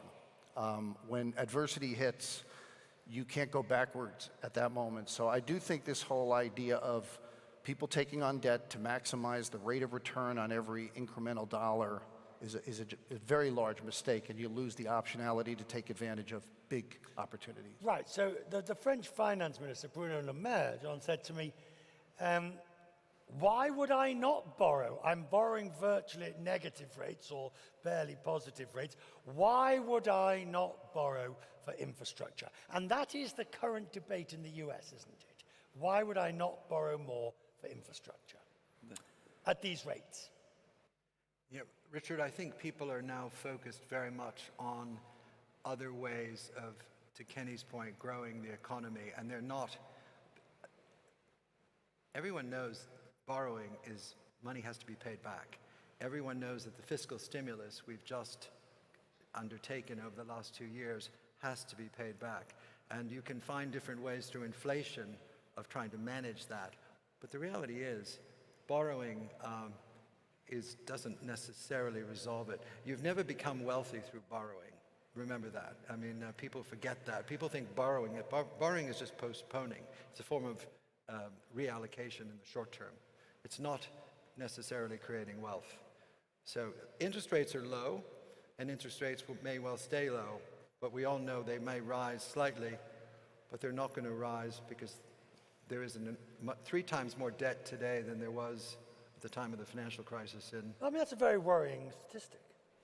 Well, it's a general statistic. It's somewhere around 2.5, 3 times. But that's an important statistic just not to forget. And it basically supports your whole line of questioning. I think a straight answer for your question should be because one day rates will not be zero. Yes. And it will happen. Right. For sure. And what I'm hearing now, and it was at the annual meetings a couple of weeks ago, is that there is a general expectation that there will have to be a restructuring of many developing economies' debt, write-offs, re-extensions, whatever you want to do it. But there's going to have to be a come-to-market moment for debt. Do you agree? Not necessarily, because first, let's divide sovereigns and corporates. I agree with Ken's comment that if you look at corporate debt overall, I don't think corporations in the world with high levels of debt, historically speaking. I would say quite the opposite. I think corporations are in a healthy balance sheet at this stage because people made money in the last period or the last cycle. Going to sovereigns, I think, again, the issue is less the picture about that, but it's the dynamic, how you manage your macroeconomic balance sheet, right? So if you have sound fiscal policy, you can live with higher levels of debt. If you have irresponsible fiscal policy, you cannot even afford lower levels of debt. So I would say that the economic Bible is very well known for everybody right now. And so how concerned... Yeah. But Richard, one of the things that bothers me about your line of questioning is you're treating debt like it's its own little universe. And we're spending a lot of time in this conference talking about infrastructure, investing in green. We're talking about the digital transformation and how the emerging world has been changed a lot, particularly during COVID, in the use of technology and Wi-Fi and communication. So you've got to look at these economies that we're talking about, even in places like Africa and Southern Asia and Latin America. They're all being transferred with many things happening simultaneously, not just the issue of debt. I agree. Go ahead. Yeah, and maybe I would add and flag also the different approach that the European Commission is taking now. After the financial crisis, we saw that the reaction was mostly austerity. We don't want to add debt. And it has created its problems of its own, what we have seen in Greece and the likes. And now with the new EU, the next EU programs that will issue 800 billion of debt, mostly looking at infrastructure, digitalization, healthcare, and climate, I think this is an approach that has all the merits. But the mutualization of debt through the EU, which is what we're talking about here, was highly controversial. It is highly controversial for a number of reasons, but I think it has great prospects as well. And Until they come back for a second and third tranche. And we see that investors are very attracted to it. The latest green bond of the EU, 12 billion that was issued, had an interest of 135 billion for it. So there is a lot of demand also. There is willingness to invest in these instruments. I'm more skeptical, bordering on cynical than the rest of you.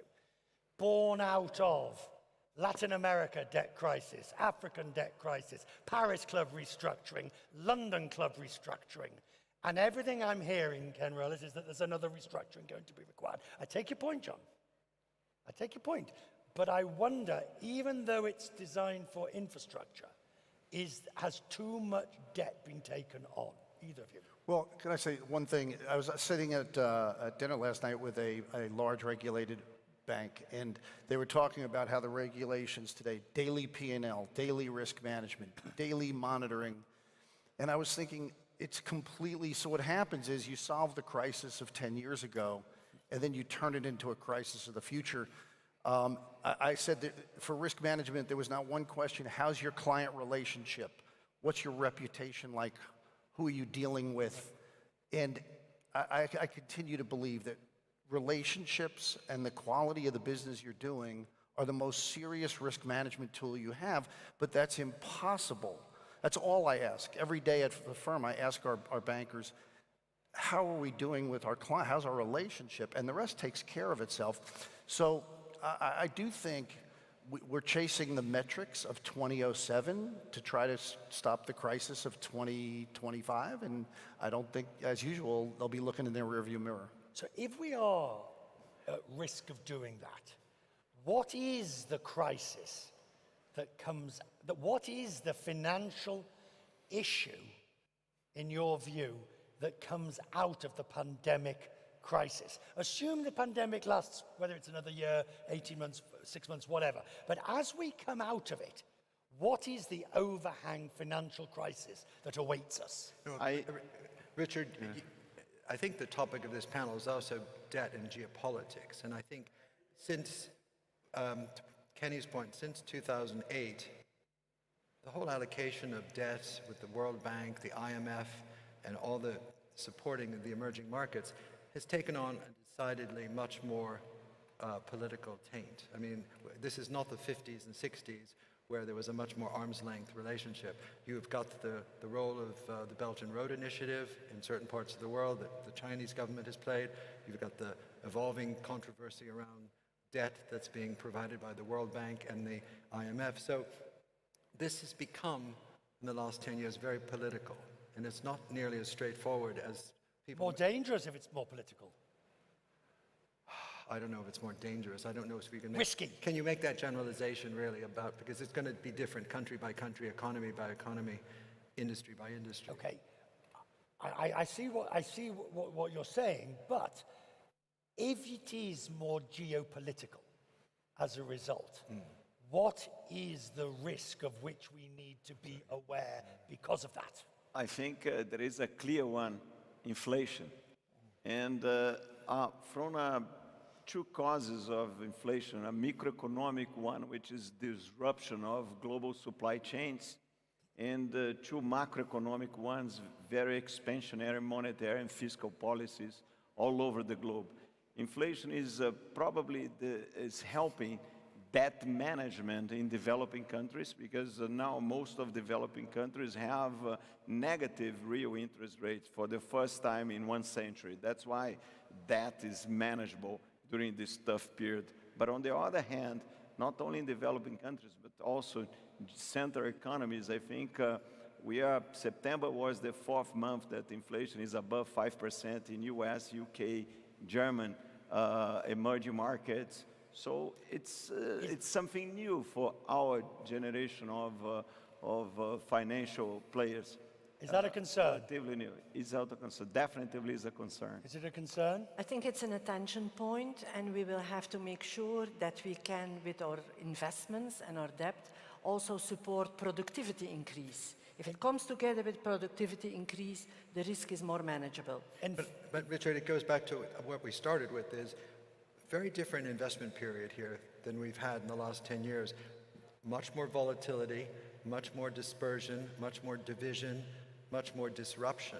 And it's all coming from the fact that you're going to have periods of inflation, as Andres talked about, but you're also going to have periods of disinflation or deflation, which can be helped as more technology becomes ensconced in certain economies. Because technology has been known to be disinflationary or deflationary. We know that. So you've got these two things working against each other.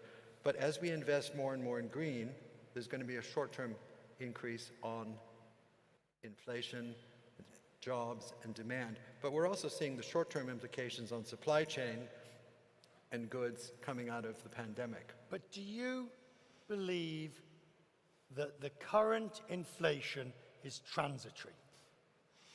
I think it's a dangerous assumption, even though that it's a possibility. But assuming that it's transitory, I think could be eventually That's a exactly monetary the policy assumption that the Fed is making, the ECB is making, Bank of England less so at the moment. What do you think, John? And we don't think it's any more transitory. I've heard a term last week. It's sustained transitory, which sounds like a great contradiction. But I think it's inflation in the short term, the next couple of years, is going to certainly, there are more things that are going to keep it up than down. And I think we just have to keep that in mind. The notion of transitory, I think, I don't think you'll be asking that question in a month's time, because fewer and fewer people feel that inflation is transitory. Okay, so if it's not, or if it's quasi-transitory, whatever we want to hedge it with, at some point you can no longer play footsie with it. You have to deal with it. When is that moment for you? Well, look, I think as we get out of the pandemic, I think, you're talking geopolitically, I think there's a big risk. After we haven't had a major war, a world war, in a long time. This was a war. This was the equivalent of a world war. 7 billion people put their head down and all did what they were told for a while. I happen to believe some of the transitory inflation, and one of the biggest risks I see is when we step back from this, there is a whole group of people who suffered greatly, middle businesses, mid-market businesses. I think there'll be a reevaluation of how the response went. And I think that'll be very unstable. People are going to look back who lost their businesses, their jobs, their livelihoods, and they are going to ask the question, why? And was it appropriate? And I actually think if you're looking, and I think, by the way, the transitory inflation is part of almost a labor strike going on around the world right now, as people have enjoyed universal income without going to work. And I think we're going to see a lot more of that than anybody's even envisioning right now. I'm going to put that in the back pocket for 1 second, because that's an area that we'll come to towards the end, this idea of what happens next. If we look, though, at the financial instrument du jour, which seems to be some version of crypto. Now, your exhalation, John, suggests that you're more Jamie Dimon. I'm going to pass on this one and defer to my colleague on my left, who is more articulate on this than I am, because I think you know my view on this. Are we being fooled by crypto? So my colleague says that I'm more in this, but I think we have to make a difference between the technology and the use and some of the use cases. I'm an engineer. I'm very interested in the technology. I think the technology has potential. We have done a number of tests. We have done a number of experiments. And we can see in the world of finance where we are active, we can see as advantages efficiency, and we can see more transparency. I'm sometimes asking myself the question whether within a number of years we will not regret that Bitcoin was the first use case of blockchain, and maybe has with that negatively affected the reputation of the technology versus a very speculative instrument. Yeah. In other words, blockchain is very good. It's a shame Bitcoin's given it a bad name. You can call it that way. Yeah, no, that was a good summary, I think. But that seems to be a common view, doesn't it? I think the common view is that certainly the technological infrastructure that was built or were born together with the cryptocurrency certainly will be extremely useful for the next decade, and probably will promote a revolution in how we play finance globally, right? In a positive way, increasing productivity, facilitating remittance, settlements, the whole decentralized finance world, I think, is here to stay. Are policymakers right as we look to the next crisis, which is, as you say, we're very good at fighting the last one after it's over. Are policymakers right to be regarding crypto as a structural risk, a systemic risk, I should say, to this system, which seems to be what they're dancing around as they talk about regulation, to avoid that and to make sure widows and orphans don't. I think our policymakers are right in protect a system that took about a couple decades to be very efficient about anti-money laundering, about monitoring financial risks, global stabilization. So it's not about the innovation, it's about adapt innovation to a setup that now is quite efficient in terms of giving us a better place to live. So that's the words of the regulators and policymakers, and I think they are with the right words. So it's how to adapt to a functional framework that took us a few decades and a few crises to achieve and to arrive here. On this morning's panel, I was aware that all the major banks there, and I suspect the same here, have all reported bumper, brilliant, superb results at some shape or form in the post-pandemic, or since things have reopened. But I wonder, does this just not make the disparity, the inequality, greater that we're supposed to be, that FII is supposed to be talking about? That we're actually coming out of this crisis in a much worse state when you talk about the significance for humanity. Start with you, Ken. No. First of all, I announce my earnings tomorrow, so I don't want to confirm or deny anything you've just said. You have a pass. I don't want to. You have a pass. I have a pass. But no, I don't. I think the creativity and the value creation in the world, I think you go back 20 years ago, we had billions of people that weren't participating in the economy. So we didn't measure the wealth of a lot of Asia, and India was an emerging. The amount of people being brought out of poverty into middle-class lives by the tremendous mechanism of capitalism and our ability to deliver products and services at a spectacularly lower cost is amazing. Right, but then how do we protect? How does FII, in the way it's been, the issues we're talking about, how do we protect those gains at a time of vaccine inequality and growing inequality? I'll let everybody, but protect capitalism with your life. There would be no vaccine without capitalism. Without letting the private sector go at it, we'd all still be meandering around some hall in Congress in the United States picking a team to look into it. But instead, somebody motivated a bunch of companies and they went out and solved this crisis, a long way to solving this crisis. And for all of the great initiatives we have, if you want to bring people up to more equality, protect capitalism with your life, and everybody in industry should be doing that. I think, Richard, it's also, we're going from a period in the last 10 years of low interest rates, low inflation, robust growth, a strong equity market. It was a very, very sort of happy time in terms of growth.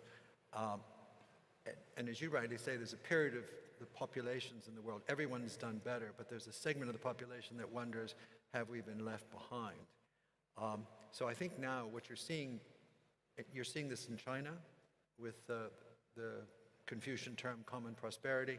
You're seeing it in the United States with the swing to the left, in terms of, and you're seeing it here in Europe, and we're discussing it here at the FII, this whole sense of not growth, but stability, political stability, social stability, and most importantly, economic stability. Which is not surprising, bearing in mind what we've just come through.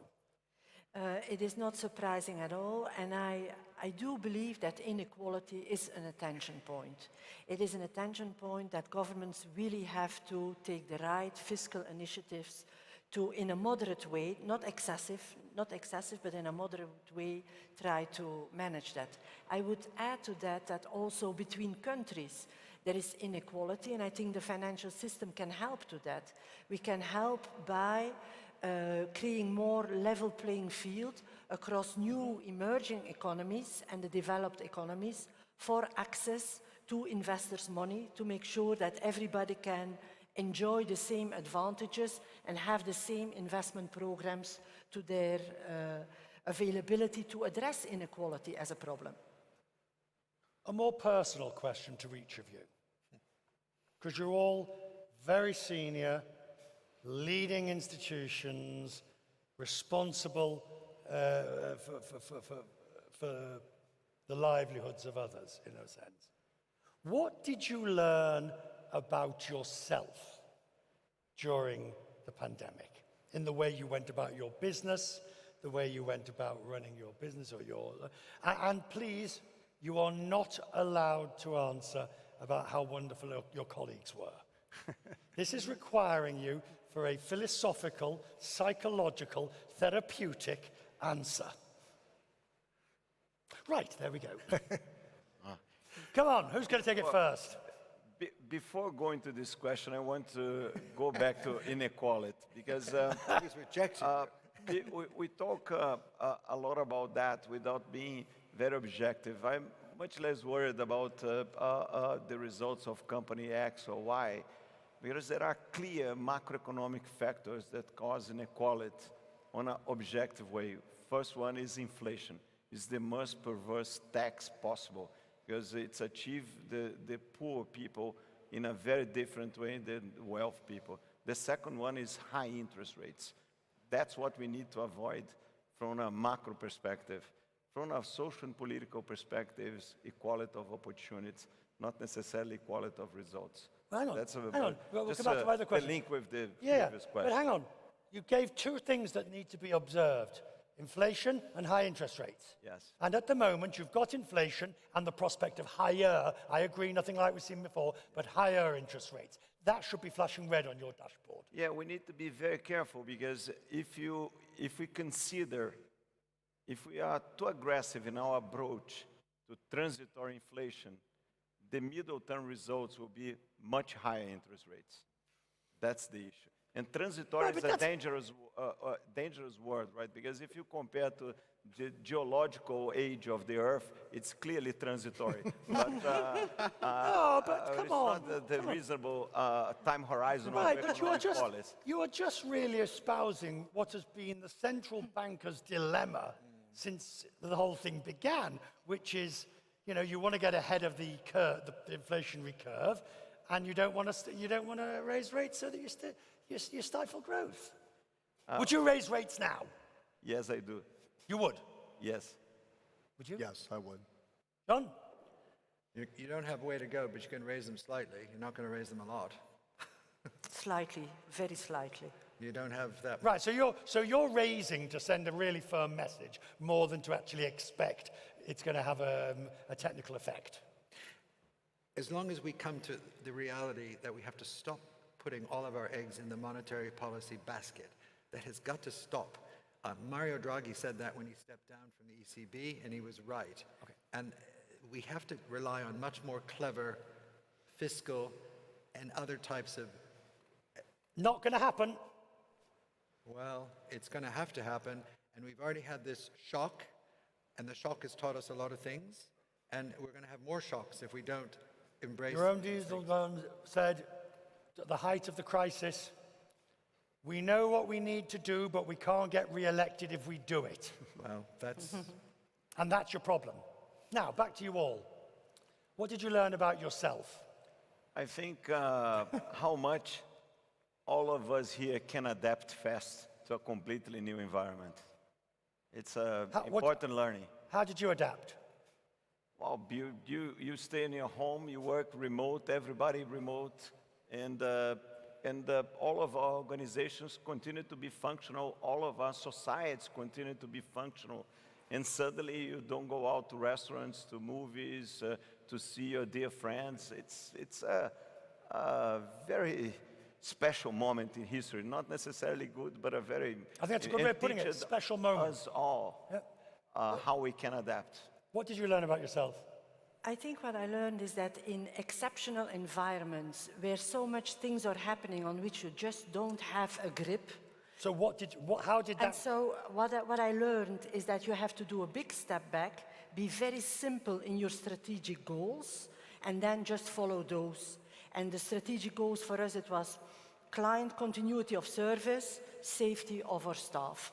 And when you have very simple strategic goals, then all your decisions that you have to take, even in a totally unusual environment, come easily. See, but you have to do this, taking the step back. See, I think this is one of the most important things about the crisis, is what we discovered about humanity in its largest, grandiose sense. But also, I ended up broadcasting from home, in my living room, setting up the studio every day, having to do... Of course I could do it, but I never thought I'd have to do it for 6 months. And waiting for, doing every bit of it myself. What did you learn about yourself? Well, the extremes. I learned from a business point of view that you can engage in a cosmopolitan way globally with a global footprint through technology, and you can really get an extraordinary amount of dialogue done in a very disciplined way and very efficient.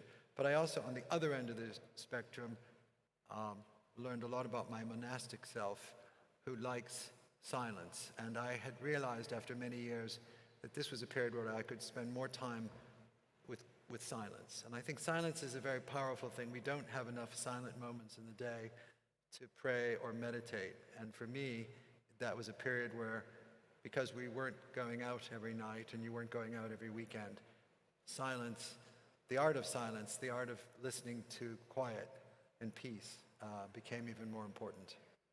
Do you meditate? I do meditate, yes. Are you good at it? I've had a couple of good mentors, and I think I'm pretty good at it, but there's only 1 or 2 people who can tell me that. What I learned? I'm 63 years old, and I learned for 45 years I've been jet-lagged every day of my life. And I realized it was different. The first month I slept home in my own bed for like 2 weeks straight. I realized what the rest of the world was up to. Final question, 2 minutes left. Same question I asked the first panel. As an honorarium from this board meeting, we're giving you either a euro, a dollar, gold, or Bitcoin. You get what, something to put under the bed for a rainy day. Which are you going to take? A dollar, a euro, a Bitcoin, or gold? The euro. Well, she had to say that, didn't she? You had to say that, your euro.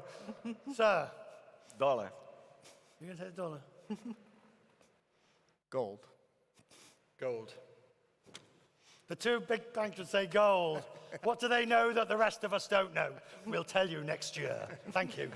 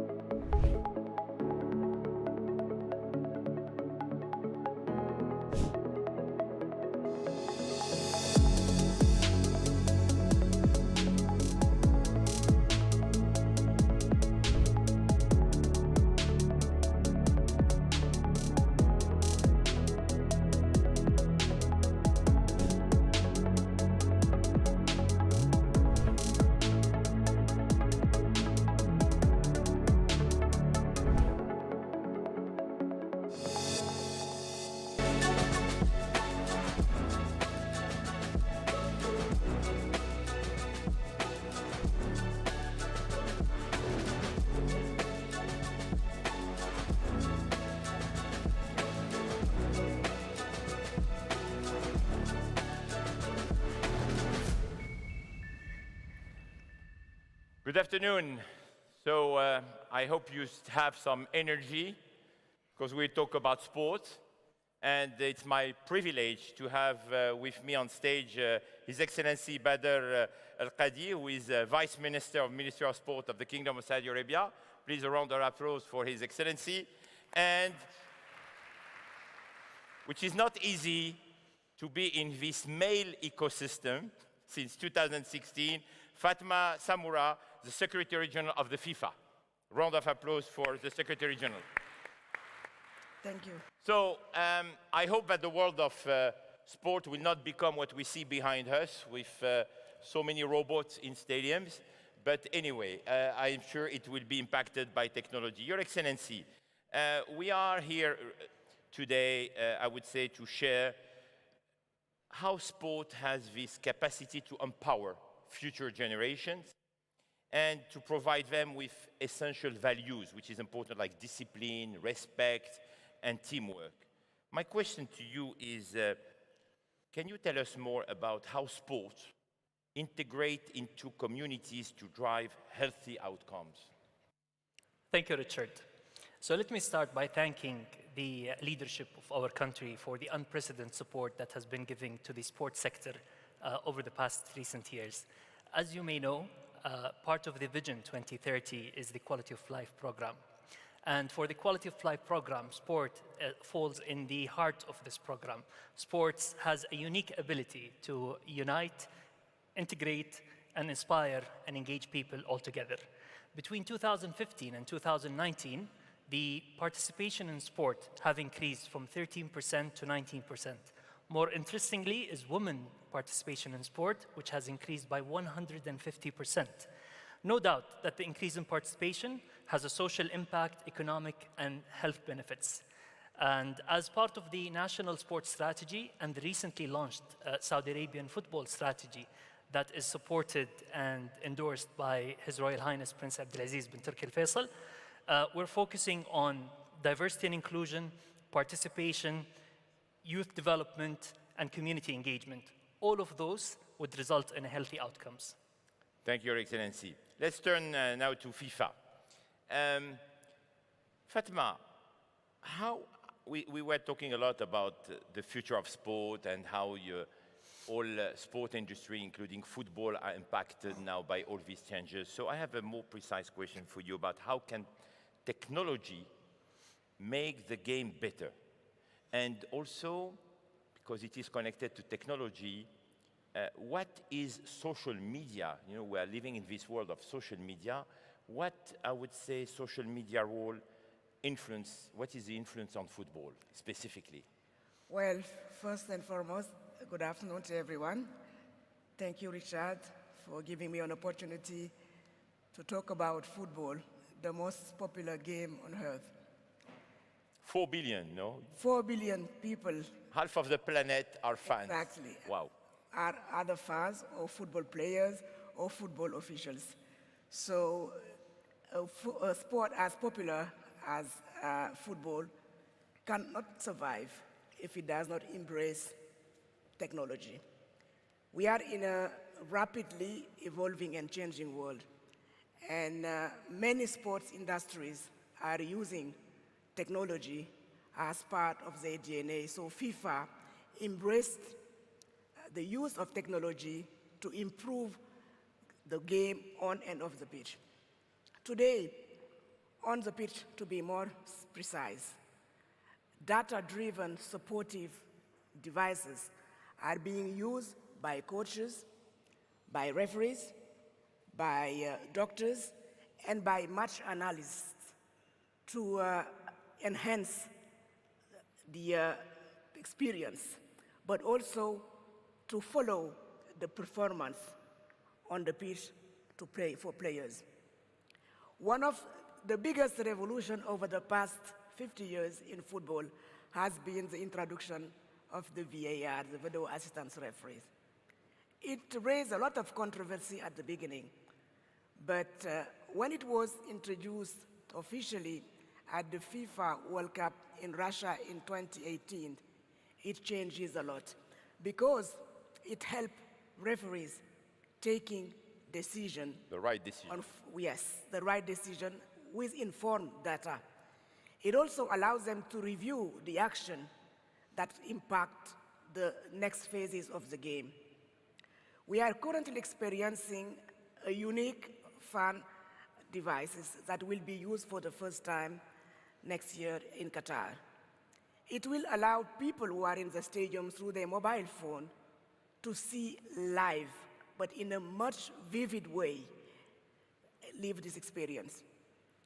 With UNICEF and UNESCO in particular, we have developed an application that will be distributed to 700 million children in the world.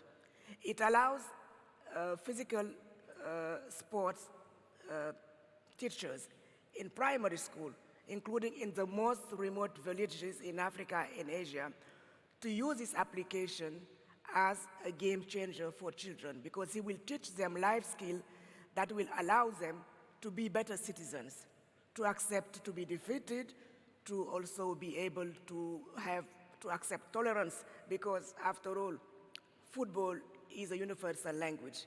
And no matter the language you speak, when you kick a ball to a child, he answered.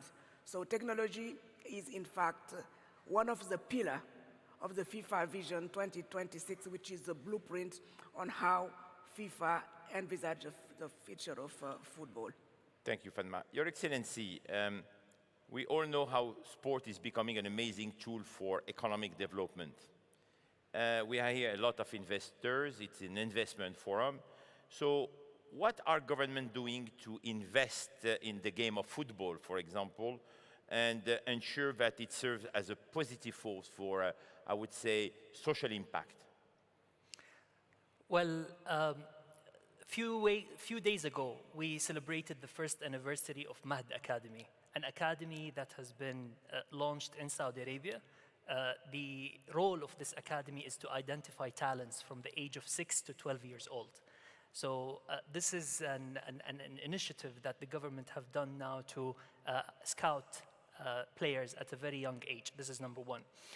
The Football Federation also is launching the regional centers, which looks after talents from the age of 12 to 17. So we have a continuation from 6 to 12, then 12 to 17, and then from 17 onward, they could be players in the Pro League.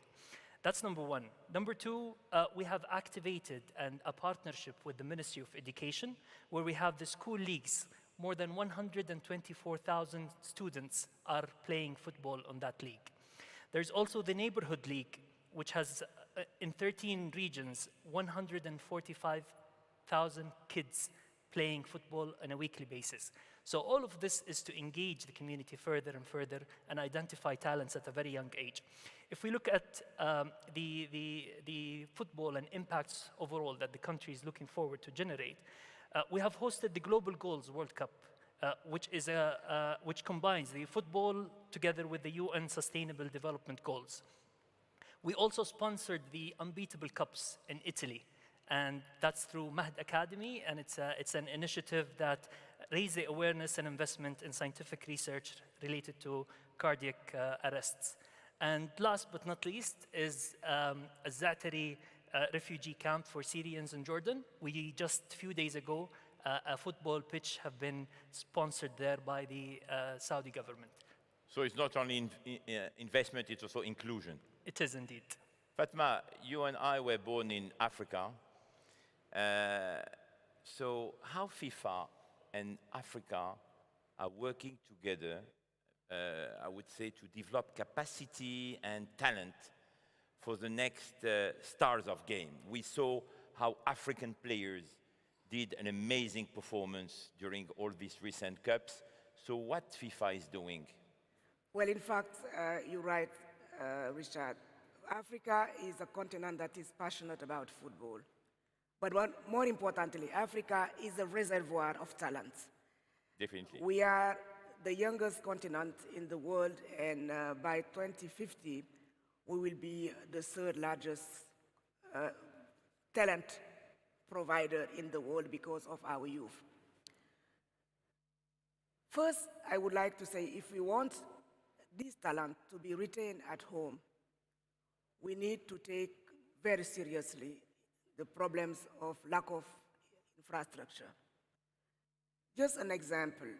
Today, Africa is playing the qualifiers of the World Cup 2022 that will be played in Qatar in November and December 2022. 13 out of the 54 countries, 13, 1-3, cannot host home matches, just simply because they don't. So they are playing outside of the country? They're playing in neighboring countries for their home matches, which means that they lack missing a critical audience, which is the home audience. And their supporters. But definitely also financial support, because they cannot broadcast with their own means. We need also to make sure that we have more academies built, not only for boys, because the large majority, unfortunately, of clubs only invest on the boys' game. The only country which I visited that has decent infrastructure to improve talent detection is, in fact, your own country, Morocco, and more need to be done. South Africa is doing well, but the rest of Africa is lagging behind. So what are we doing as FIFA? We signed 3 years ago with the African Union a memorandum of understanding where we would like to support Africa on 3 main fields. The first one is on infrastructure building and on security inside the stadiums.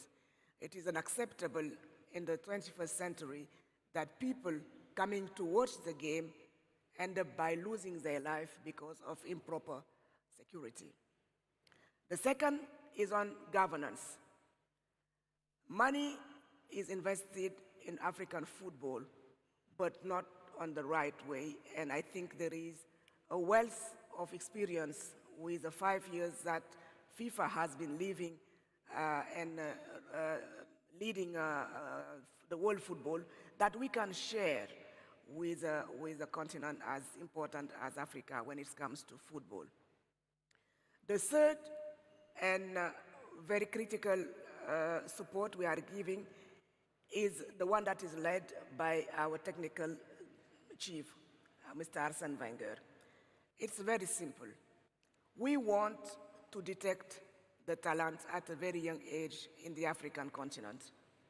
And we want to make sure that we give them the proper path for their career. We want them to realize their dreams, but also their passion through an organized competition. And one of the ideas that Gianni has put on the table, and that is currently under discussion, is to make sure that every year we have a youth tournament that is similar to what we are doing for the Senior World Cup, but with a lesser requirement, so anybody can host it. We are also supporting CAF in the field of coaching and preparations also of strategy for the women's football in particular. As we speak, our teams are in relation with CAF to work also on the implementation of the security and safety in the stadium document that will allow one day and in the near future all the 54 countries of our dear continent, Richard, to be able to display the best level of game and with the profit remaining in Africa. Your Excellency, the Kingdom is becoming, for the past 2-3 years, I would say, a sport nation, definitely. So many sport events. You will be hosting the Formula One in few weeks, and many more, and the Dakar, and. So what are, I would say, the main economic benefits that sport is bringing to the Kingdom? So engaging the private sector in investing in sport is a key component for our national sports strategy. The sport contribution to the national GDP used to be 0.2% in 2016. This has increased to 0.44% in 2018, with a much higher target for the years to come. We're working together with the Ministry of Investment and other government entities to create opportunities and incentives for the private sector to invest on the sports sector specifically. Recently, His Royal Highness Prince Abdulaziz, the Minister of Sport, have launched the NAFIS platform. It's a platform that enables the private sector to invest into the sports sector. Through NAFIS, you could have a private club, a private academy, or a private center as well for sport. On 27 different sports, in just 4 months, we have more than 60 approved private academy, 60, and we have 14 approved private clubs. Those clubs could go all the way up on the ranking until they reach into the Premier League and play with the government-owned clubs today. If I look also at the big picture and the corporates in Saudi, we find Aramco partnering with F1 globally, and we also have NEOM partnering with the AFC in Asia. So all of this shows how Saudi is investing into sport. Thank you. Dear Fatma, we still have 6 minutes, but I have a few more questions to ask you. So let's try to review them very quickly because I really want to hear more from you. Let's be optimistic and let's assume that the world is recovering from COVID-19 and stadiums are reopening. So let's be optimistic, and I have a question. What are the next competitions to look out for? Well, in the immediate future, starting at the end of November this year, we have the FIFA Arab Cup that will be hosted by Qatar in Doha, using 6 of the 8 stadiums that will be hosting the World Cup next year. This is the real test on the operational, the reopening. Yes, on the operational readiness of the country. And this competition is a substitution of what we used to call the Confederation Cup. And the last one took place in 2017 in Russia. It's going to be a very exciting competition because 16 nations will be playing, 10 from Asia and 6 in Africa. And we expect also that we'll be bringing joys to millions of fans across the Middle East and also the Arab world, and that will be also contributing to changing the perception of people toward this part of the world. The second one will be also the Club World Cup that will be staged also in this part of the world, and more precisely in the United Arab Emirates. Everything is happening in this part of the world. Exactly, in January or February 2022. But definitely the biggest and the most popular and most vibrant competition is the one that we all look forward to be watching in November, starting on the 21st of November to the 18th of December 2022. in Qatar. And no doubt that with the compact nature of this competition, where fans have the possibility to watch up to 3 games in a day, that is going to only happen. Never done before. Yeah, it's only going to happen in Doha next year. We'll see even record numbers of attendance. 4 years ago, we had more than 2 million people watching the game in Russia, and I'm sure for Qatar we will be beating this report and even reaching a much higher number of viewers also in terms of digital platform and on TV. But we should not forget about the Women's World Cup. Yeah, I'm going to ask a question about women precisely. Yes. The Women's World Cup will be staged for the first time, Richard, in 2 different confederations, the Asian Football Confederation and the Ocean Football Confederation. It's the first time in the history of football that 2 confederations will be hosting one game. It will be also the first time that we will be attending and watching an expanded Women's World Cup from 24 teams to 32 teams, and with the possibility of Africa to qualify for 4 slots and 2 playoffs, so to have up to 6 teams instead of 3 that we had in 2019 in France. And really, this is going to be fascinating because of the diversity of the culture in these 2 continents, but because also there will be a much bigger traction for fans around the world, because many more teams will be coming, and because also it's another continent that we will be discovering through this game. A lot has been already done. Visits are taking place, so we are quite hopeful that the world will see even more records being broken compared to what we have seen in France. So you are all invited to support and also to attend the beautiful game. And by the way, it is giving me an idea of asking a question to His Excellency, since we are sitting here with the most influential woman in the world of football. Your Excellency, I think we are 29, 30 millions of women and girls who are playing football today worldwide, if I'm not wrong, Fatma. So how are you investing, very short answer please, Your Excellency, and growing the women's, I would say, game in the kingdom? The day before yesterday, I was having dinner with Monika Stab, the German coach that is in charge of developing the female first ever 11-a-side national football team. And tryouts are taking place.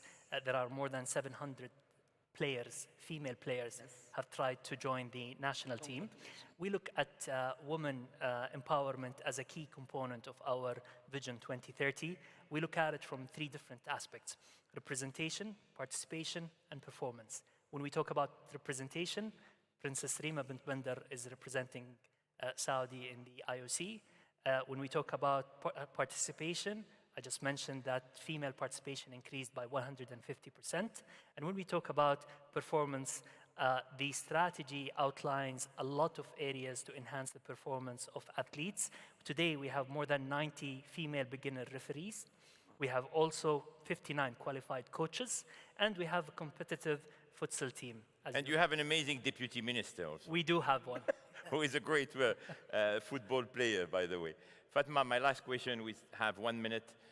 If you have one advice to give to the audience of investors, where should we invest in sport?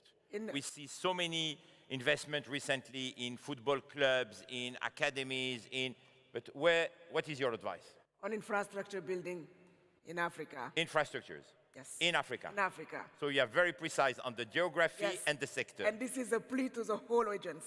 Ladies and gentlemen, a round of applause for His Excellency and for Fatma.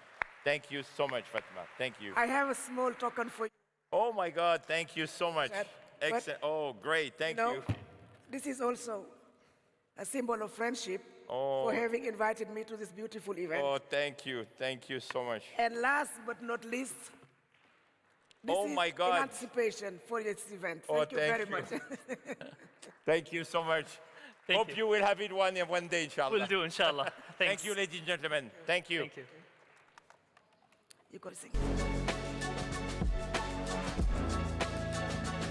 Ladies and gentlemen, please welcome to the stage Cecilia Atias, President and Founder, Cecilia Atias Foundation for Women, and Leanne Carrot, President and CEO, Boeing Defense, Space and Security. Hello, good afternoon. We're so happy to be here and to have this panel with you. So let me introduce you to my just newest friend, an amazing woman that I look up to, which is Leanne Carrot. Welcome. Welcome to SII. In a few words, so Leanne is the CEO of Defense, Space and Security at Boeing. Leanne is a major force in global business and has been named one of Fortune's most powerful women 5 years in a row. I mean, that's something. I'm not going to look all over your bio because it's way too long. And it's impressive, so I'm impressed. But really, I would like to tell you that you're an inspiration, not only for women, but for all the generations and all the girls that are trying to make something of their lives. Well, that is very sweet of you. I would be so bold as to say you are the same, and it's just been an honor and a privilege to get to know you, and you are my new best friend. So I will go to the first question. As a female CEO of a major corporation, what leadership lessons have you learned as a result of the pandemic? You know, Cecilia, I think for all of us, we've gone through the pandemic. One of the most important things has been to understand what's going on with our employees, with our teams, with everyone around us. And for me, it was really about listening. You know, we always say that we listen, but how many times are you being asked a question and you're already preparing your response before that person's ever finished the question? Absolutely. It happens all the time, All the right? time. And then how many times have you been in a situation where somebody's explaining something that's happened to them, and then you inadvertently marginalize it by saying, oh, I know how that feels. This is what I went through. And so for me, the pandemic really cast a light on families who went through incredibly challenging times, businesses who were having to change the way in which they work. And the focus really became about recognizing we don't know what it's like to walk in anyone else's shoes. So let's make a conscious effort to listen and help have empathy. Absolutely. That's a very important word today, empathy. It is, because we don't all we think we have it, but we don't all actually have it. We have to learn how to spell it. You mentioned how women have been disproportionately impacted by the pandemic. I have some words. The gender poverty gap will worsen by 2030. 47 million women and girls are pushed into poverty due to COVID-19. Those words are so frightening. I mean, what can we do to help them in their day-to-day lives, to have a life, to continue their job, to find a job if they lost it? What can we do? How can we manage that? And it's not just in any one location. This is a global realization. McKinsey just recently did a study that reaffirmed it. And not only have women been more disproportionately impacted by the pandemic, they're also feeling more burnt out as a result of it. So on top of having to make some hard choices for their families, they're also stressing about what about their future? What about all of the efforts that have gone on to date? Are they stepping back? Are they going to lose ground? From a corporation perspective, it's all about our talent. It is all about creating an environment where there is equity, where people can be whatever they achieve, whatever they dream to achieve. And for us as a corporation, one of the realizations that came for us is that women were having to make more family choices than men were. But we're not discounting the experiences that men were having. So we looked at reestablishing and firming up and actually building upon policies with regard to tutoring. I mean, think about all of the That was my question. Totally. How can we help those women to continue to have a life and continue their career? We need the companies as big as yours to help them to find their way to continue to have. I always say that women have 3 lives. They're a wife, they're a mother, and they have their career. Right. So we have to help them to realize and to bloom in those lives they have. And from a corporate standpoint, to your point, for the wife, the mother, the caregiver, how are we helping the kids with schooling? What can we do there? What are we doing in terms of having childcare available or having a network where people can get access to it? And elder care, because many of our ladies are at a time in their careers where they are actually dealing with both aging parents as well as with children. And so being able to do all of that. So policies and programs that enable people to still be able to have those choices, as well as if someone does decide that they need to step away, how do we let them have their career when they decide to step back? Absolutely. And so that you don't walk away and lose everything you've achieved. How do you help them in that?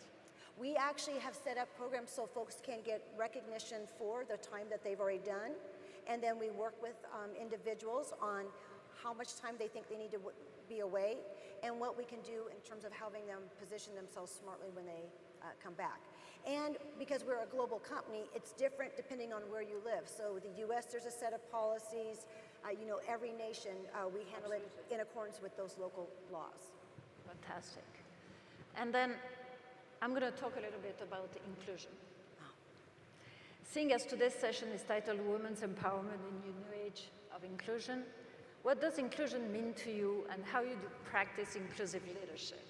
You know, I have always found it, and I would imagine others have, found it ironic that we talk about diversity and think that is the equalizer. The reality is diversity without inclusion is actually meaningless because it really is all about letting people have their voices. I remember early in my career, and Cecilia, I would bet you had similar experiences where you came into a room and someone, in my case, said, don't sit at the table. You know, that's not for you. But the position I held warranted that I sat at the table. So I did. Well, what I saw years later is I'd walk into a room as the leader in the room, and I would see people sitting on the side of the room that should be sitting at the table. And I said, why aren't you sitting at the table? And they'd share, well, we're not supposed to. I said, everybody sits at the table. And that is about inclusion. It's about bringing forward the quiet voices. It's about bringing together those who express different perspectives.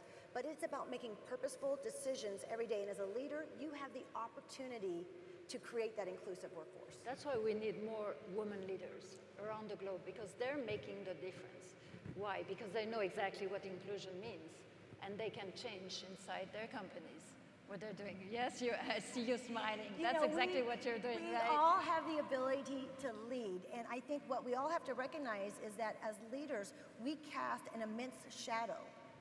We can make or break someone's day with a glare, a wink of the eye, a smile, a frown. How many people have reached out to someone and they don't even get a response? It takes incredible courage to reach out to a leader and ask a question. We have an obligation to create an environment where we answer and we respond in all cases. Absolutely, and I'm totally for inclusion, not for, I mean, I don't think we need to make a choice based on the gender. I mean, it's based on the quality, the skills, the capability, and the capability. Absolutely. Absolutely, and that needs to be understood. I mean, you hire a woman versus a man because she's better than him, not because she's a woman. That's, for me, not acceptable. I mean, the choice is on the capability and only, and that's inclusion. Totally. And as you know, 50% of the world's population is women. Women hold more bachelor degrees around the world than men do.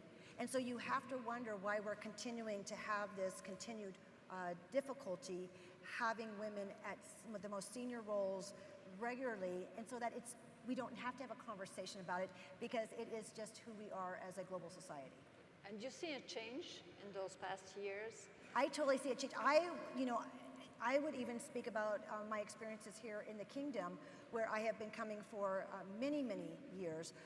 My first visit more than a decade ago till today, it is completely different and so much more inclusive, and we all have a voice and we're part of the community. It is extremely satisfying, and it's extremely exciting to be here and now. And I think all of us have an opportunity to make a huge impact. And if not us, then who? And it's a turning point. I was speaking with a manager of a company here. He was telling me that he has 400 women employees in his company here in Saudi. That's right. It's amazing. It's fantastic. That is right. That means they're better than the man. And we are better now in some ways. And then how can individuals do more to support women and girls? How can institutions help drive more awareness and consciousness in this area? You know, we've talked about a lot of the different elements, you know, understanding what's happening in the workforce, making certain that we have policies that support women in the workforce.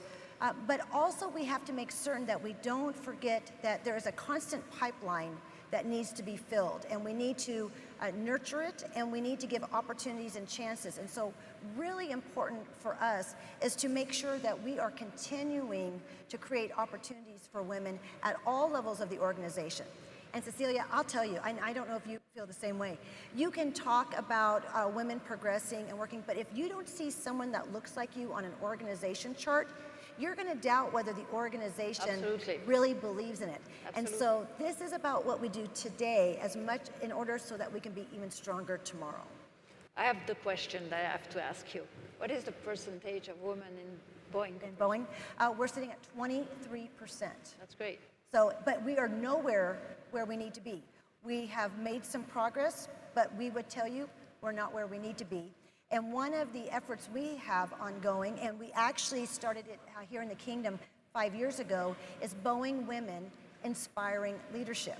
And we actually had changed the name from Boeing Women in Leadership to Inspiring Leadership, because not everybody has to have a certain title to be part of the community. But it is a global effort that we have. We have local chapters all around the world, and I am just thrilled to be the executive sponsor for it and see all of these amazing women and men, because it takes women and men to create this inclusive environment. Because you're fantastic. Well, bless your heart, you're fantastic. Okay. So, knowing that employment for women may not recover the pre-pandemic levels until 2024, 2 full years after a recovery. I mean, it's going to be a long time to wait for women to be back on the workforce. Well, and this morning there was a quote, and I wrote it down because she has no notes. I have no notes, but I wrote this quote down, and it was the introductory speaker. She said, "Working individually makes a statement. Working together makes a difference." That's amazing. If we want to accelerate that timeline, we work together. Yeah, and events like this help foster that. Yeah, you're right. So I'm going to end with something that is very important for you, like kind of a motto. And I will ask you, many leaders have a credo or leadership philosophy. Do you have one that you could share with us today? Well, I do. I have. My mother taught me this, and I shared with Cecilia earlier. You know, my mom told me it is as important how you win as how you lose. And it really speaks to us as individuals and leaders in our sense of character. But there's 4 words that really, I think, are required throughout your career and throughout your life. Grit, gumption, grace, and gratitude. The 4 G. The 4 Gs. And grit simply is the willingness to dig in, to do the hard work, roll up your sleeves. Don't ask other folks to do something that you are not willing to do. So true. You know, I mean, so think true. about the number of hours that have been put in to put this event on. This just didn't happen. And everybody's helping and everybody's doing what he's not supposed to do. Exactly, because you do what you need to do. That is about rolling up your sleeves. Gumption is about believing in yourself. And we heard some speakers remark on that earlier today as well. How important it is for us, each of us, but even most especially as women, that we do have that inner strength and that courage and that belief in ourselves to take the chances, because we don't want to opt out. Yeah, but that's also coming from education, don't you think? I think education plays hugely into this, absolutely. Key. Yeah. Education is key in everything. It is absolutely key in everything. So the 3rd G? Grace. Grace. Okay, no, the 3rd. Yeah, 3rd G is grace and then gratitude. So grace. Grace. So I would ask the audience, how many of y'all have ever had a bad day? Raise your hands, if anybody's listening. That's There's all? quite a few. My goodness, you all have really great days. How many of y'all have ever had a good day? Raise your hands. How many of y'all have ever had a good day and a bad day in the same day? And you always want to end on a positive note. You know, the reality is the world is complicated enough, We're all going to make mistakes. We're all going to have bad days. We need to give each other a little bit of grace. We need to give each other grace because people are going to be wrong. You need to give yourself grace that you're going to be wrong. And when you put it in perspective, every day you get a do-over. That's so important and so. It is really nowadays. That's truly. And then finally, gratitude. It's easiest to say, the hardest to do, saying thank you or saying I'm sorry. And when we treat others well, and we all learned this in our early years of school, you know, treat others the way you want to be treated. When we just say thank you, you can just make somebody's day. It's again education, don't you think? Absolutely. So I will end by saying thank you. Thank You're you. a brilliant friend. Thank you. Thank you. Thank you so much. Thank you, guys.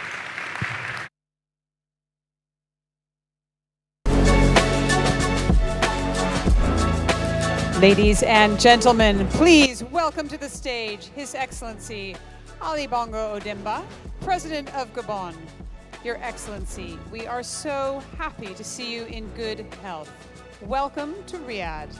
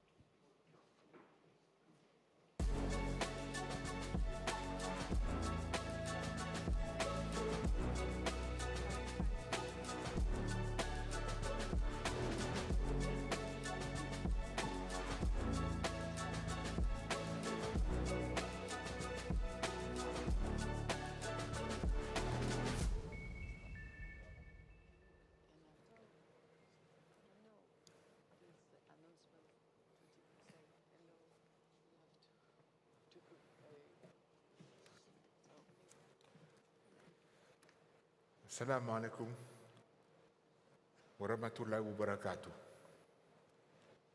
Ashab al-Jalala wa Samu, ladies and gentlemen,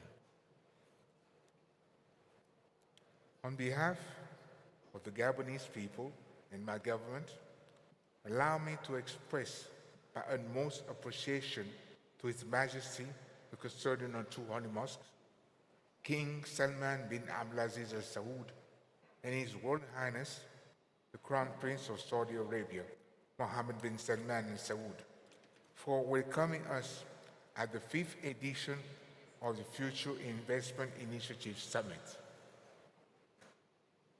Your Highnesses, the hospitality of your great nation remains unparalleled, and it gives me great pleasure to be among you all today. The excellent relationship between the Kingdom of Saudi Arabia and the Gabonese Republic is the result of mutual unfailing support that has lasted over 4 decades. My wish is to see this bond furthered through new avenues of cooperation that can serve as a model for the partnership between the Middle East and Africa. While our countries face common challenges today, I believe it is time for us to work together and share our solutions with the world. One of these challenges is that of economic transformation. Our nations have long benefited from the oil in our soil. Yet, we recognize today that this resource cannot be the only revenue stream we rely on for future generations. Your Majesty and Excellencies, with its vision 2030, the Kingdom of Saudi Arabia has presented a clear blueprint to draw on its strength.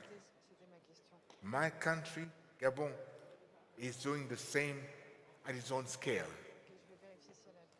The challenge of diversification for our economies is contained within a wider challenge of the urgency of adapting to climate change and alleviating the risk it presents. For more than a decade, Gabon has been committed to becoming an exemplary green economy. The vast Congo Basin rainforests are not only critical to the fight against climate change, but they also supply rain to the Sahel and Ethiopia, feeding the Blue Nile and supporting agriculture far to the north in Egypt. The Congo Basin forests are the heart and lungs of the African continent, and we must all work together to preserve them. We are developing an economic model that will allow us to create a sustainable economy, jobs for our young people, and keep the rainforests that cover 88% of Gabon's standing. Thanks to strong policies and significant investment in forest governance, Gabon is a net absorber of CO2. Each year, we absorb 100 million tons more than we emit. We expect to be able to transform this ecosystem service we provide to the world into Paris-compliant carbon credits that will make our forests even more valuable.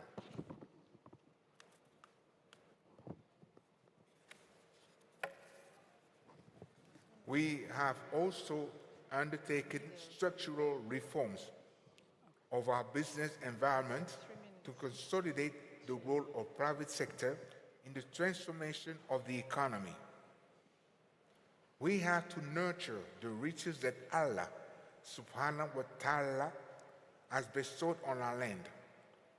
Over time, our green gold can replace our black gold, but it would take common efforts and constant dedication. It is in this spirit that I congratulate Your Majesty on the commitment made during the Saudi Green Forum by the Kingdom of Saudi Arabia to become carbon neutral by 2060. As I said a few years ago on a similar podium, we are past the time of debating. Today, I say we are past the time of half-hearted measures. It is time for us. It is time for concrete action and results. And you have just demonstrated with your commitment to become carbon neutral. Gabon is ready. I invite you to come and invest alongside us in this transformation which will change the course of history. Let Allah subhanahu wa ta'ala guide us in his path. Assalamu alaikum wa rahmatullahi wa barakatuh. Who am I introducing? You have to announce Elise Labot on his panel, and her panel. Ah, we have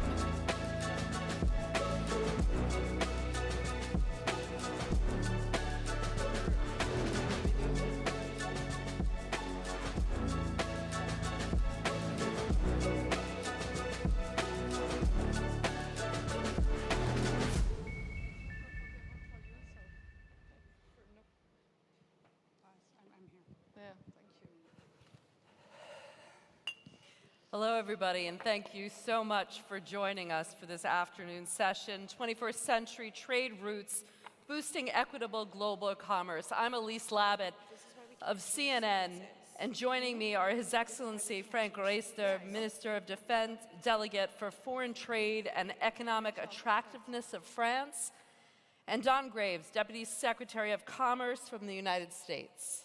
Thank you so much for joining us. Thank you. Good to be here. Thank you. Well, obviously, COVID-19 really upended, I think, how we look at trade. The pandemic has been a consequence of international trade and globalization, with the virus spreading along established trade routes, budgetary shortfalls as a result of reduced tariffs and taxes, general decline in economic activity leading in many cases to recessions, threats to social safety net. We could go on here. And then we talk about the trade disruptions really impairing the production of goods and dependent on imports. So that really affects the supply chain. So we're really kind of in a new era here. I might add this meeting is very timely as the leaders of their two countries, President Macron and US President Biden, will meet this week in Rome, and obviously trade will be high on that agenda. Frank, let's start by talking about this inflection point of COVID. Brought to international trade, policies are being changed as we speak. What kind of methods are you pursuing to help strengthen global trade in the post-COVID environment? Thank you very much. Yes, the COVID-19 crisis has highlighted our vulnerabilities when it comes to value chains and supply chains. We saw that during emergencies when we had some problems in the supply chains about personal protective equipment, for instance, but it's also the case during the recovery when we see some disruptions in the supply chains, in the value chains. And so we really need to rethink the supply chains and to implement policies so that we could be less dependent. And for instance, in the EU, we have decided to build a kind of strategic autonomy that could help us to be less dependent in very strategic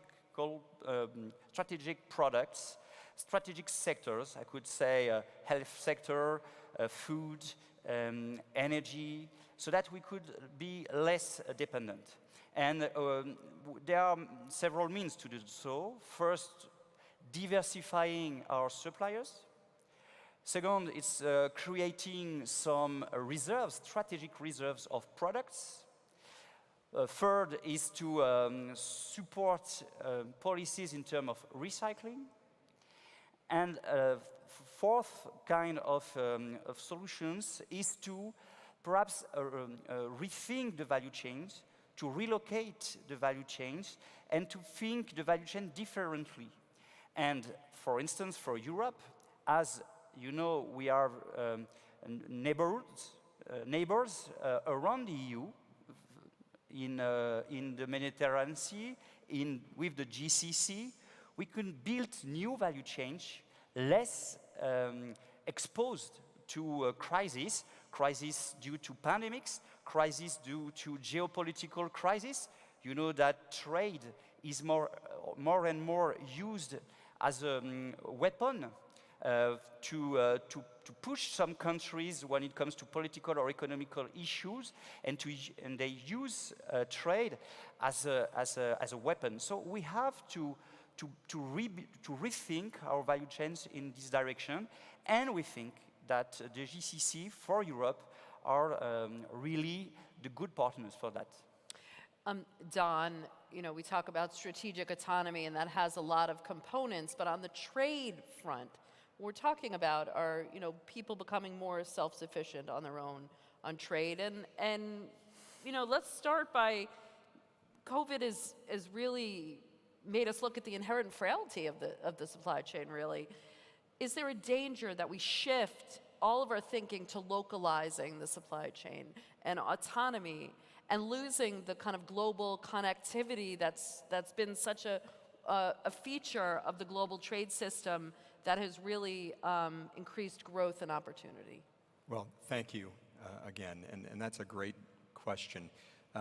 While I agree with the minister, I also think that he would say, as the French motto of liberté, égalité, and fraternité, we need to make sure that we're engaged as partners around the world. So just as much as we're building up indigenous resilience, strengthening our local supply chains, that also requires making sure that we're investing around the world in partnership.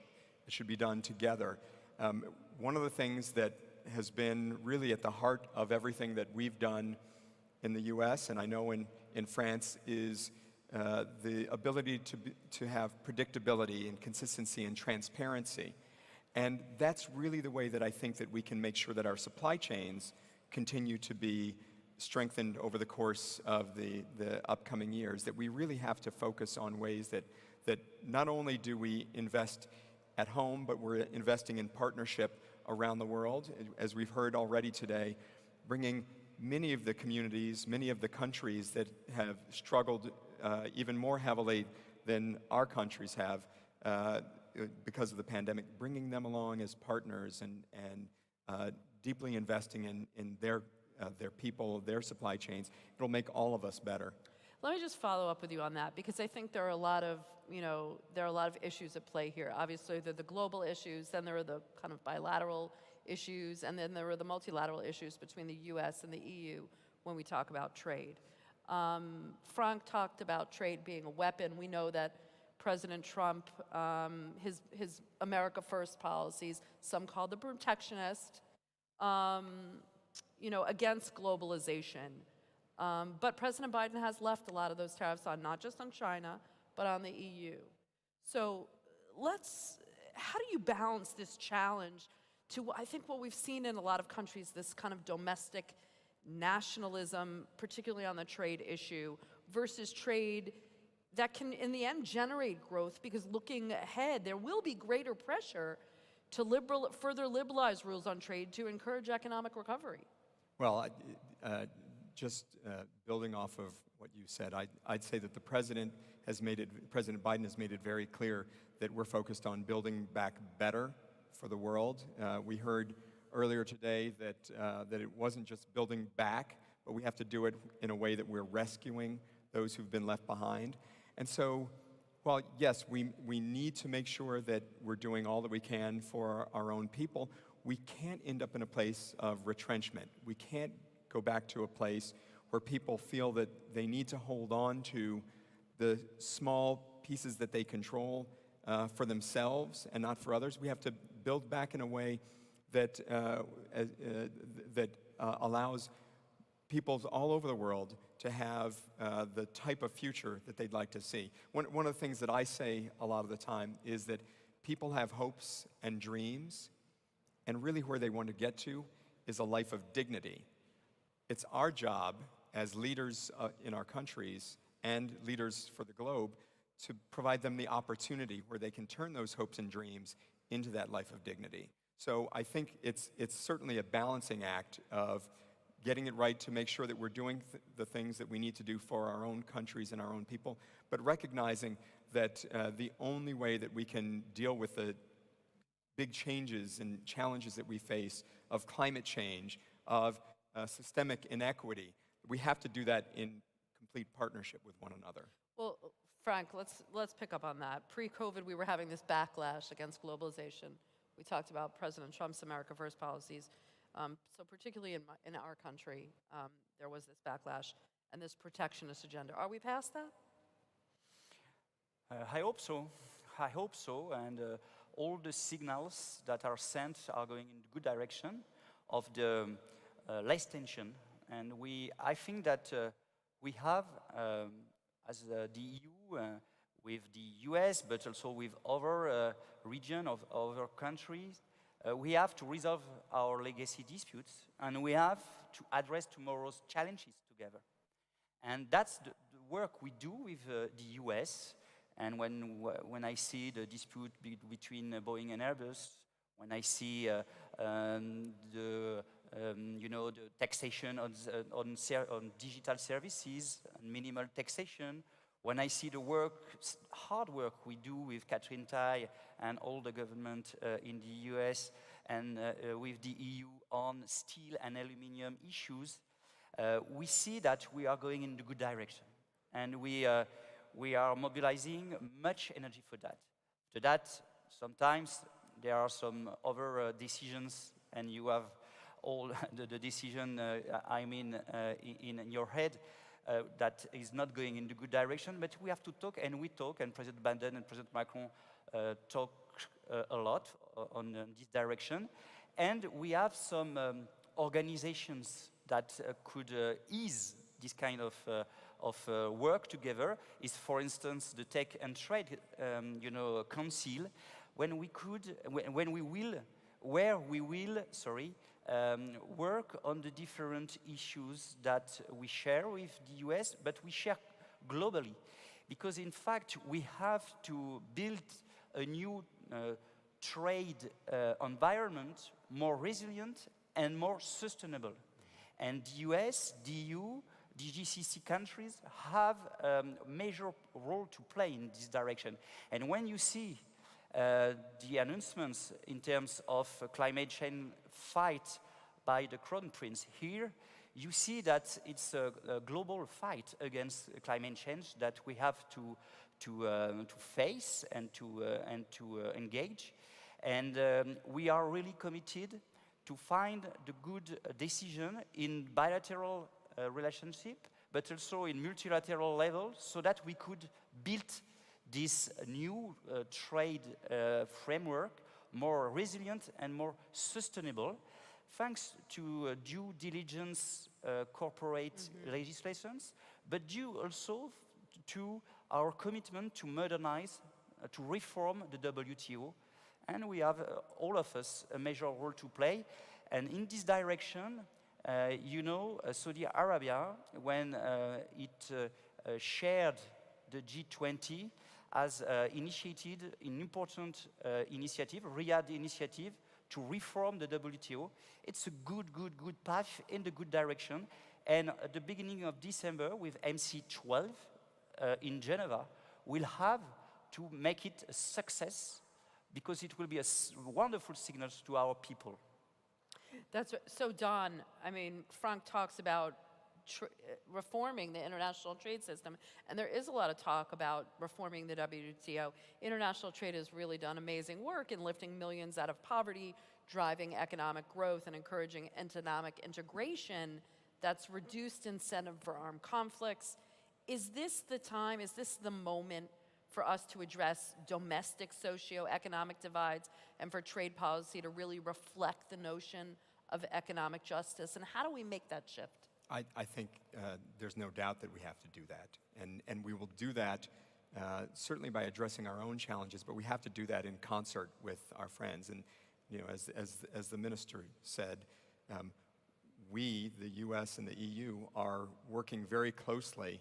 And we've been very, very good friends for a long time. And good friends sometimes don't always agree, but we find ways to address the challenges in concert. And we're going to do that. And then we're going to be able to focus on socioeconomic issues across the globe. It's part of the reason that we're so interested in working with our friends here in Saudi Arabia, because of the transformation that's undergoing the kingdom here. We work together in partnership, and we can deal with these challenges. But we have to be mindful and strategic about the way that we do this work, that we can't just choose a path without having thought it through and discussed it as friends do and communicating with one another. So, Frank, we've always considered domestic policies as the most direct way to tackle inequality, but trade constitutes some 60% of global GDP, and it's an important aspect of economic empowerment. And while domestic policies can help with the inequalities created by trade, what types of trade reforms could have a meaningful impact on domestic economic inequality if we're talking about reforming the trade system? For instance, we work on in the EU on instruments that could help fighting against deforestation, against climate change, thanks some a mechanism to help our companies to be at the forefront of the fight against climate change. And we think that we could change the way that the value chains are built so that it could be worthwhile for our domestic market. For instance, when it comes to human rights, forced labor, when it comes to social rights, because we want this new trade framework to be more beneficial for people, for workers, and for the planet. We've talked about partnerships. What about investment? How is the way you view foreign direct investment change? What are the new pathways to boost commerce in a way that's more sustainable? Well, as I've been saying, we recognize that to invest globally, we have to do that in concert. No one country can tackle it all, and that's why it's good to have partners who have a consistent view and strategic view of the way that things move forward. My favorite quote from Robert Kennedy is about the great French Marshal Léoté, who was talking with his gardener about planting a tree in the garden, and his gardener complained about planting it because it was slow growing, it wouldn't mature for 100 years. And the marshal said, then there's no time to waste, we need to plant it now. And that's what we need to do for our capital, to plant it now so that the rest of the world can grow along with us. Okay, we're out of time, but super quick. We talk about planting trees. We have the greatest farmers in the world here at this conference. What is the one thing you would seek from the global investment community convened here at FII? That we have to invest more sustainably, and to always think if the investment we make, is going in the good direction for people. If it will be sustainable, if it will be profitable for people and for the planet. And I would just go back to what I said at the beginning, that people have hopes and they have dreams. Our job is to think about ways that we can provide them the opportunity to live lives of dignity, and that includes sustainability, that includes economic inclusion, and protections for human rights. Okay, well, Thank you. U.S.-France diplomacy here in action here at FII. Thank you so much for joining us. Thank you. Thank you. Thank you. Thank you.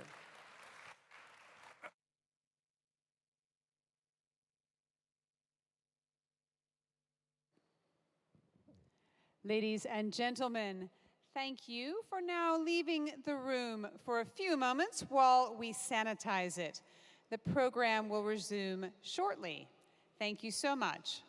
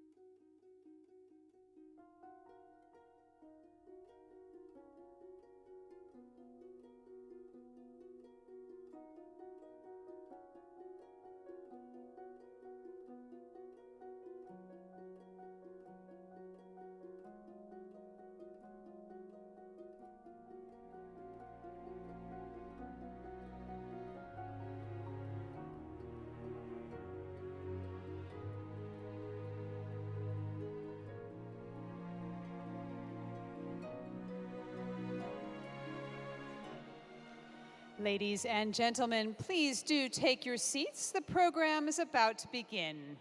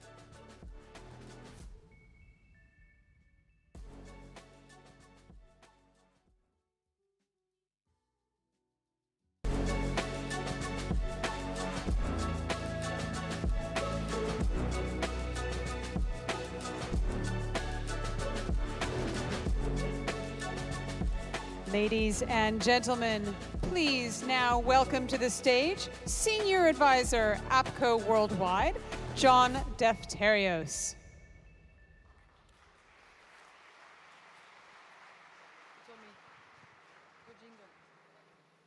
Good afternoon. Sorry for the brief but very worthy interlude that we have today. I want to say thank you to the Crown Prince, Royal Highness Crown Prince Mohammed bin Salman, Crown Prince of Bahrain, and the Prime Minister of Bahrain, Prince Salman bin Hamad Al Khalifa. Good to see you again. Thank you very much.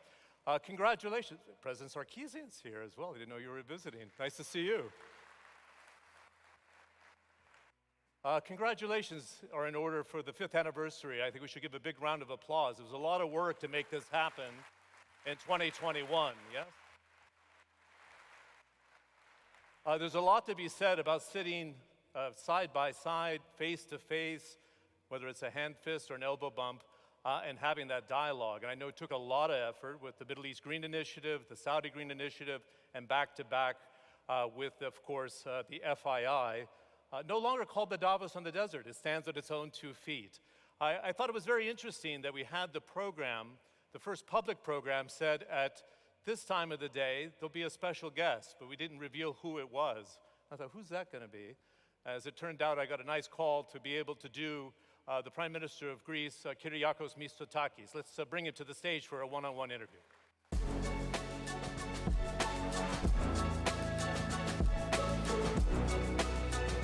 Thank you, John.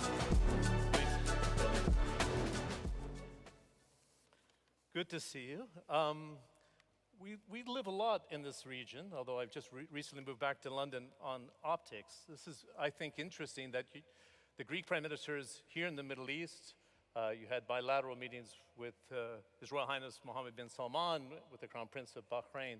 What does it tell us before we get into the development and the rebuilding campaign in Greece about strategic relations between the heart of the Mediterranean and the Gulf? What do you think you can build on here after the visit? Well, first of all, Your Royal Highnesses, thank you so much for having me at this very, very interesting gathering. But it should not be a surprise that the Greek Prime Minister has strong ties with the Gulf region. After all, we live in the same broad neighborhood. We share the same geopolitical challenges, and since I took over as Prime Minister, one of my main priorities in terms of foreign policy was to reestablish strong ties with the Gulf. It is my 2nd visit to Saudi Arabia, and I think we're at the beginning of forging a very strong strategic partnership between our 2 countries, which has many different aspects, geopolitical, but also economical. So I'm very excited to be here. We had a very, very interesting discussion with His Royal Highness, and I think a lot of good things are going to come out of this visit for both our countries. Is it a natural affinity? I know you have deep relations with the UAE. This is the largest economy in the Middle East and North Africa. From an investment standpoint, strategic alliance also for the Eastern Mediterranean, how do you see it? Well, the Eastern Mediterranean is a region of common interest, and Greece finds itself with Cyprus on the outer edge of the European Union. We have done a lot of work to convince Europe regarding the strategic importance of the Eastern Mediterranean, with regards to migration, with regards to energy, with regards to geopolitical stability. And the broader stability of the area is a common concern to all of us. We have committed to the protection of the kingdom through a Patriot battery, which we have deployed together with other allies, and we can certainly further strengthen this strategic partnership because at the end of the day, countries that promote stability, international law, respect for the law of the seas, at the end of the day, these are the guiding principles which lead us forward. I wasn't going to begin here, but I think with the presence of His Royal Highness and the Crown Prince of Bahrain, it's very interesting to to leap into the Eastern Mediterranean. Could it be, if you get the development right, a counterbalance to Russia's influence with natural gas into the European Union? But this is the window of opportunity, is it not? So you have a security pact with France, a major move. The US renewed its security agreement with Greece, another major move. You're building the alliances here in the Gulf. Is it time to move to development of the natural gas, and can you really fend off Turkey's desire to encroach in that territory as a result? Very much so. I'm glad you point out that we signed two very important strategic partnerships over the past month. A strategic partnership with France and a 5-year defense and cooperation agreement with the United States. At the same time, we are looking at the energy situation in Europe with the spikes in the prices of natural gas. And we should be telling ourselves what is the logical way to diversify our supply of natural gas. And I do believe, as most of my European colleagues, that natural gas will be a transition fuel for the foreseeable future. So if that is the case, how can we leverage supplies of gas in the Eastern Mediterranean and the Middle East? And there are various ideas that have been put forward. It could be a pipeline, the EastMed pipeline that brings gas directly from Cyprus, from Egypt, from Israel to Greece, or it could be liquefied natural gas that can be transported to Egypt, liquefied and regasified in Greece, where we have the capacity to supply not just the Greek gas network, but also the European gas network. So this is stage one. Stage two would be to promote our electricity interconnections. We've signed an agreement with Egypt, but I'm sure there's also going to be a lot of interest in terms of extending these types of agreements also with Saudi Arabia. If this area has the capacity to produce very cheap electricity from renewables, and I'm primarily referring to the sun, wouldn't it be of mutual interest to bring this electricity into the European market? So how do you do it?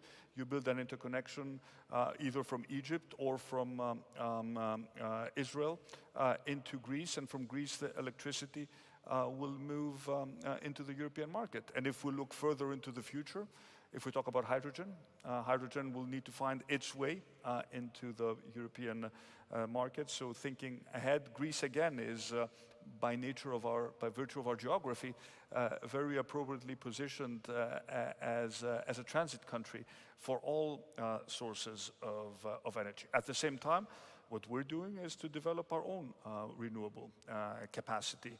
We'll be shutting down all our coal plants, the latest by 2028.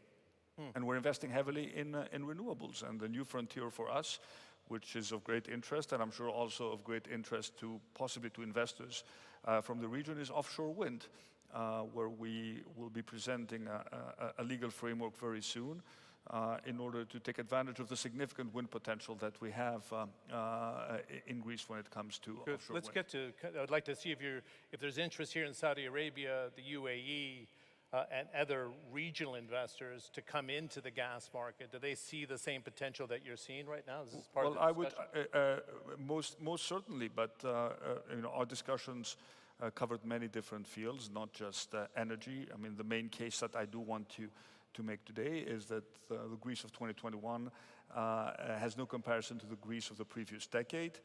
We've gone through a very difficult period, a very deep financial crisis, as you know. But since our government took over, and in spite of COVID, and in spite of the geopolitical challenges vis-à-vis Turkey, we've implemented very significant reforms. We've lowered taxes. The investment climate is much more attractive, and we are attracting today significant amount of foreign investment, unprecedented amount of foreign investment. So I think Greece is right at the beginning of a long-term growth cycle, and I do want capital from this part of the world to be part of our success story. And we already see a lot of interest in many, many different sectors. Look at hospitality, for example, where we've always been leaders, but we need more high-end hospitality facilities. And this is a sector where there are also natural synergies between Greece and Saudi Arabia. We have the expertise. Saudi Arabia is looking to do incredible, very big things in the hospitality sector. So there's another area of possible cooperation where we can actually export, our know-how to a country that is just beginning, to scratch the surface of its potential when it comes to these types of investments. You talked about FDI, and it's quite interesting. This framework of Greece 2.0, which is a revitalization plan. In my morning plenary session, we talked about rebuilding the social contract. And did you think you redefined Greece during what was a heck of a challenge with COVID-19? The discipline in Greece. People were quite surprised, the adherence to the legal frameworks that you put into place. But how does it change the image of Greece then as a destination with the security apparatus you have and the response to COVID-19, the reopening to tourism? Can you put those together? We did extremely well during the first wave of the pandemic. We shut down the country very quickly. I was actually quite surprised. People really complied. We explained in very clear terms what we had to do. We needed to buy ourselves time to build up our ICU capacity and to strengthen our hospital system. We haven't done as well in the other phases of the pandemic, but overall, I think Greece is going to be a winner when the pandemic is over. We've managed to rapidly digitize the state. It's, I think, a big success that you can basically interact now with the state in many different services from your mobile phone, cutting down bureaucracy, projecting the image of a new, more confident Greece. And I think people abroad are clearly noticing what is happening in Greece. If you look at our overall financial performance, in spite of the fact that we have high levels of debt, our borrowing costs are record low. The economy is going to grow more than 6% this year, probably much more. We still don't know the exact numbers. We managed to open to tourists in a very disciplined manner. I think we've done very well in terms of our tourism season. We communicated very clearly, this is what you can do, this is what you cannot do. We were the leaders in terms of launching the EU Digital Certificate, which has been a huge success, not just in Europe. Many other countries have used this interface to certify your COVID status. We expect an even better year, obviously, next year. This year, we're probably going to be at 60, maybe 70% of what we were in 2019 in terms of revenues, which is above what we had budgeted. But next year should be a bumper year for Greece. And in terms of redefining the social contract, my mandate was all about jobs. I want to make sure I bring down unemployment, offer young Greeks the opportunity to live in their country. We have so many talented expats working in the Gulf region. And I'm happy when Greeks are mobile, but I'm happier when they return to their home country. And I think for the first time what we see is a reversal in the brain drain. A lot of talented Greeks who say, okay, I spent a decade abroad, but now is the right time to come back to Greece. Because for us, I think the real constraint is not necessarily going to be capital. I think there is a lot of interest, and I think we will have significant announcements also as far as capital deployment for the kingdom. It's human capital and how we make sure we give our young people the opportunities to live a better life. And one last point on this issue of the social contract.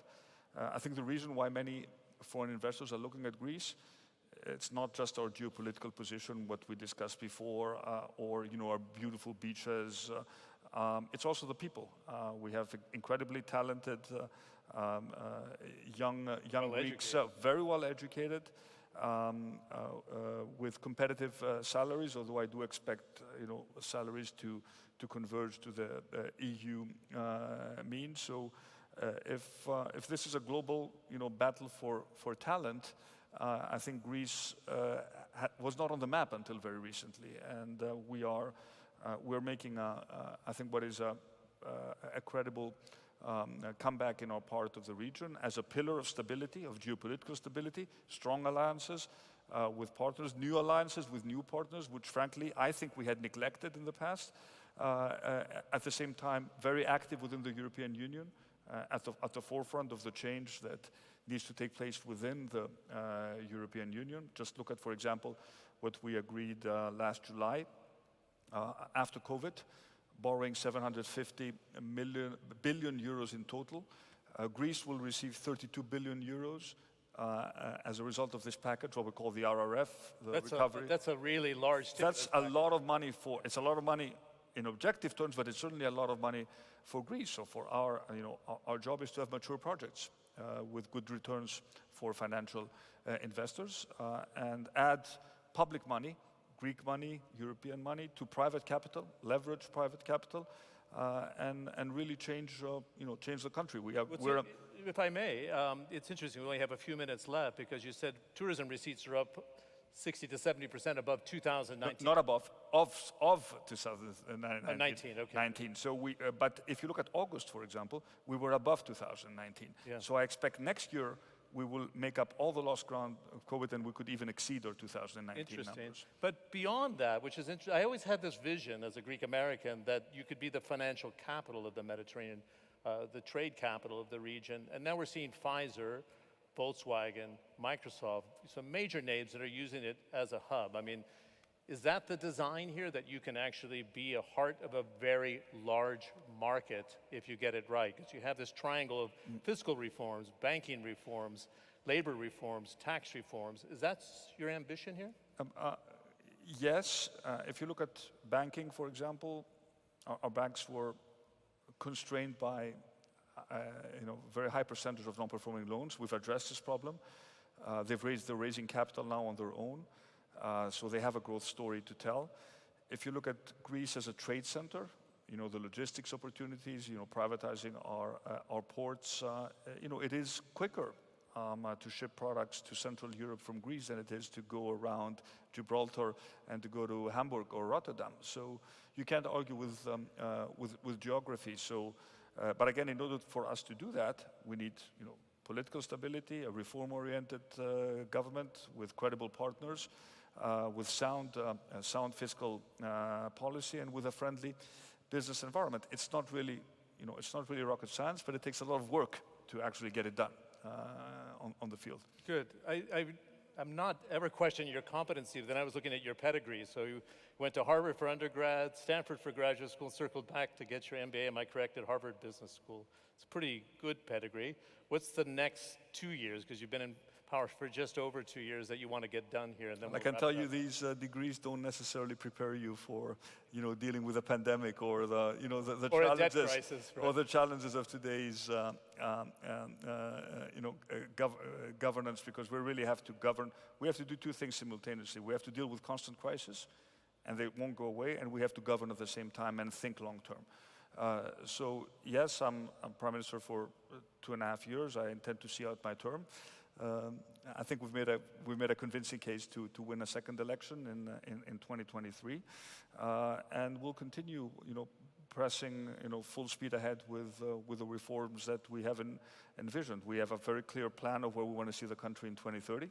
We also have our own 2030 vision, and it is very ambitious.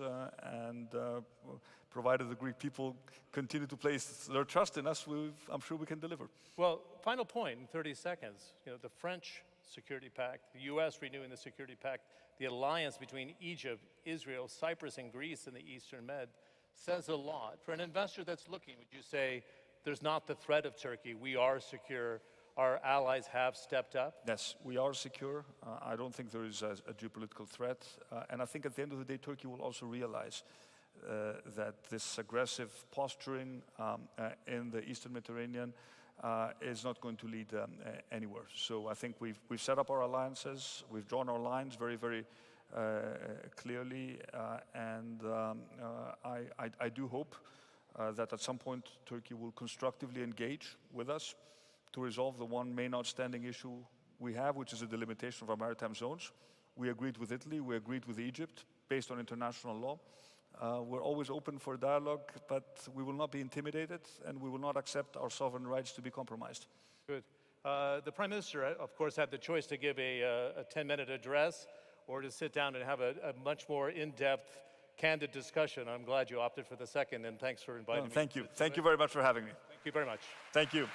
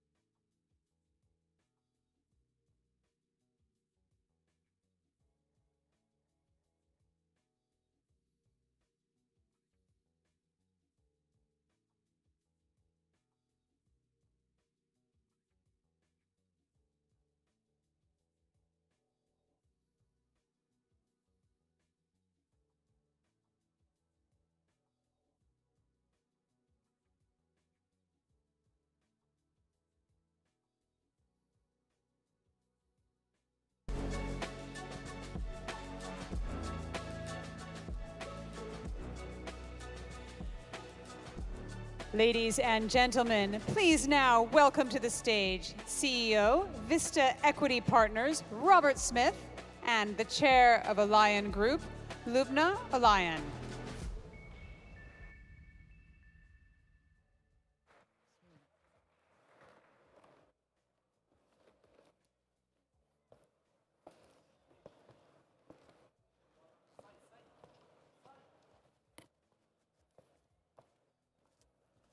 Where do you want? I'm there. Great. Thank you. Thank you.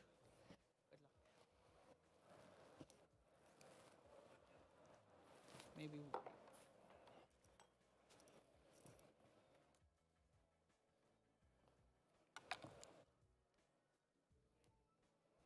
Good evening. Good evening, everyone. Assalamu alaikum.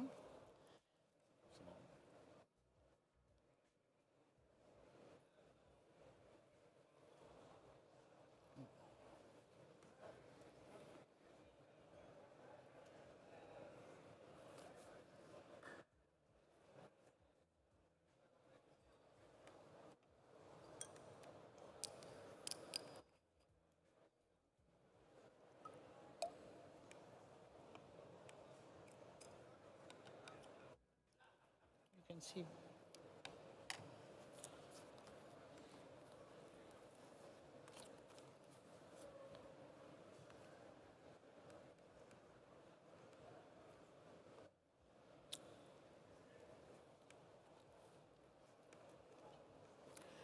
Okay, let's start. I'm really excited to be sitting next to Robert Smith here, founder, chairman, and CEO of Vista Equity Partners.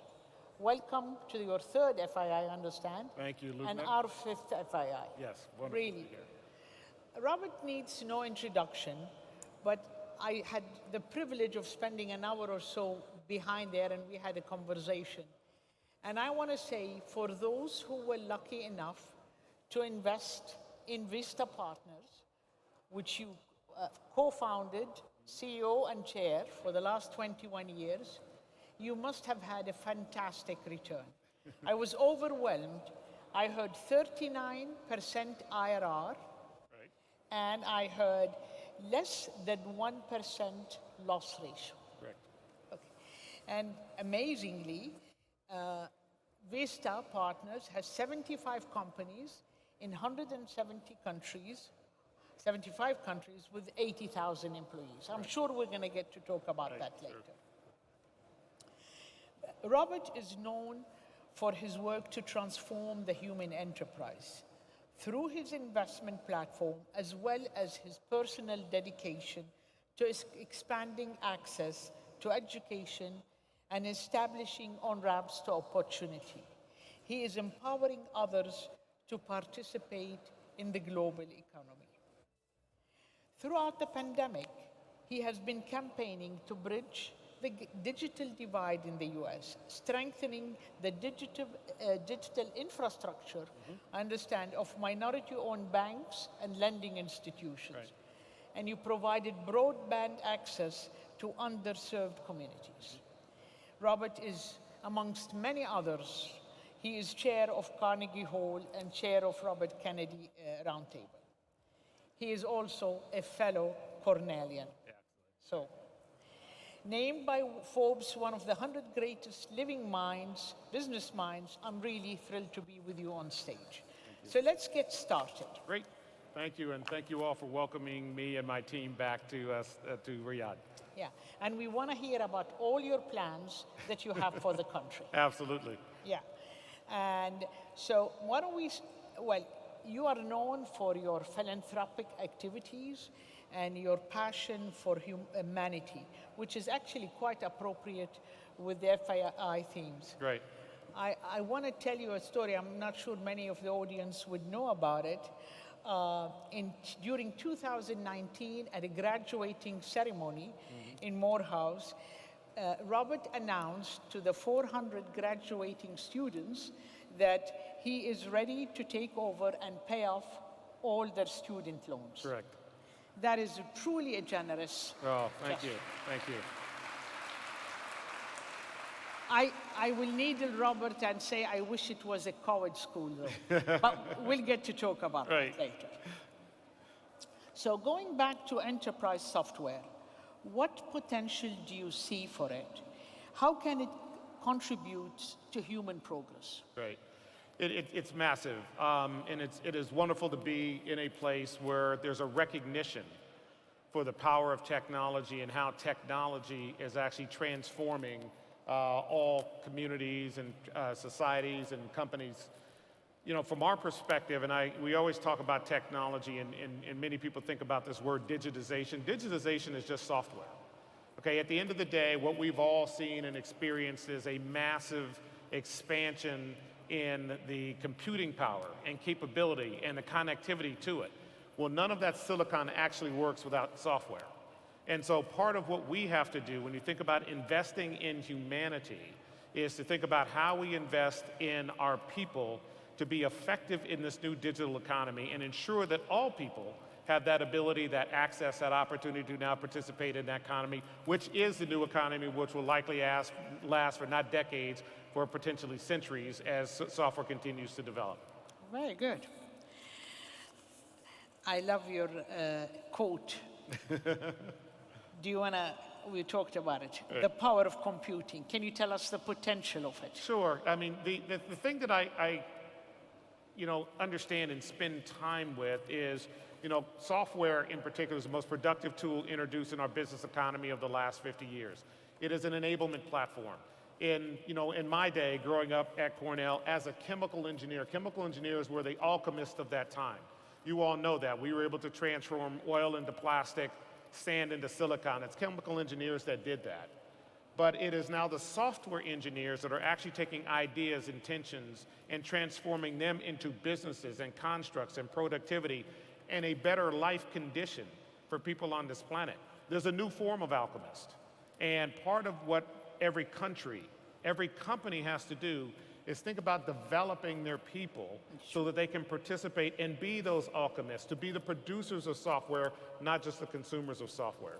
Its productivity is massive, expansion is unparalleled, and its reach right now is unconstrained because we now have private and public cloud and connectivity everywhere. So part of what our obligation is, and our responsibility, is to enable all citizens in the communities that we live in that opportunity to participate in this new economy. Great. So let's move to Saudi Arabia. As you know, in Saudi Arabia, we are undergoing Vision 2030. Technology is a great part of it. And we actually have become quite a tech-savvy country. Last year, Saudi Arabia hosted G20, B20, right, all virtually. Mm-hmm. So, and we have a youthful population. I would say 60% or 65% of our population are under the age of 30. Right.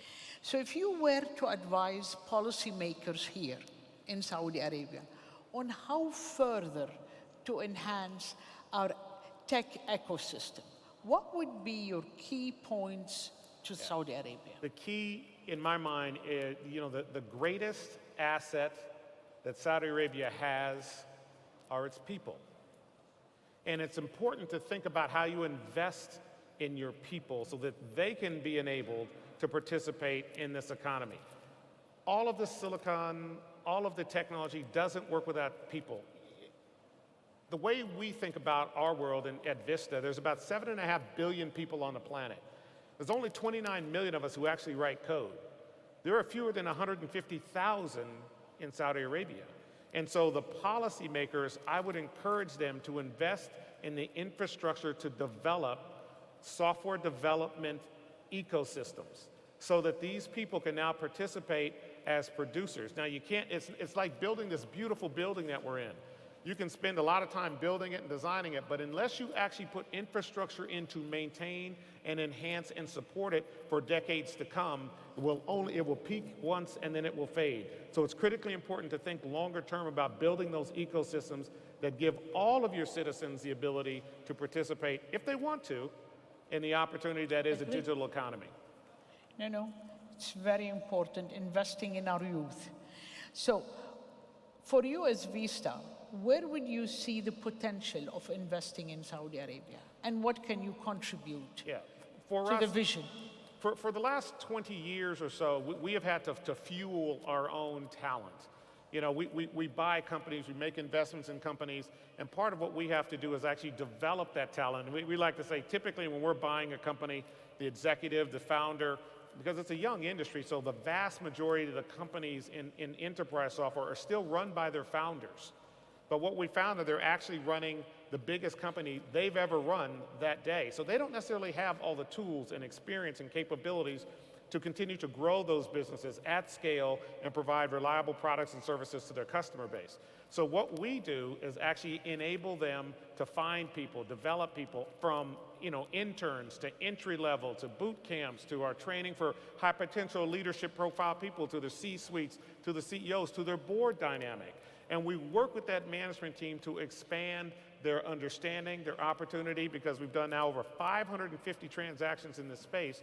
We're saying, listen, many of the things that you're facing as a $100 million company growing at 100% are going to be different issues that you're facing when you're a $200 million company growing at 40% and you want to inflect your growth back to 100%.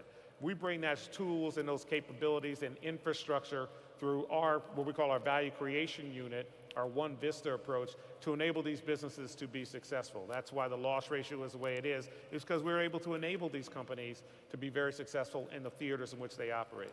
I think this is a great point. I think one of the biggest challenge for us as CEOs and leaders is how do we retain our people? And I think this career path and this investment in training that you have exactly. It's a great point. And part of it is if you're not intentional about it, then you're hoping you can find the talent. The scarcity of talent in this marketplace, it's real, it's global. You heard Prime Minister Mitsotakis talk about it. Well, they're now trying to welcome people back into Greece who have technical backgrounds and training. But if you don't build an ecosystem where you have companies where these college-educated, trained people can go and work and then innovate and become entrepreneurs that serve that ecosystem, again, it won't be as long-lived as creating a very robust ecosystem. So part of the early question of policymakers, think about it long-term. And I applaud Vision 2030 and what His Royal Highness has articulated. Now it's up to think about what are the infrastructures so you can support it for decades beyond 2030 and not looking at that as a goal, but actually a way station to now enable your young people. 65% are young people under the age of 25. That is a massive resource. And creating the infrastructure to welcome businesses, to welcome people to actually support the development of that enterprise. Sustainability is another subject that is close to many people's heart, and especially our children and the youth. And we're a strong believer in that as well. So you said that you seek to ensure that your portfolio companies are all carbon neutral. Right. And how does ESG gets factored into your portfolio? But as well, if you see an investment that somehow is no longer an ESG compliant, do you unload it or do you try to transform it? We fix it. Part of what we do is enable our companies to reach their absolute best potential. And it's, again, when you have an ecosystem of 70 plus companies, you have the ability to take information from one company and in essence, spread it to 20 or 30 more where it's applicable and where it actually can change the dimension. So what we've done, we've developed our own internal tools for measuring the carbon footprints, the greenhouse gas emissions from each of our portfolio companies. We've created a commission, a Sustainability Leadership Council. Over 150 executives across our 70 companies have volunteered to participate in this, measure the footprint, and now we look at offset capacity. And one of the offset capacities we use, and this is one of those double bottom line opportunities at Vista, is we've invested now with a group that's called ClearLoop. We actually build and fund the solar panels for African American neighborhoods. This first one is actually in Jackson, Tennessee. So part of what we're doing is saying, let's also provide another benefit to communities that don't necessarily have access to clean energy, and let's build that out as our offset to any sort of the greenhouse gas emissions in our infrastructure. We've been one of the first private equity firms to sign the Net Zero Initiative. Yep. Now, there's ambitious goals, and we are looking to beat and exceed those goals. I was very impressed with what Aramco had come out with a couple of days ago and saying, listen, we're going to be, carbon neutral by 2050. And we're saying, listen, based on how, I've seen that company move, would not be surprised to see them actually exceed those goals as well. That's what our intentions are, and we're driving, and we have systems, processes, and procedures to make that all happen. Great. Valuations. SaaS companies are selling now at 25 to 50 times sales. Robert, are you worried about keeping up this beautiful IRR that you have accomplished in the last 21%? Right. Tell me, is that a concern for you? The good news about enterprise software is it is one of the fastest growing markets on the planet. And it's because we've proliferated now all this computing power and connectivity, massive numbers of companies are actually growing at rapid rates. In our flagship fund, for instance, we have $150 billion of equity pipeline that we view as prospect A or prospect B. And for the most part, we continue to underwrite the 3 times cash on cash returns. We only invest in companies that we can underwrite to critical factors for success being under our control. We look at the revenue multiples, we look at their growth rates, we evaluate it, and believe it or not, our multiple purchases have been about the same for the last 5 years, even though for many of our competitors, I've seen it go up. For us, we evaluate what sort of technology is there, what sort of technical debt. This is what it takes to actually ensure that code is compliant and you don't have problems migrating it to cloud or actually meeting various compliance mechanisms for your customers. And we invest in an infrastructure to ensure that we can transform that business.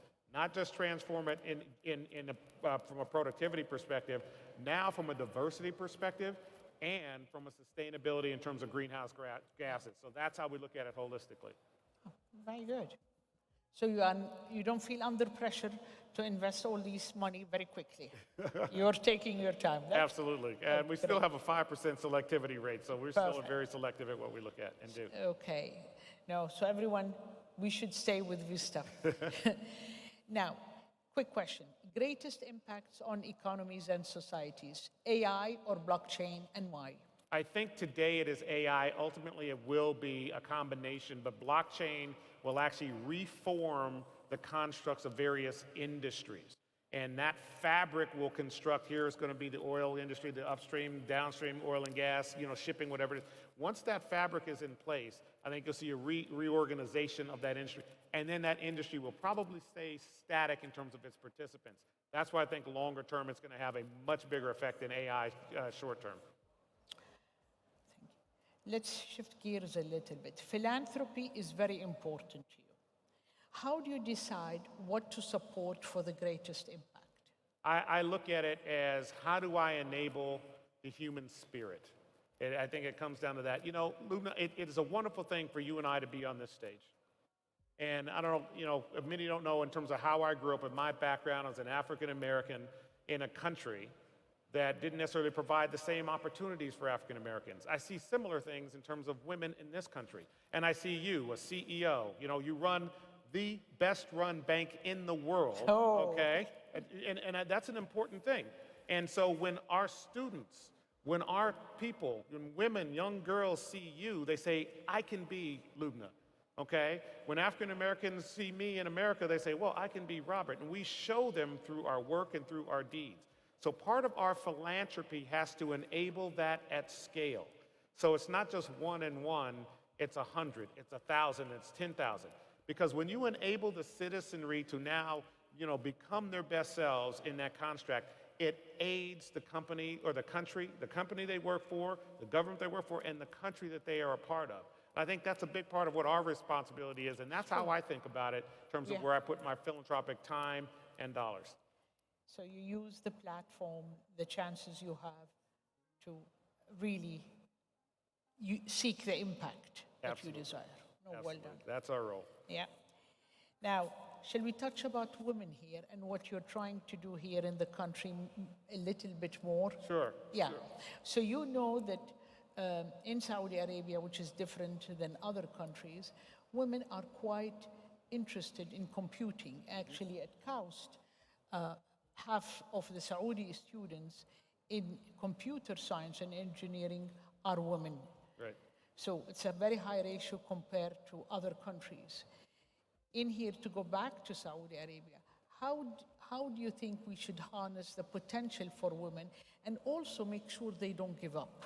Right. I think it's a great point. When I looked at what the kingdom has accomplished, I think they've exceeded the goals they originally set out in terms of getting women into the workplace. I think they were saying 30%. I think they exceeded that by a decade, which is fantastic. The thing that's important is to also create businesses and infrastructure that they can now say, I can go work in that company, in that job, and also innovate and become entrepreneurs in technology. And that's software at the end of the day. So part of what our ambition and our goal here is with a number of ministers and His Excellency Ramayan saying, listen, how do we now bring some of our capacity as a private equity firm focused on software to build infrastructure, these, we call them centers of excellence, we'll call them here software development ecosystems, so that all people in the country can now participate in this opportunity.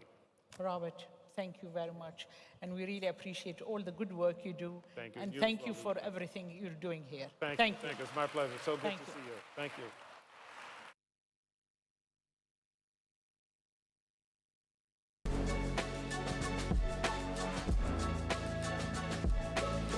Ladies and gentlemen, please now welcome to the stage Etna Trainer in conversation with His Excellency Abdullah Al Sawa.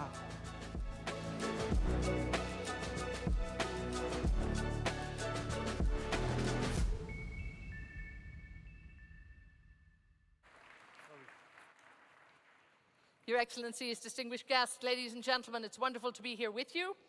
And it's even more wonderful that I am here with the Minister of Communication and Information Technology. And we have lots to talk about. We're going to talk about the convolution of digital economy and space economy. Now, if that confuses a few of you, then I'm in good company, because when you think of it, I wasn't real sure where we were going to go with this. But it is a topic I think that people are very, very excited about, but not a whole lot of people know much about it. So give us a sort of a feel, what exactly is the convergence of space and digital economy, and where's the potential? Well, Etna, first of all, thank you for that lovely introduction.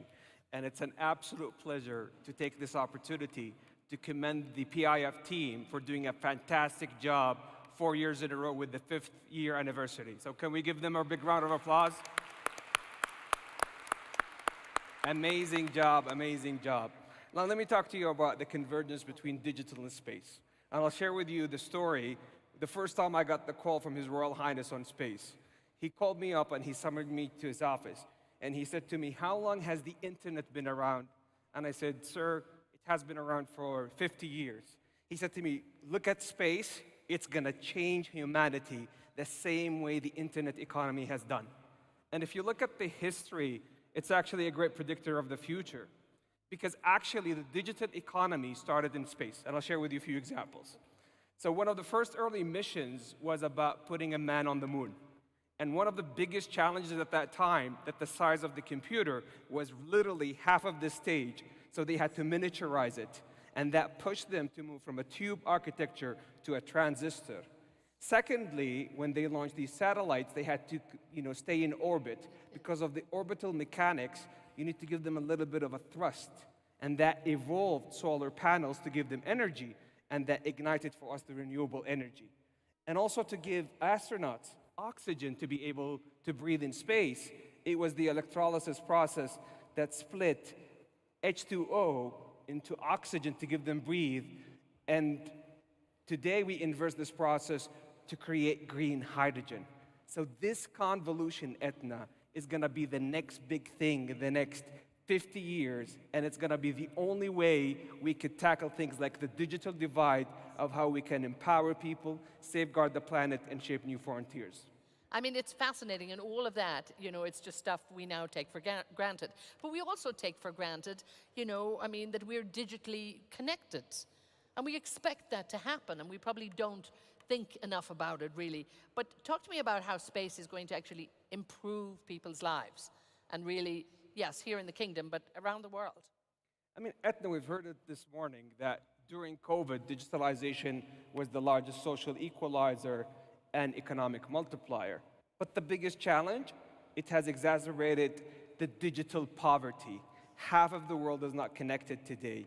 We had more than 500 million students could not continue their education because of lack of connectivity. 2 billion people could not access basic healthcare because of lack of telemedicine. And even in so-called advanced economies, 100 million workers could not continue their work. This is absolutely not acceptable. And this is why, with the convergence of the space economy and the digital economy, we could deploy today low Earth orbiting satellites to bridge this gap. This is indeed what we plan to do with our global innovators and investors. And again, I suppose we just, because everybody in our sphere, I suppose, was connected, and most of the people that we know, we were connected with. But again, there's a whole other world out there that's just, it's not, and they're not as lucky. So, Indeed. I mean, I take that point. But what is the kingdom doing, I think, now to really develop the wider space economy? Because there's a lot of potential there. We're doing a lot of amazing things. I mean, we made a commitment during the G20 presidency during 2020 that we're going to realize the opportunities of the 21st century by, again, empowering people, safeguarding the planet, and shaping new frontiers. And we started the year with a large announcement by His Royal Highness announcing the Line, which is the next urban model to make sure that we build cities around nature and in harmony with nature. Because we just finished the Saudi Green Initiative and Middle East Green Initiative, which was a huge success, but the #1 asset class today that is responsible for greenhouse emissions, 30% of them globally, is actually real estate. And this is what the Line is able to do so. So we are safeguarding the planet, and to make sure that we empower people, today we're working with global innovators in how we can close down the digital divide and solve for very particular issues that are impacting our region. So, for example, desertification. We were able to leverage satellite imagery with artificial intelligence to be able to stop random farming. Not only we cut down emissions, but we were able to conserve water, because that random farming was actually wasting 3 years' worth of water, where we cut it by 1/3. So I guess the efficiency that comes on this is incredible. But talk to me about, I mean, there's some great projects, it sounds like, going on. Where is this in terms of, investors? Where's the opportunities?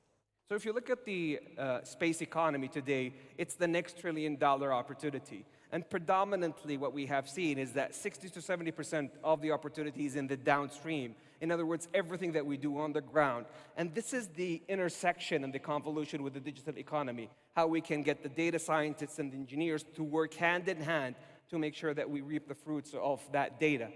Also, secondly, what we have been observing is that in the past 2 years, Etna, we have seen more funding into space than in the past 50 years. So definitely the window is opening up, and this is the right opportunity to engage with the best thinkers and doers in this space. And it is, you're so right. There seemed to have been a lull, I think, for a few years, and suddenly it's kind of the race to space is back, and it's top priority, and everybody's talking about it. And again, all of the other businesses that come from it. Now, I mean, you spent most of your career, your early career, in the private sector. You know what it's like in terms of investment, in terms of what you need, who you need to work with. And again, you look at what's going to be happening here. You need a transparent legal system. You need good regulation. There's a whole lot you need as a private investor to make sure that you're here and you're putting your money in the right business and making sure that there are returns for it, really. So you're wearing a new hat now, but you know the pain or the challenge and the excitement of being on the private side as well. Etna, this is my 3rd physical FII, and I remember distinctly when I was sitting on the other side, hearing what the investors are looking for. They're looking for clarity, for consistency and commitment. And I remember exactly when we made a commitment to them that we're going to revamp the digital foundation, and we jumped from being 105 to number 5 globally, powered by investment and partnership with the private sector. And then in the 2nd FII, we said to them we're going to move from the foundation to the platform economy, and then we landed major deals with Google and Alibaba north of $1.5 billion. And today, with sponsorship of His Royal Highness, we're announcing the next big thing in the space and digital economy. This is an opportunity for us to walk the talk when it comes to closing down the digital divide. His Royal Highness made this commitment in 2020. And in January, we launched the line, and by the end of this year, we're announcing today one of the largest joint ventures between NEOM and OneWeb. And this joint venture is going to release one of the largest low Earth orbiting constellations to close down the digital divide in Middle East and Africa, so no child is left behind, Etna. So we make sure that we empower people with education, because that's the passport into a better life. And last but not least, giving people and merchants access to opportunities with remote working and access to trade. Wow, now this is, I mean, this is an incredible, and isn't it? This is just great. And I mean, this is big time. But give us a feel, I suppose, I mean, you touched on it there. What is this going to look like, and what really is, you know, give us a feel for if I'm sitting here going, this is great to hear this, but now, what's my next step? What do I need to do here? These are opportunities that demonstrate we're here to walk the talk and to engage with you. So whether we're talking on the foundational level, we're currently the 13th largest backbone of the digital economy, supercharged to becoming one of the top 5 global opportunities. And if we look at the ICT market, that's a $40 billion market, definitely doubling by the next 10 years, and that's an opportunity to engage. To maximize the benefit of this foundation and this inertia, we need to move into the innovation economy and the space economy. And then when innovation, we heard this earlier this week, we're doubling down on renewables and green hydrogen, and those are big opportunities. We've invested in green hydrogen more than $5 billion in partnership with Aquapower and Air Products. And today, we're here to engage with you about space. Space is the next big thing, and the announcement that we're making today is only the tip of the iceberg, because I expect when we sit down with the innovators and the investors, the sky will be the limit. Now, I mean, your job is going to probably just get busier, and I'm sure you're up to the challenge on that. But when you look at what's happening here in the kingdom at the moment, I mean, we heard the net zero targets, you know, for 2060. You know, you have this big space program. There's so much going on here. I mean, it's like everybody's on that big highway and it is only going in one direction. There are no U-turns. I mean, how exciting is it, and how important is this for the kingdom, I think, to really become such, I mean, as you are, a global player, but really shine on the global stage in terms of all that is going on? Etna, we just touched on the convolution of the digital and the space economy. Within the digital economy, there will be disruptors and those that will be disrupted. And definitely, we're living in a time where you either disrupt or be disrupted. And when it comes to the space economy, there are the challengers and those that will be challenged. And the kingdom, indeed, intends to be the challenger and the disruptor. It's an exciting position to be in, I'm sure, work-wise for you. It's just, it's very interesting as well, because it's not just, you know, it's your sector and then every other sector underneath that. It's health, it's energy, it's, you know. It's only going to get more excited from this standpoint. It really, really is. We have a few minutes left, and I mean, I look at, you know, just what you've announced here. And as I said, you know, we have many investors here, and we will have many more that will be coming here. So they're probably rearranging their portfolio as we speak. What do they need to know in terms of, you know, how to get involved here? And what are the advantages? You know, give me a feeler for if I'm an outside investor coming into Saudi Arabia, and now I have this great opportunity in this sector. What should I be looking at, and what are you going to do for me as an investor? Investors, they look to where the money is, and definitely this is the largest market by mile when it comes to the MENA region. And when you look at the space sector, definitely the defense spending, being one of the top 5 defense spenders globally, is going to supercharge us to become a superpower in that space. So becoming a super house when it comes to investment, that is the place to be. Secondly, when it comes to talent, we have the highest concentration of programmers, innovators, and STEM graduates. And I have to share with you that when it comes to women participation in ICT, we are so proud of our young ladies of doing a fantastic job in growing our GDP. And as a result of that, we've seen women participation grow in the past 5 years from 7% to 25%, surpassing both the EU average and the G20 average. I was going to ask you about the talent. You know, there's so much happening. Do you have enough talent? And how are you working in terms, you know, of working with the universities and working with industry and working with, you know, key professionals out there to make sure that this talent is nurtured and is is almost like job ready because there's going to be a lot of new jobs that are out there as well. Absolutely. It's one of the highest growing opportunity for us when it comes to talent capacity building. When I took over Aetna with the support of His Royal Highness, we were at 250,000 workers, and today we're surpassing the 300,050 mark, which is an opportunity for us to show how much growth and momentum is happening. And what is pleasant about it is that we're doubling down both on youth and women, surpassing both the EU and the G20 average. And if you look at the data in terms of VC and entrepreneurship, it has tripled in the past 3 years to an extent. What we have seen in the first 9 months of 2021 is actually equivalent to what we have seen in 2020 and 2019 combined. This is level of momentum and passion and energy that is relentless, and you won't find it anywhere else in the region. I think the speed of development and the speed of advancement and everything that's going on here is very exciting. But as you said, you know, there will be the disruptors and there will be the disrupted. When you look around industry and you look, there's probably a few that need a little bit of encouragement here. What do you say to those industries that possibly, you know, have not, you know, moved on to, I can't imagine there's too many, but in terms of those who probably have not fully embraced the new digital future? Let me spin it positively, if you allow me. I had the great opportunity of meeting a lot of brick and mortar traders today that converted their business to e-commerce, for example. And that was the biggest blessing in disguise for them, where they have skyrocketed in terms of business. We had Jarir today, they do $1 billion north of e-commerce business, and it has been flourishing to them. Fintech has been huge, one of the highest growth opportunities for the region. The kingdom is one of the top 10 growing opportunities. And when you look at digital content and creative content, oh boy, the nation is hungry for it. And the moment you bring the creatives with the engineers together, magic happens. It is. I've always said it's kind of the tech and the talent. You put the two together. Indeed. Super. We have to leave it there. Your Excellency Abdullah Al Swaha, great that he's been here to join us. Thank you. And again, I think we're in safe hands with you. And well done on your great announcement. It's Thank fabulous. you. Thank you. Thank you so much. Thank you. Thank you. Thank you so much for being with us.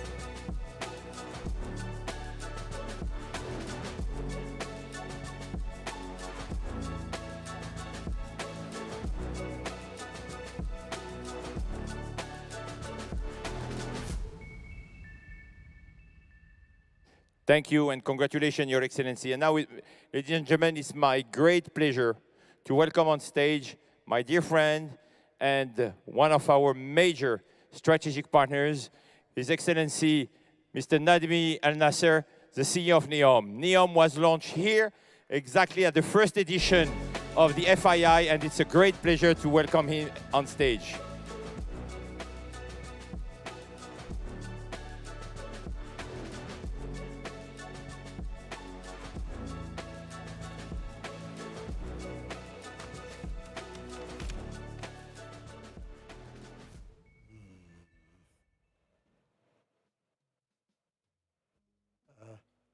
Richard, am I to start?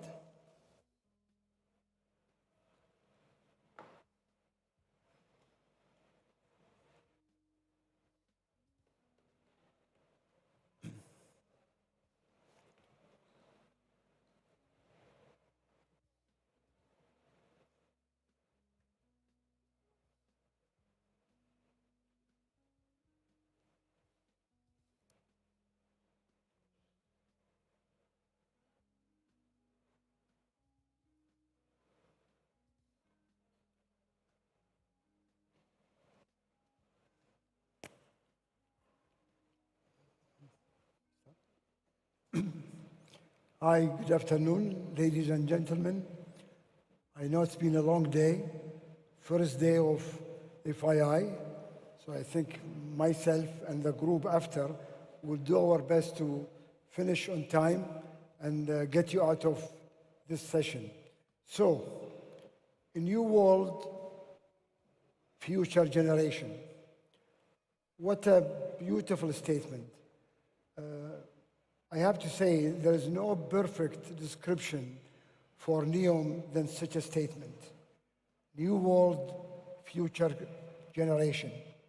So, when we are to approach the world and we tell the story of NEOM, That's a great story version. Let me take you back on NEOM's story.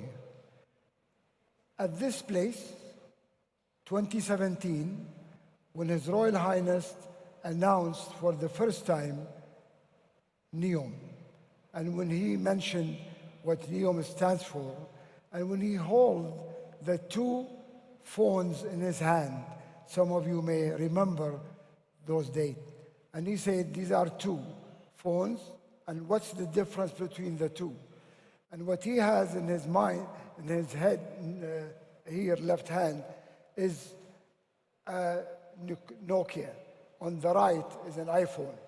And basically the message he had for the audience is, that's the difference between today and the future. Same use, but a different approach, a different technology. And the message that day was, technology is evolving so fast, and the world will have to catch up with it. So, what happened since that announcement? NEOM was put on a vision. The mission was clear. Let's transform this beautiful vision and a beautiful dream into reality. So what did the NEOM team do? They basically take this mission, and then they went through the journey of defining NEOM at different levels. NEOM is basically meant to be an independent economy built and driven by 16 different sectors. Also, it is supposed to have its own founding law. It will have its own regulations, and it will be driven by technology. That's how the story was put together. Now, you may all know and remember, NEOM is all for the new future. So NEOM is not just to build the start, but it will have to serve as a continuous evaluation and evolution of NEOM in the future. So what did we do? We basically spent our first 2 years trying to take that vision into strategies. And that work was not an easy task. It took 2 years and a few more months working day and night with all sectors, how we can define the strategy for each sector. In 2020, which is exactly a year ago, last October, all these strategies were presented to our board. And the review of these strategies basically announced the approval of all the strategies. And that was a very critical milestone date for NEOM. Without clarifying the strategies for each sector, it would have been impossible to move to the next step. So what came after that is the planning and the execution. Planning is how do we take these strategies and put them into implementation plan for each. Execution is how do we start construction. So I may have said this in 3 minutes, but it took 3 years. And people say, why did you take 3 years to do it? Our response is, we decided to take this a very aggressive, driven schedule project to put our best investment of time study on the front end. We would not take the risk rushing a strategy or even rushing a plan. This is not a small project that you could fix mistakes. There is no way backward. So when we came to the current stage, which is execution, we said, let's move to NEOM. So we moved our presence in Riyadh. Today we have 1,200 employees in NEOM working, living, and basically getting themselves ready for the journey of execution. So we are at that stage. But really, where we are today, too, in parallel, is something related to His Excellency Mr. Sawaha mentioned before me. And that's, we are on a mission to expand NEOM, to spin off companies, to grow the economy. And the growth of economy will only come from converting these sectors into branches of companies. And that growth is what will build the economy of NEOM. We are on a race with time to plan and to fast track the subsidiaries and the joint ventures. Today we'll hear about one of our first subsidiaries that Joseph and the team will be talking about later. We are looking into growing our subsidiaries and joint ventures to hundreds of companies in the next many years. That's how this economy will be built. That's how we are going to govern it, by founding law, by regulations, by creating and building the authority of this region. So collectively, I may have taken you through a quick story to go from 2017, when NEOM was announced in this building, to where we are today. We have 9 years ahead of us to convert all of this to the NEOM vision realization in 2030. It's a beautiful journey. It's a very demanding task on NEOM company. It's a very demanding task on every person in NEOM company and the subsidiaries. It is very, very tasking, but we can see, and our confidence in how we're going to go over the next 9 to 10 years is only going to put NEOM where His Royal Highness 4 years ago promised the world that NEOM will be put on that plan, and hopefully one day on this building and this conference in 5 or 6 or 7 years, we will surprise the world in a very pleasant news that NEOM is growing maybe faster than what we anticipated. Thank you, and enjoy the rest.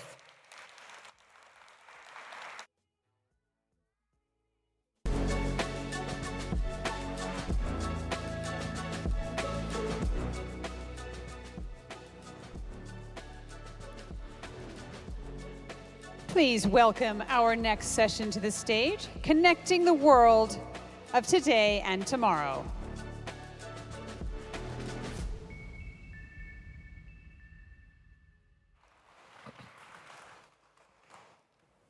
Good evening, everybody. Assalamu alaikum. It's wonderful to see so many of you, and hello to my esteemed panel of guests. I'm your moderator for this session. My name is Rebecca McLaughlin-Eastham, and it's wonderful to be here at FII and in Saudi Arabia. We have a very interesting panel for you. Come with me as I take you into space. It's the next frontier. As one of my panelists said, it's as if we went to sleep, we woke up and everything was rebooted. The world is now truly digital. We're going to be talking about space-based internet, and I have an esteemed panel I'd like to introduce you to. Firstly, we have Sunil Bharti Mittal. He is the chairman of OneWeb. Please welcome him.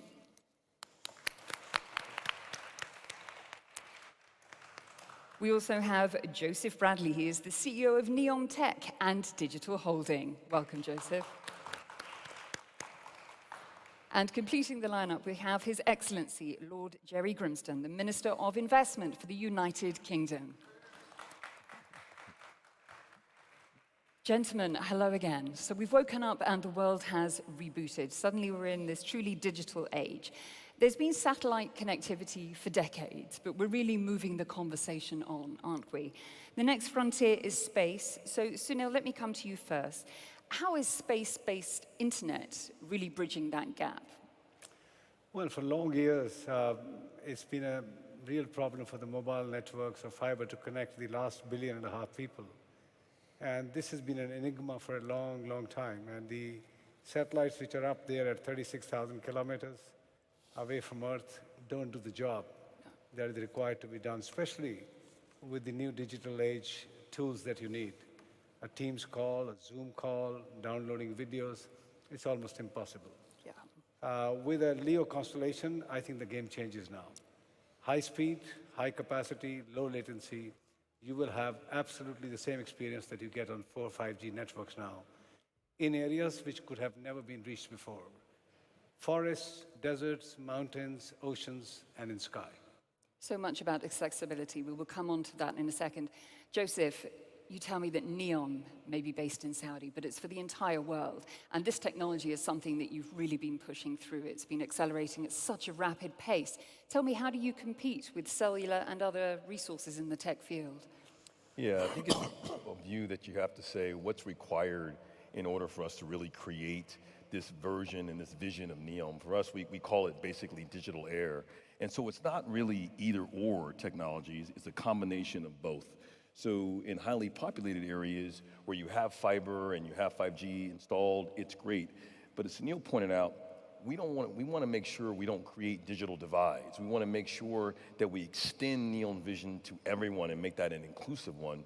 And so that's where satellite technology, LEO technology now has changed the game. We're fundamentally getting the same speeds as you have in a 5G network without having to provision fiber and cables and antennas. And so it's really, really a game changer. It's a game changer. Would you agree, Lord Jerry? I absolutely would. And I think the fantastic thing about this, we talked earlier today about partnerships between the public sector, the governments, and the private sector. And this is an absolute example of this. This is something which the British government did with ArcelorMittal. Started off as a great UK-India collaboration. British government, fine Indian telecom company. Then France joined, and South Korea joined, and today we're cementing this relationship with Saudi Arabia.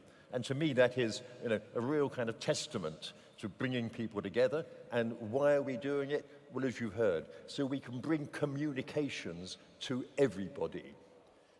When we're finished, there will be nobody on the planet who won't be able to communicate with everybody else. And that is a great vision to go for.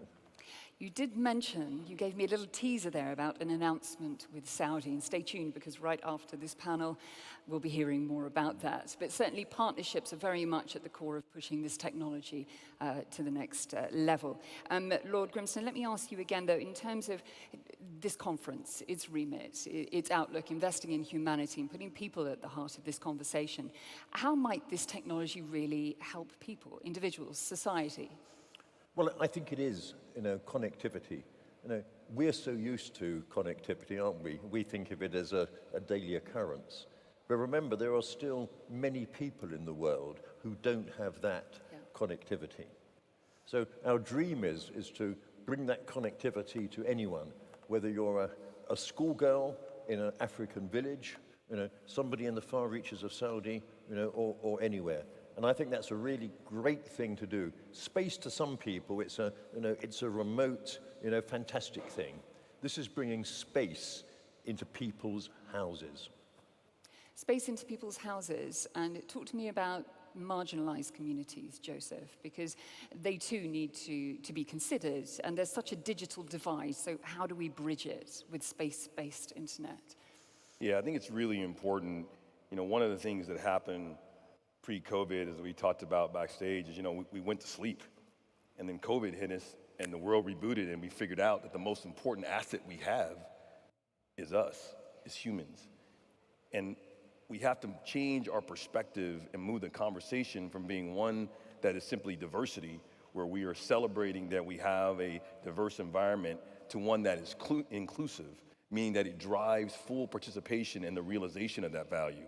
And this technology allows everyone to participate in the digital economy. That's what's so important. Innovation is not just ideas, it's invention plus execution. And so while you have the innovative aspect, this technology allows everyone now the ability to execute because they have access to those same capabilities and those same skill sets. That's one of the reasons I think fundamentally this will represent a true shift when we think about the acceleration of human progress. Speaking of shifts, let's talk about the commercial world, because how is this going to affect businesses? You talked about economies. What about the local economy? Well, in today's world when data is the new oil, you need to have nth level of backups and connectivity. So going to the extreme levels of, let's say, Amazon or Google or Microsoft Cloud, they will need backups. And if the submarine fiber was to go down because of some storm in the oceans, then you will need a backup through satellite. And the current satellites can't do that. Now, we are in discussion with all of them to see if our LEO constellation can provide the much needed backup for the cloud to give absolute certainty to those critical applications that when fiber goes down under the ocean, we will take over immediately. Then there are small, medium enterprises deep in hinterlands. There are warehouses of very large companies, factories, installations, and importantly, government military installations, which are in remote parts, in Arctic, in South Pole, which require continuous communication through internet. All of them will get now very high-powered medium of internet that we can give. And am I correct in saying that you're making forays into those areas, Greenland, the Arctic? Absolutely, They're the including key areas. connected vehicles, so whether it's armored cars for the army or it's a BMW on the streets, if they're going outside the grid, outside a radio network, today the cars don't stay connected. They will in future. They will in the future. Joseph, talk to me about the challenges, the speed bumps in the road. We know where we need to get. We know how quickly we want to get there. But this sector is not without its challenges. Liquidity could potentially be one of them. But I know that you're also a fan of open ecosystems. Are we there yet? So I think we're taking a really huge step. I think lots of times when you look back on success, a lot of people like to think of, the previous success as the best predictor of future success. I think in this case, that's not the case. There are fundamentally major changes that have occurred, one of which is the explosion of the consumption of bandwidth. Whether you're talking about 5G, whether you're talking about gamification, you're talking about Xverse, you're talking about an explosion of services that are now requiring and demanding a new set of bandwidth and capabilities to be delivered across the spectrum. And so I think that's a huge avenue. I think the other area that I think is important is access to talent. You see, when you think about access to talent these days and you're trying to get tech talent, they just don't want to sit around and build video games. They want to change the world. Words like digital divide, words like reshaping humanity, they mean something. And so when you take this technology and you put it in light of what applications it can deliver, it actually is exciting a whole new generation of tech talent to get involved. And so I think this is not just a technology around connectivity, it's really a movement. It's like an awakening for humanity around how do you responsibly deploy technology in a sustainable fashion. Thank you. Lord Grinstone, let me come to you. From the UK's perspective, this is an exciting space, obviously, in light of the agreement, which will be signed later. But are we almost at full capacity? And I'll put this to all of you. Are there enough players now in this market, this competitive sector? Low orbit is getting pretty crowded. It is, but competition produces innovation. I mean, how many people realize that one of the world's largest manufacturers of small satellites is Scotland? Yeah. We're expecting to be able to have rocket launches from the UK sometime next year. Almost unbelievable. So even though it is crowded, there's always room to do the extra thing. And of course, I think, as we've seen from the dreadful times of COVID, humanity keeps on advancing, keeps on innovating. And I see this just as the beginning. Sunil, humanity keeps advancing, so does technology. Can we keep pace? I know that we're talking about the need for hundreds of more satellites pretty quickly up there. In terms of market saturation as well, would you agree or disagree that we're almost there? Well, the demand for bandwidth is insatiable, so you need more capacity. In fact, quite the contrary, we will be running out of capacities pretty soon. So already OneWeb is now designing Generation 2 satellites, which we plan to start putting up in orbit in 23, 24, because we are very sure that the Gen 1 capacity will start to run out very quickly. Plus, you add more bells and whistles, you have new features coming into the Gen 2. There could be possibilities of thermal imaging, surveillance, and PNT, which is something the UK has been wanting for a long time, in lieu of GPS, which is the locational services. So lots of stuff will happen in Gen 2. And we are actually right now working towards that, because Gen 1 is now on its way to being available to the markets in the next few months. So I would say the world needs more data, more capacity, more bandwidth. You completely agree, Joseph. You're nodding vehemently. Talk to me about that and how we scale up. Yeah, I mean, I think he's right on. I mean, when you think about cities today, we have data, but less than 5% of that data is actually being used to actually drive innovations or reshape what we believe our fundamental view of the world is. I think when you open that up to a variety of diverse and inclusive individuals who no longer had or previously did not have access with the technology that we're talking about, all of a sudden you magnify the possibilities. If you were to ask me today, what's going to be the future, what's the best future tech job in the future, you'd have to say it hasn't been invented yet. And that's the kind of excitement and innovation that when you talk to the young Saudi population, I mean, 60% under age of 35, they get fired up when they get an opportunity to work and engage in this new technology. So where, yes, I do think the market has sufficient players, I think that you have to be careful, a little bit humble and say, yes, but is that the only market that will come from this technology? And I think there's a lot for us to learn. Lord Renson, the final word as we wrap up the panel. This is not the only market opportunity, is it? There's much growth that can stem from the development of this technology, and the UK is very interested in being on board, right? Yes, no, absolutely, absolutely so. Joseph talks about this is a thing for youngsters. It's also a thing for the over 70-year-olds, like me, because I'm doing things that I've never done before, because of this. And that's what I love about just constant innovation, constant excitement. And it's entrepreneurialism, which drives this forward. Exactly. We're all learning all of the time. Sunil, your closing thoughts, key takeaway from our discussion today. Well, I think this is an exciting world. Space is opening up in a variety of ways. There are different initiatives that are underplay. People are trying to colonize Mars. These space stations are being set up at great pace. Lots of exciting stuff happening there. We are playing our role to ensure that space becomes a place to connect our world and beyond. And that's what we are doing. And I truly hope this will be a transformational step into the future. Thank you. And Joseph, the final words to NEOM. Such an exciting project. We're all very much excited by it. If we sit here a year from now, how will the conversation have moved on? What will we be talking about? If I think about a year from now, I'm hopeful that we will talk less about our differences and about more commonality in the world today. I think it's so important that the galvanizing force, or why you have 56 different nationalities in the middle of a desert from different industries, putting aside ego and differences, is because we're working on a common purpose, and that's to accelerate human progress. And so I think, hopefully, as we think about the conversations that we're having here and a year ago, it becomes one of unity and one of purpose. How perfect. What a perfect note to end on. Unity, that's what it's all about. And so there we sadly have to wrap up our conversation. It just remains for me to thank my esteemed panelists and you, the audience. Please thank my panelists with me.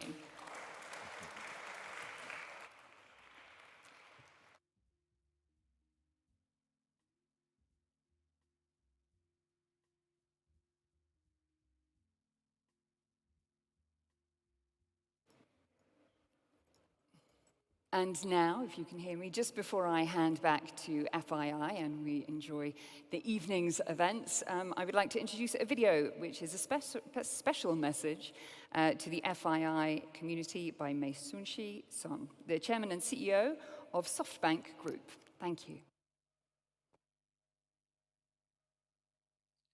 Hello, this is Masa Son. Well, thank you very much for inviting me.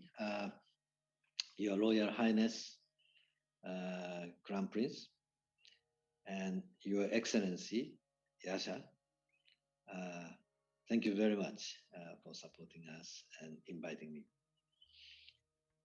Well, we have been investing into more than 300 AI companies in the last several years. I have been doing only one thing for the last 40 years. Doing job, investing into this information revolution. Mankind had 3 revolutions in the history. agricultural revolution, industrial revolution, and information revolution. Within the information revolution, the front end has been changed. PC, internet, mobile, and then now into AI. Internet has disrupted two industries. One is advertisement industry in the media. The second is e-commerce in the retail business. Advertisement industry is roughly 1% of GDP. E-commerce is 10% of retail. Retail is 10% of GDP. So 10% of GDP is retail. 10% of retail is e-commerce now worldwide. So that's 10% times 10% is 1%. So 1% is advertisement, the 1% is e-commerce. Those are the 1% plus 1% of GDP of the world, which has drastically changed mankind's lifestyle, led by the GAFA as example. But for the next 20 years, I believe the AI is going to disrupt the remaining 98% of the industries, such as medical, fintech, education, everything. So I'm very excited. What does it do for mankind's future? People can live healthier, longer. People can get educated much more smartly, much more intelligent. Everybody will have the opportunity to learn, to educate themselves. Every kids, every adults can educate themselves. The productivity will increase. The entertainment become more fun. All of this is, I think, is good for humanity. So unless we use the AI for the misusage, AI front end, the technology will help humanity. People can live much happier, I think. So I'd like to continue to invest for the humanity, for the future of mankind's happiness through the technology disruption. The opportunity is in front of everybody. So I would really encourage all of you to either invest or do the job or start a company, whatever way. Let's invest together for the humanity, for the future of mankind. Thank you very much.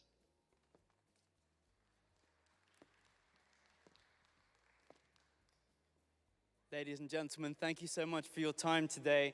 We know it's been an incredibly long day, and we've been honored with many interesting contributions from heads of state, ministers, leaders of industry, and policy from around the world. However, we do know that we've run over time, so we're going to end our day today. We will be starting the Metaverse Summit tomorrow at 9:45, which will be a section after our first panel, and we will be releasing a new agenda with updated timings for other sessions of tomorrow. So thank you all so much for your contributions and your time and your energy today, and we look very much forward to seeing you tomorrow. Thank you very much and have a lovely evening.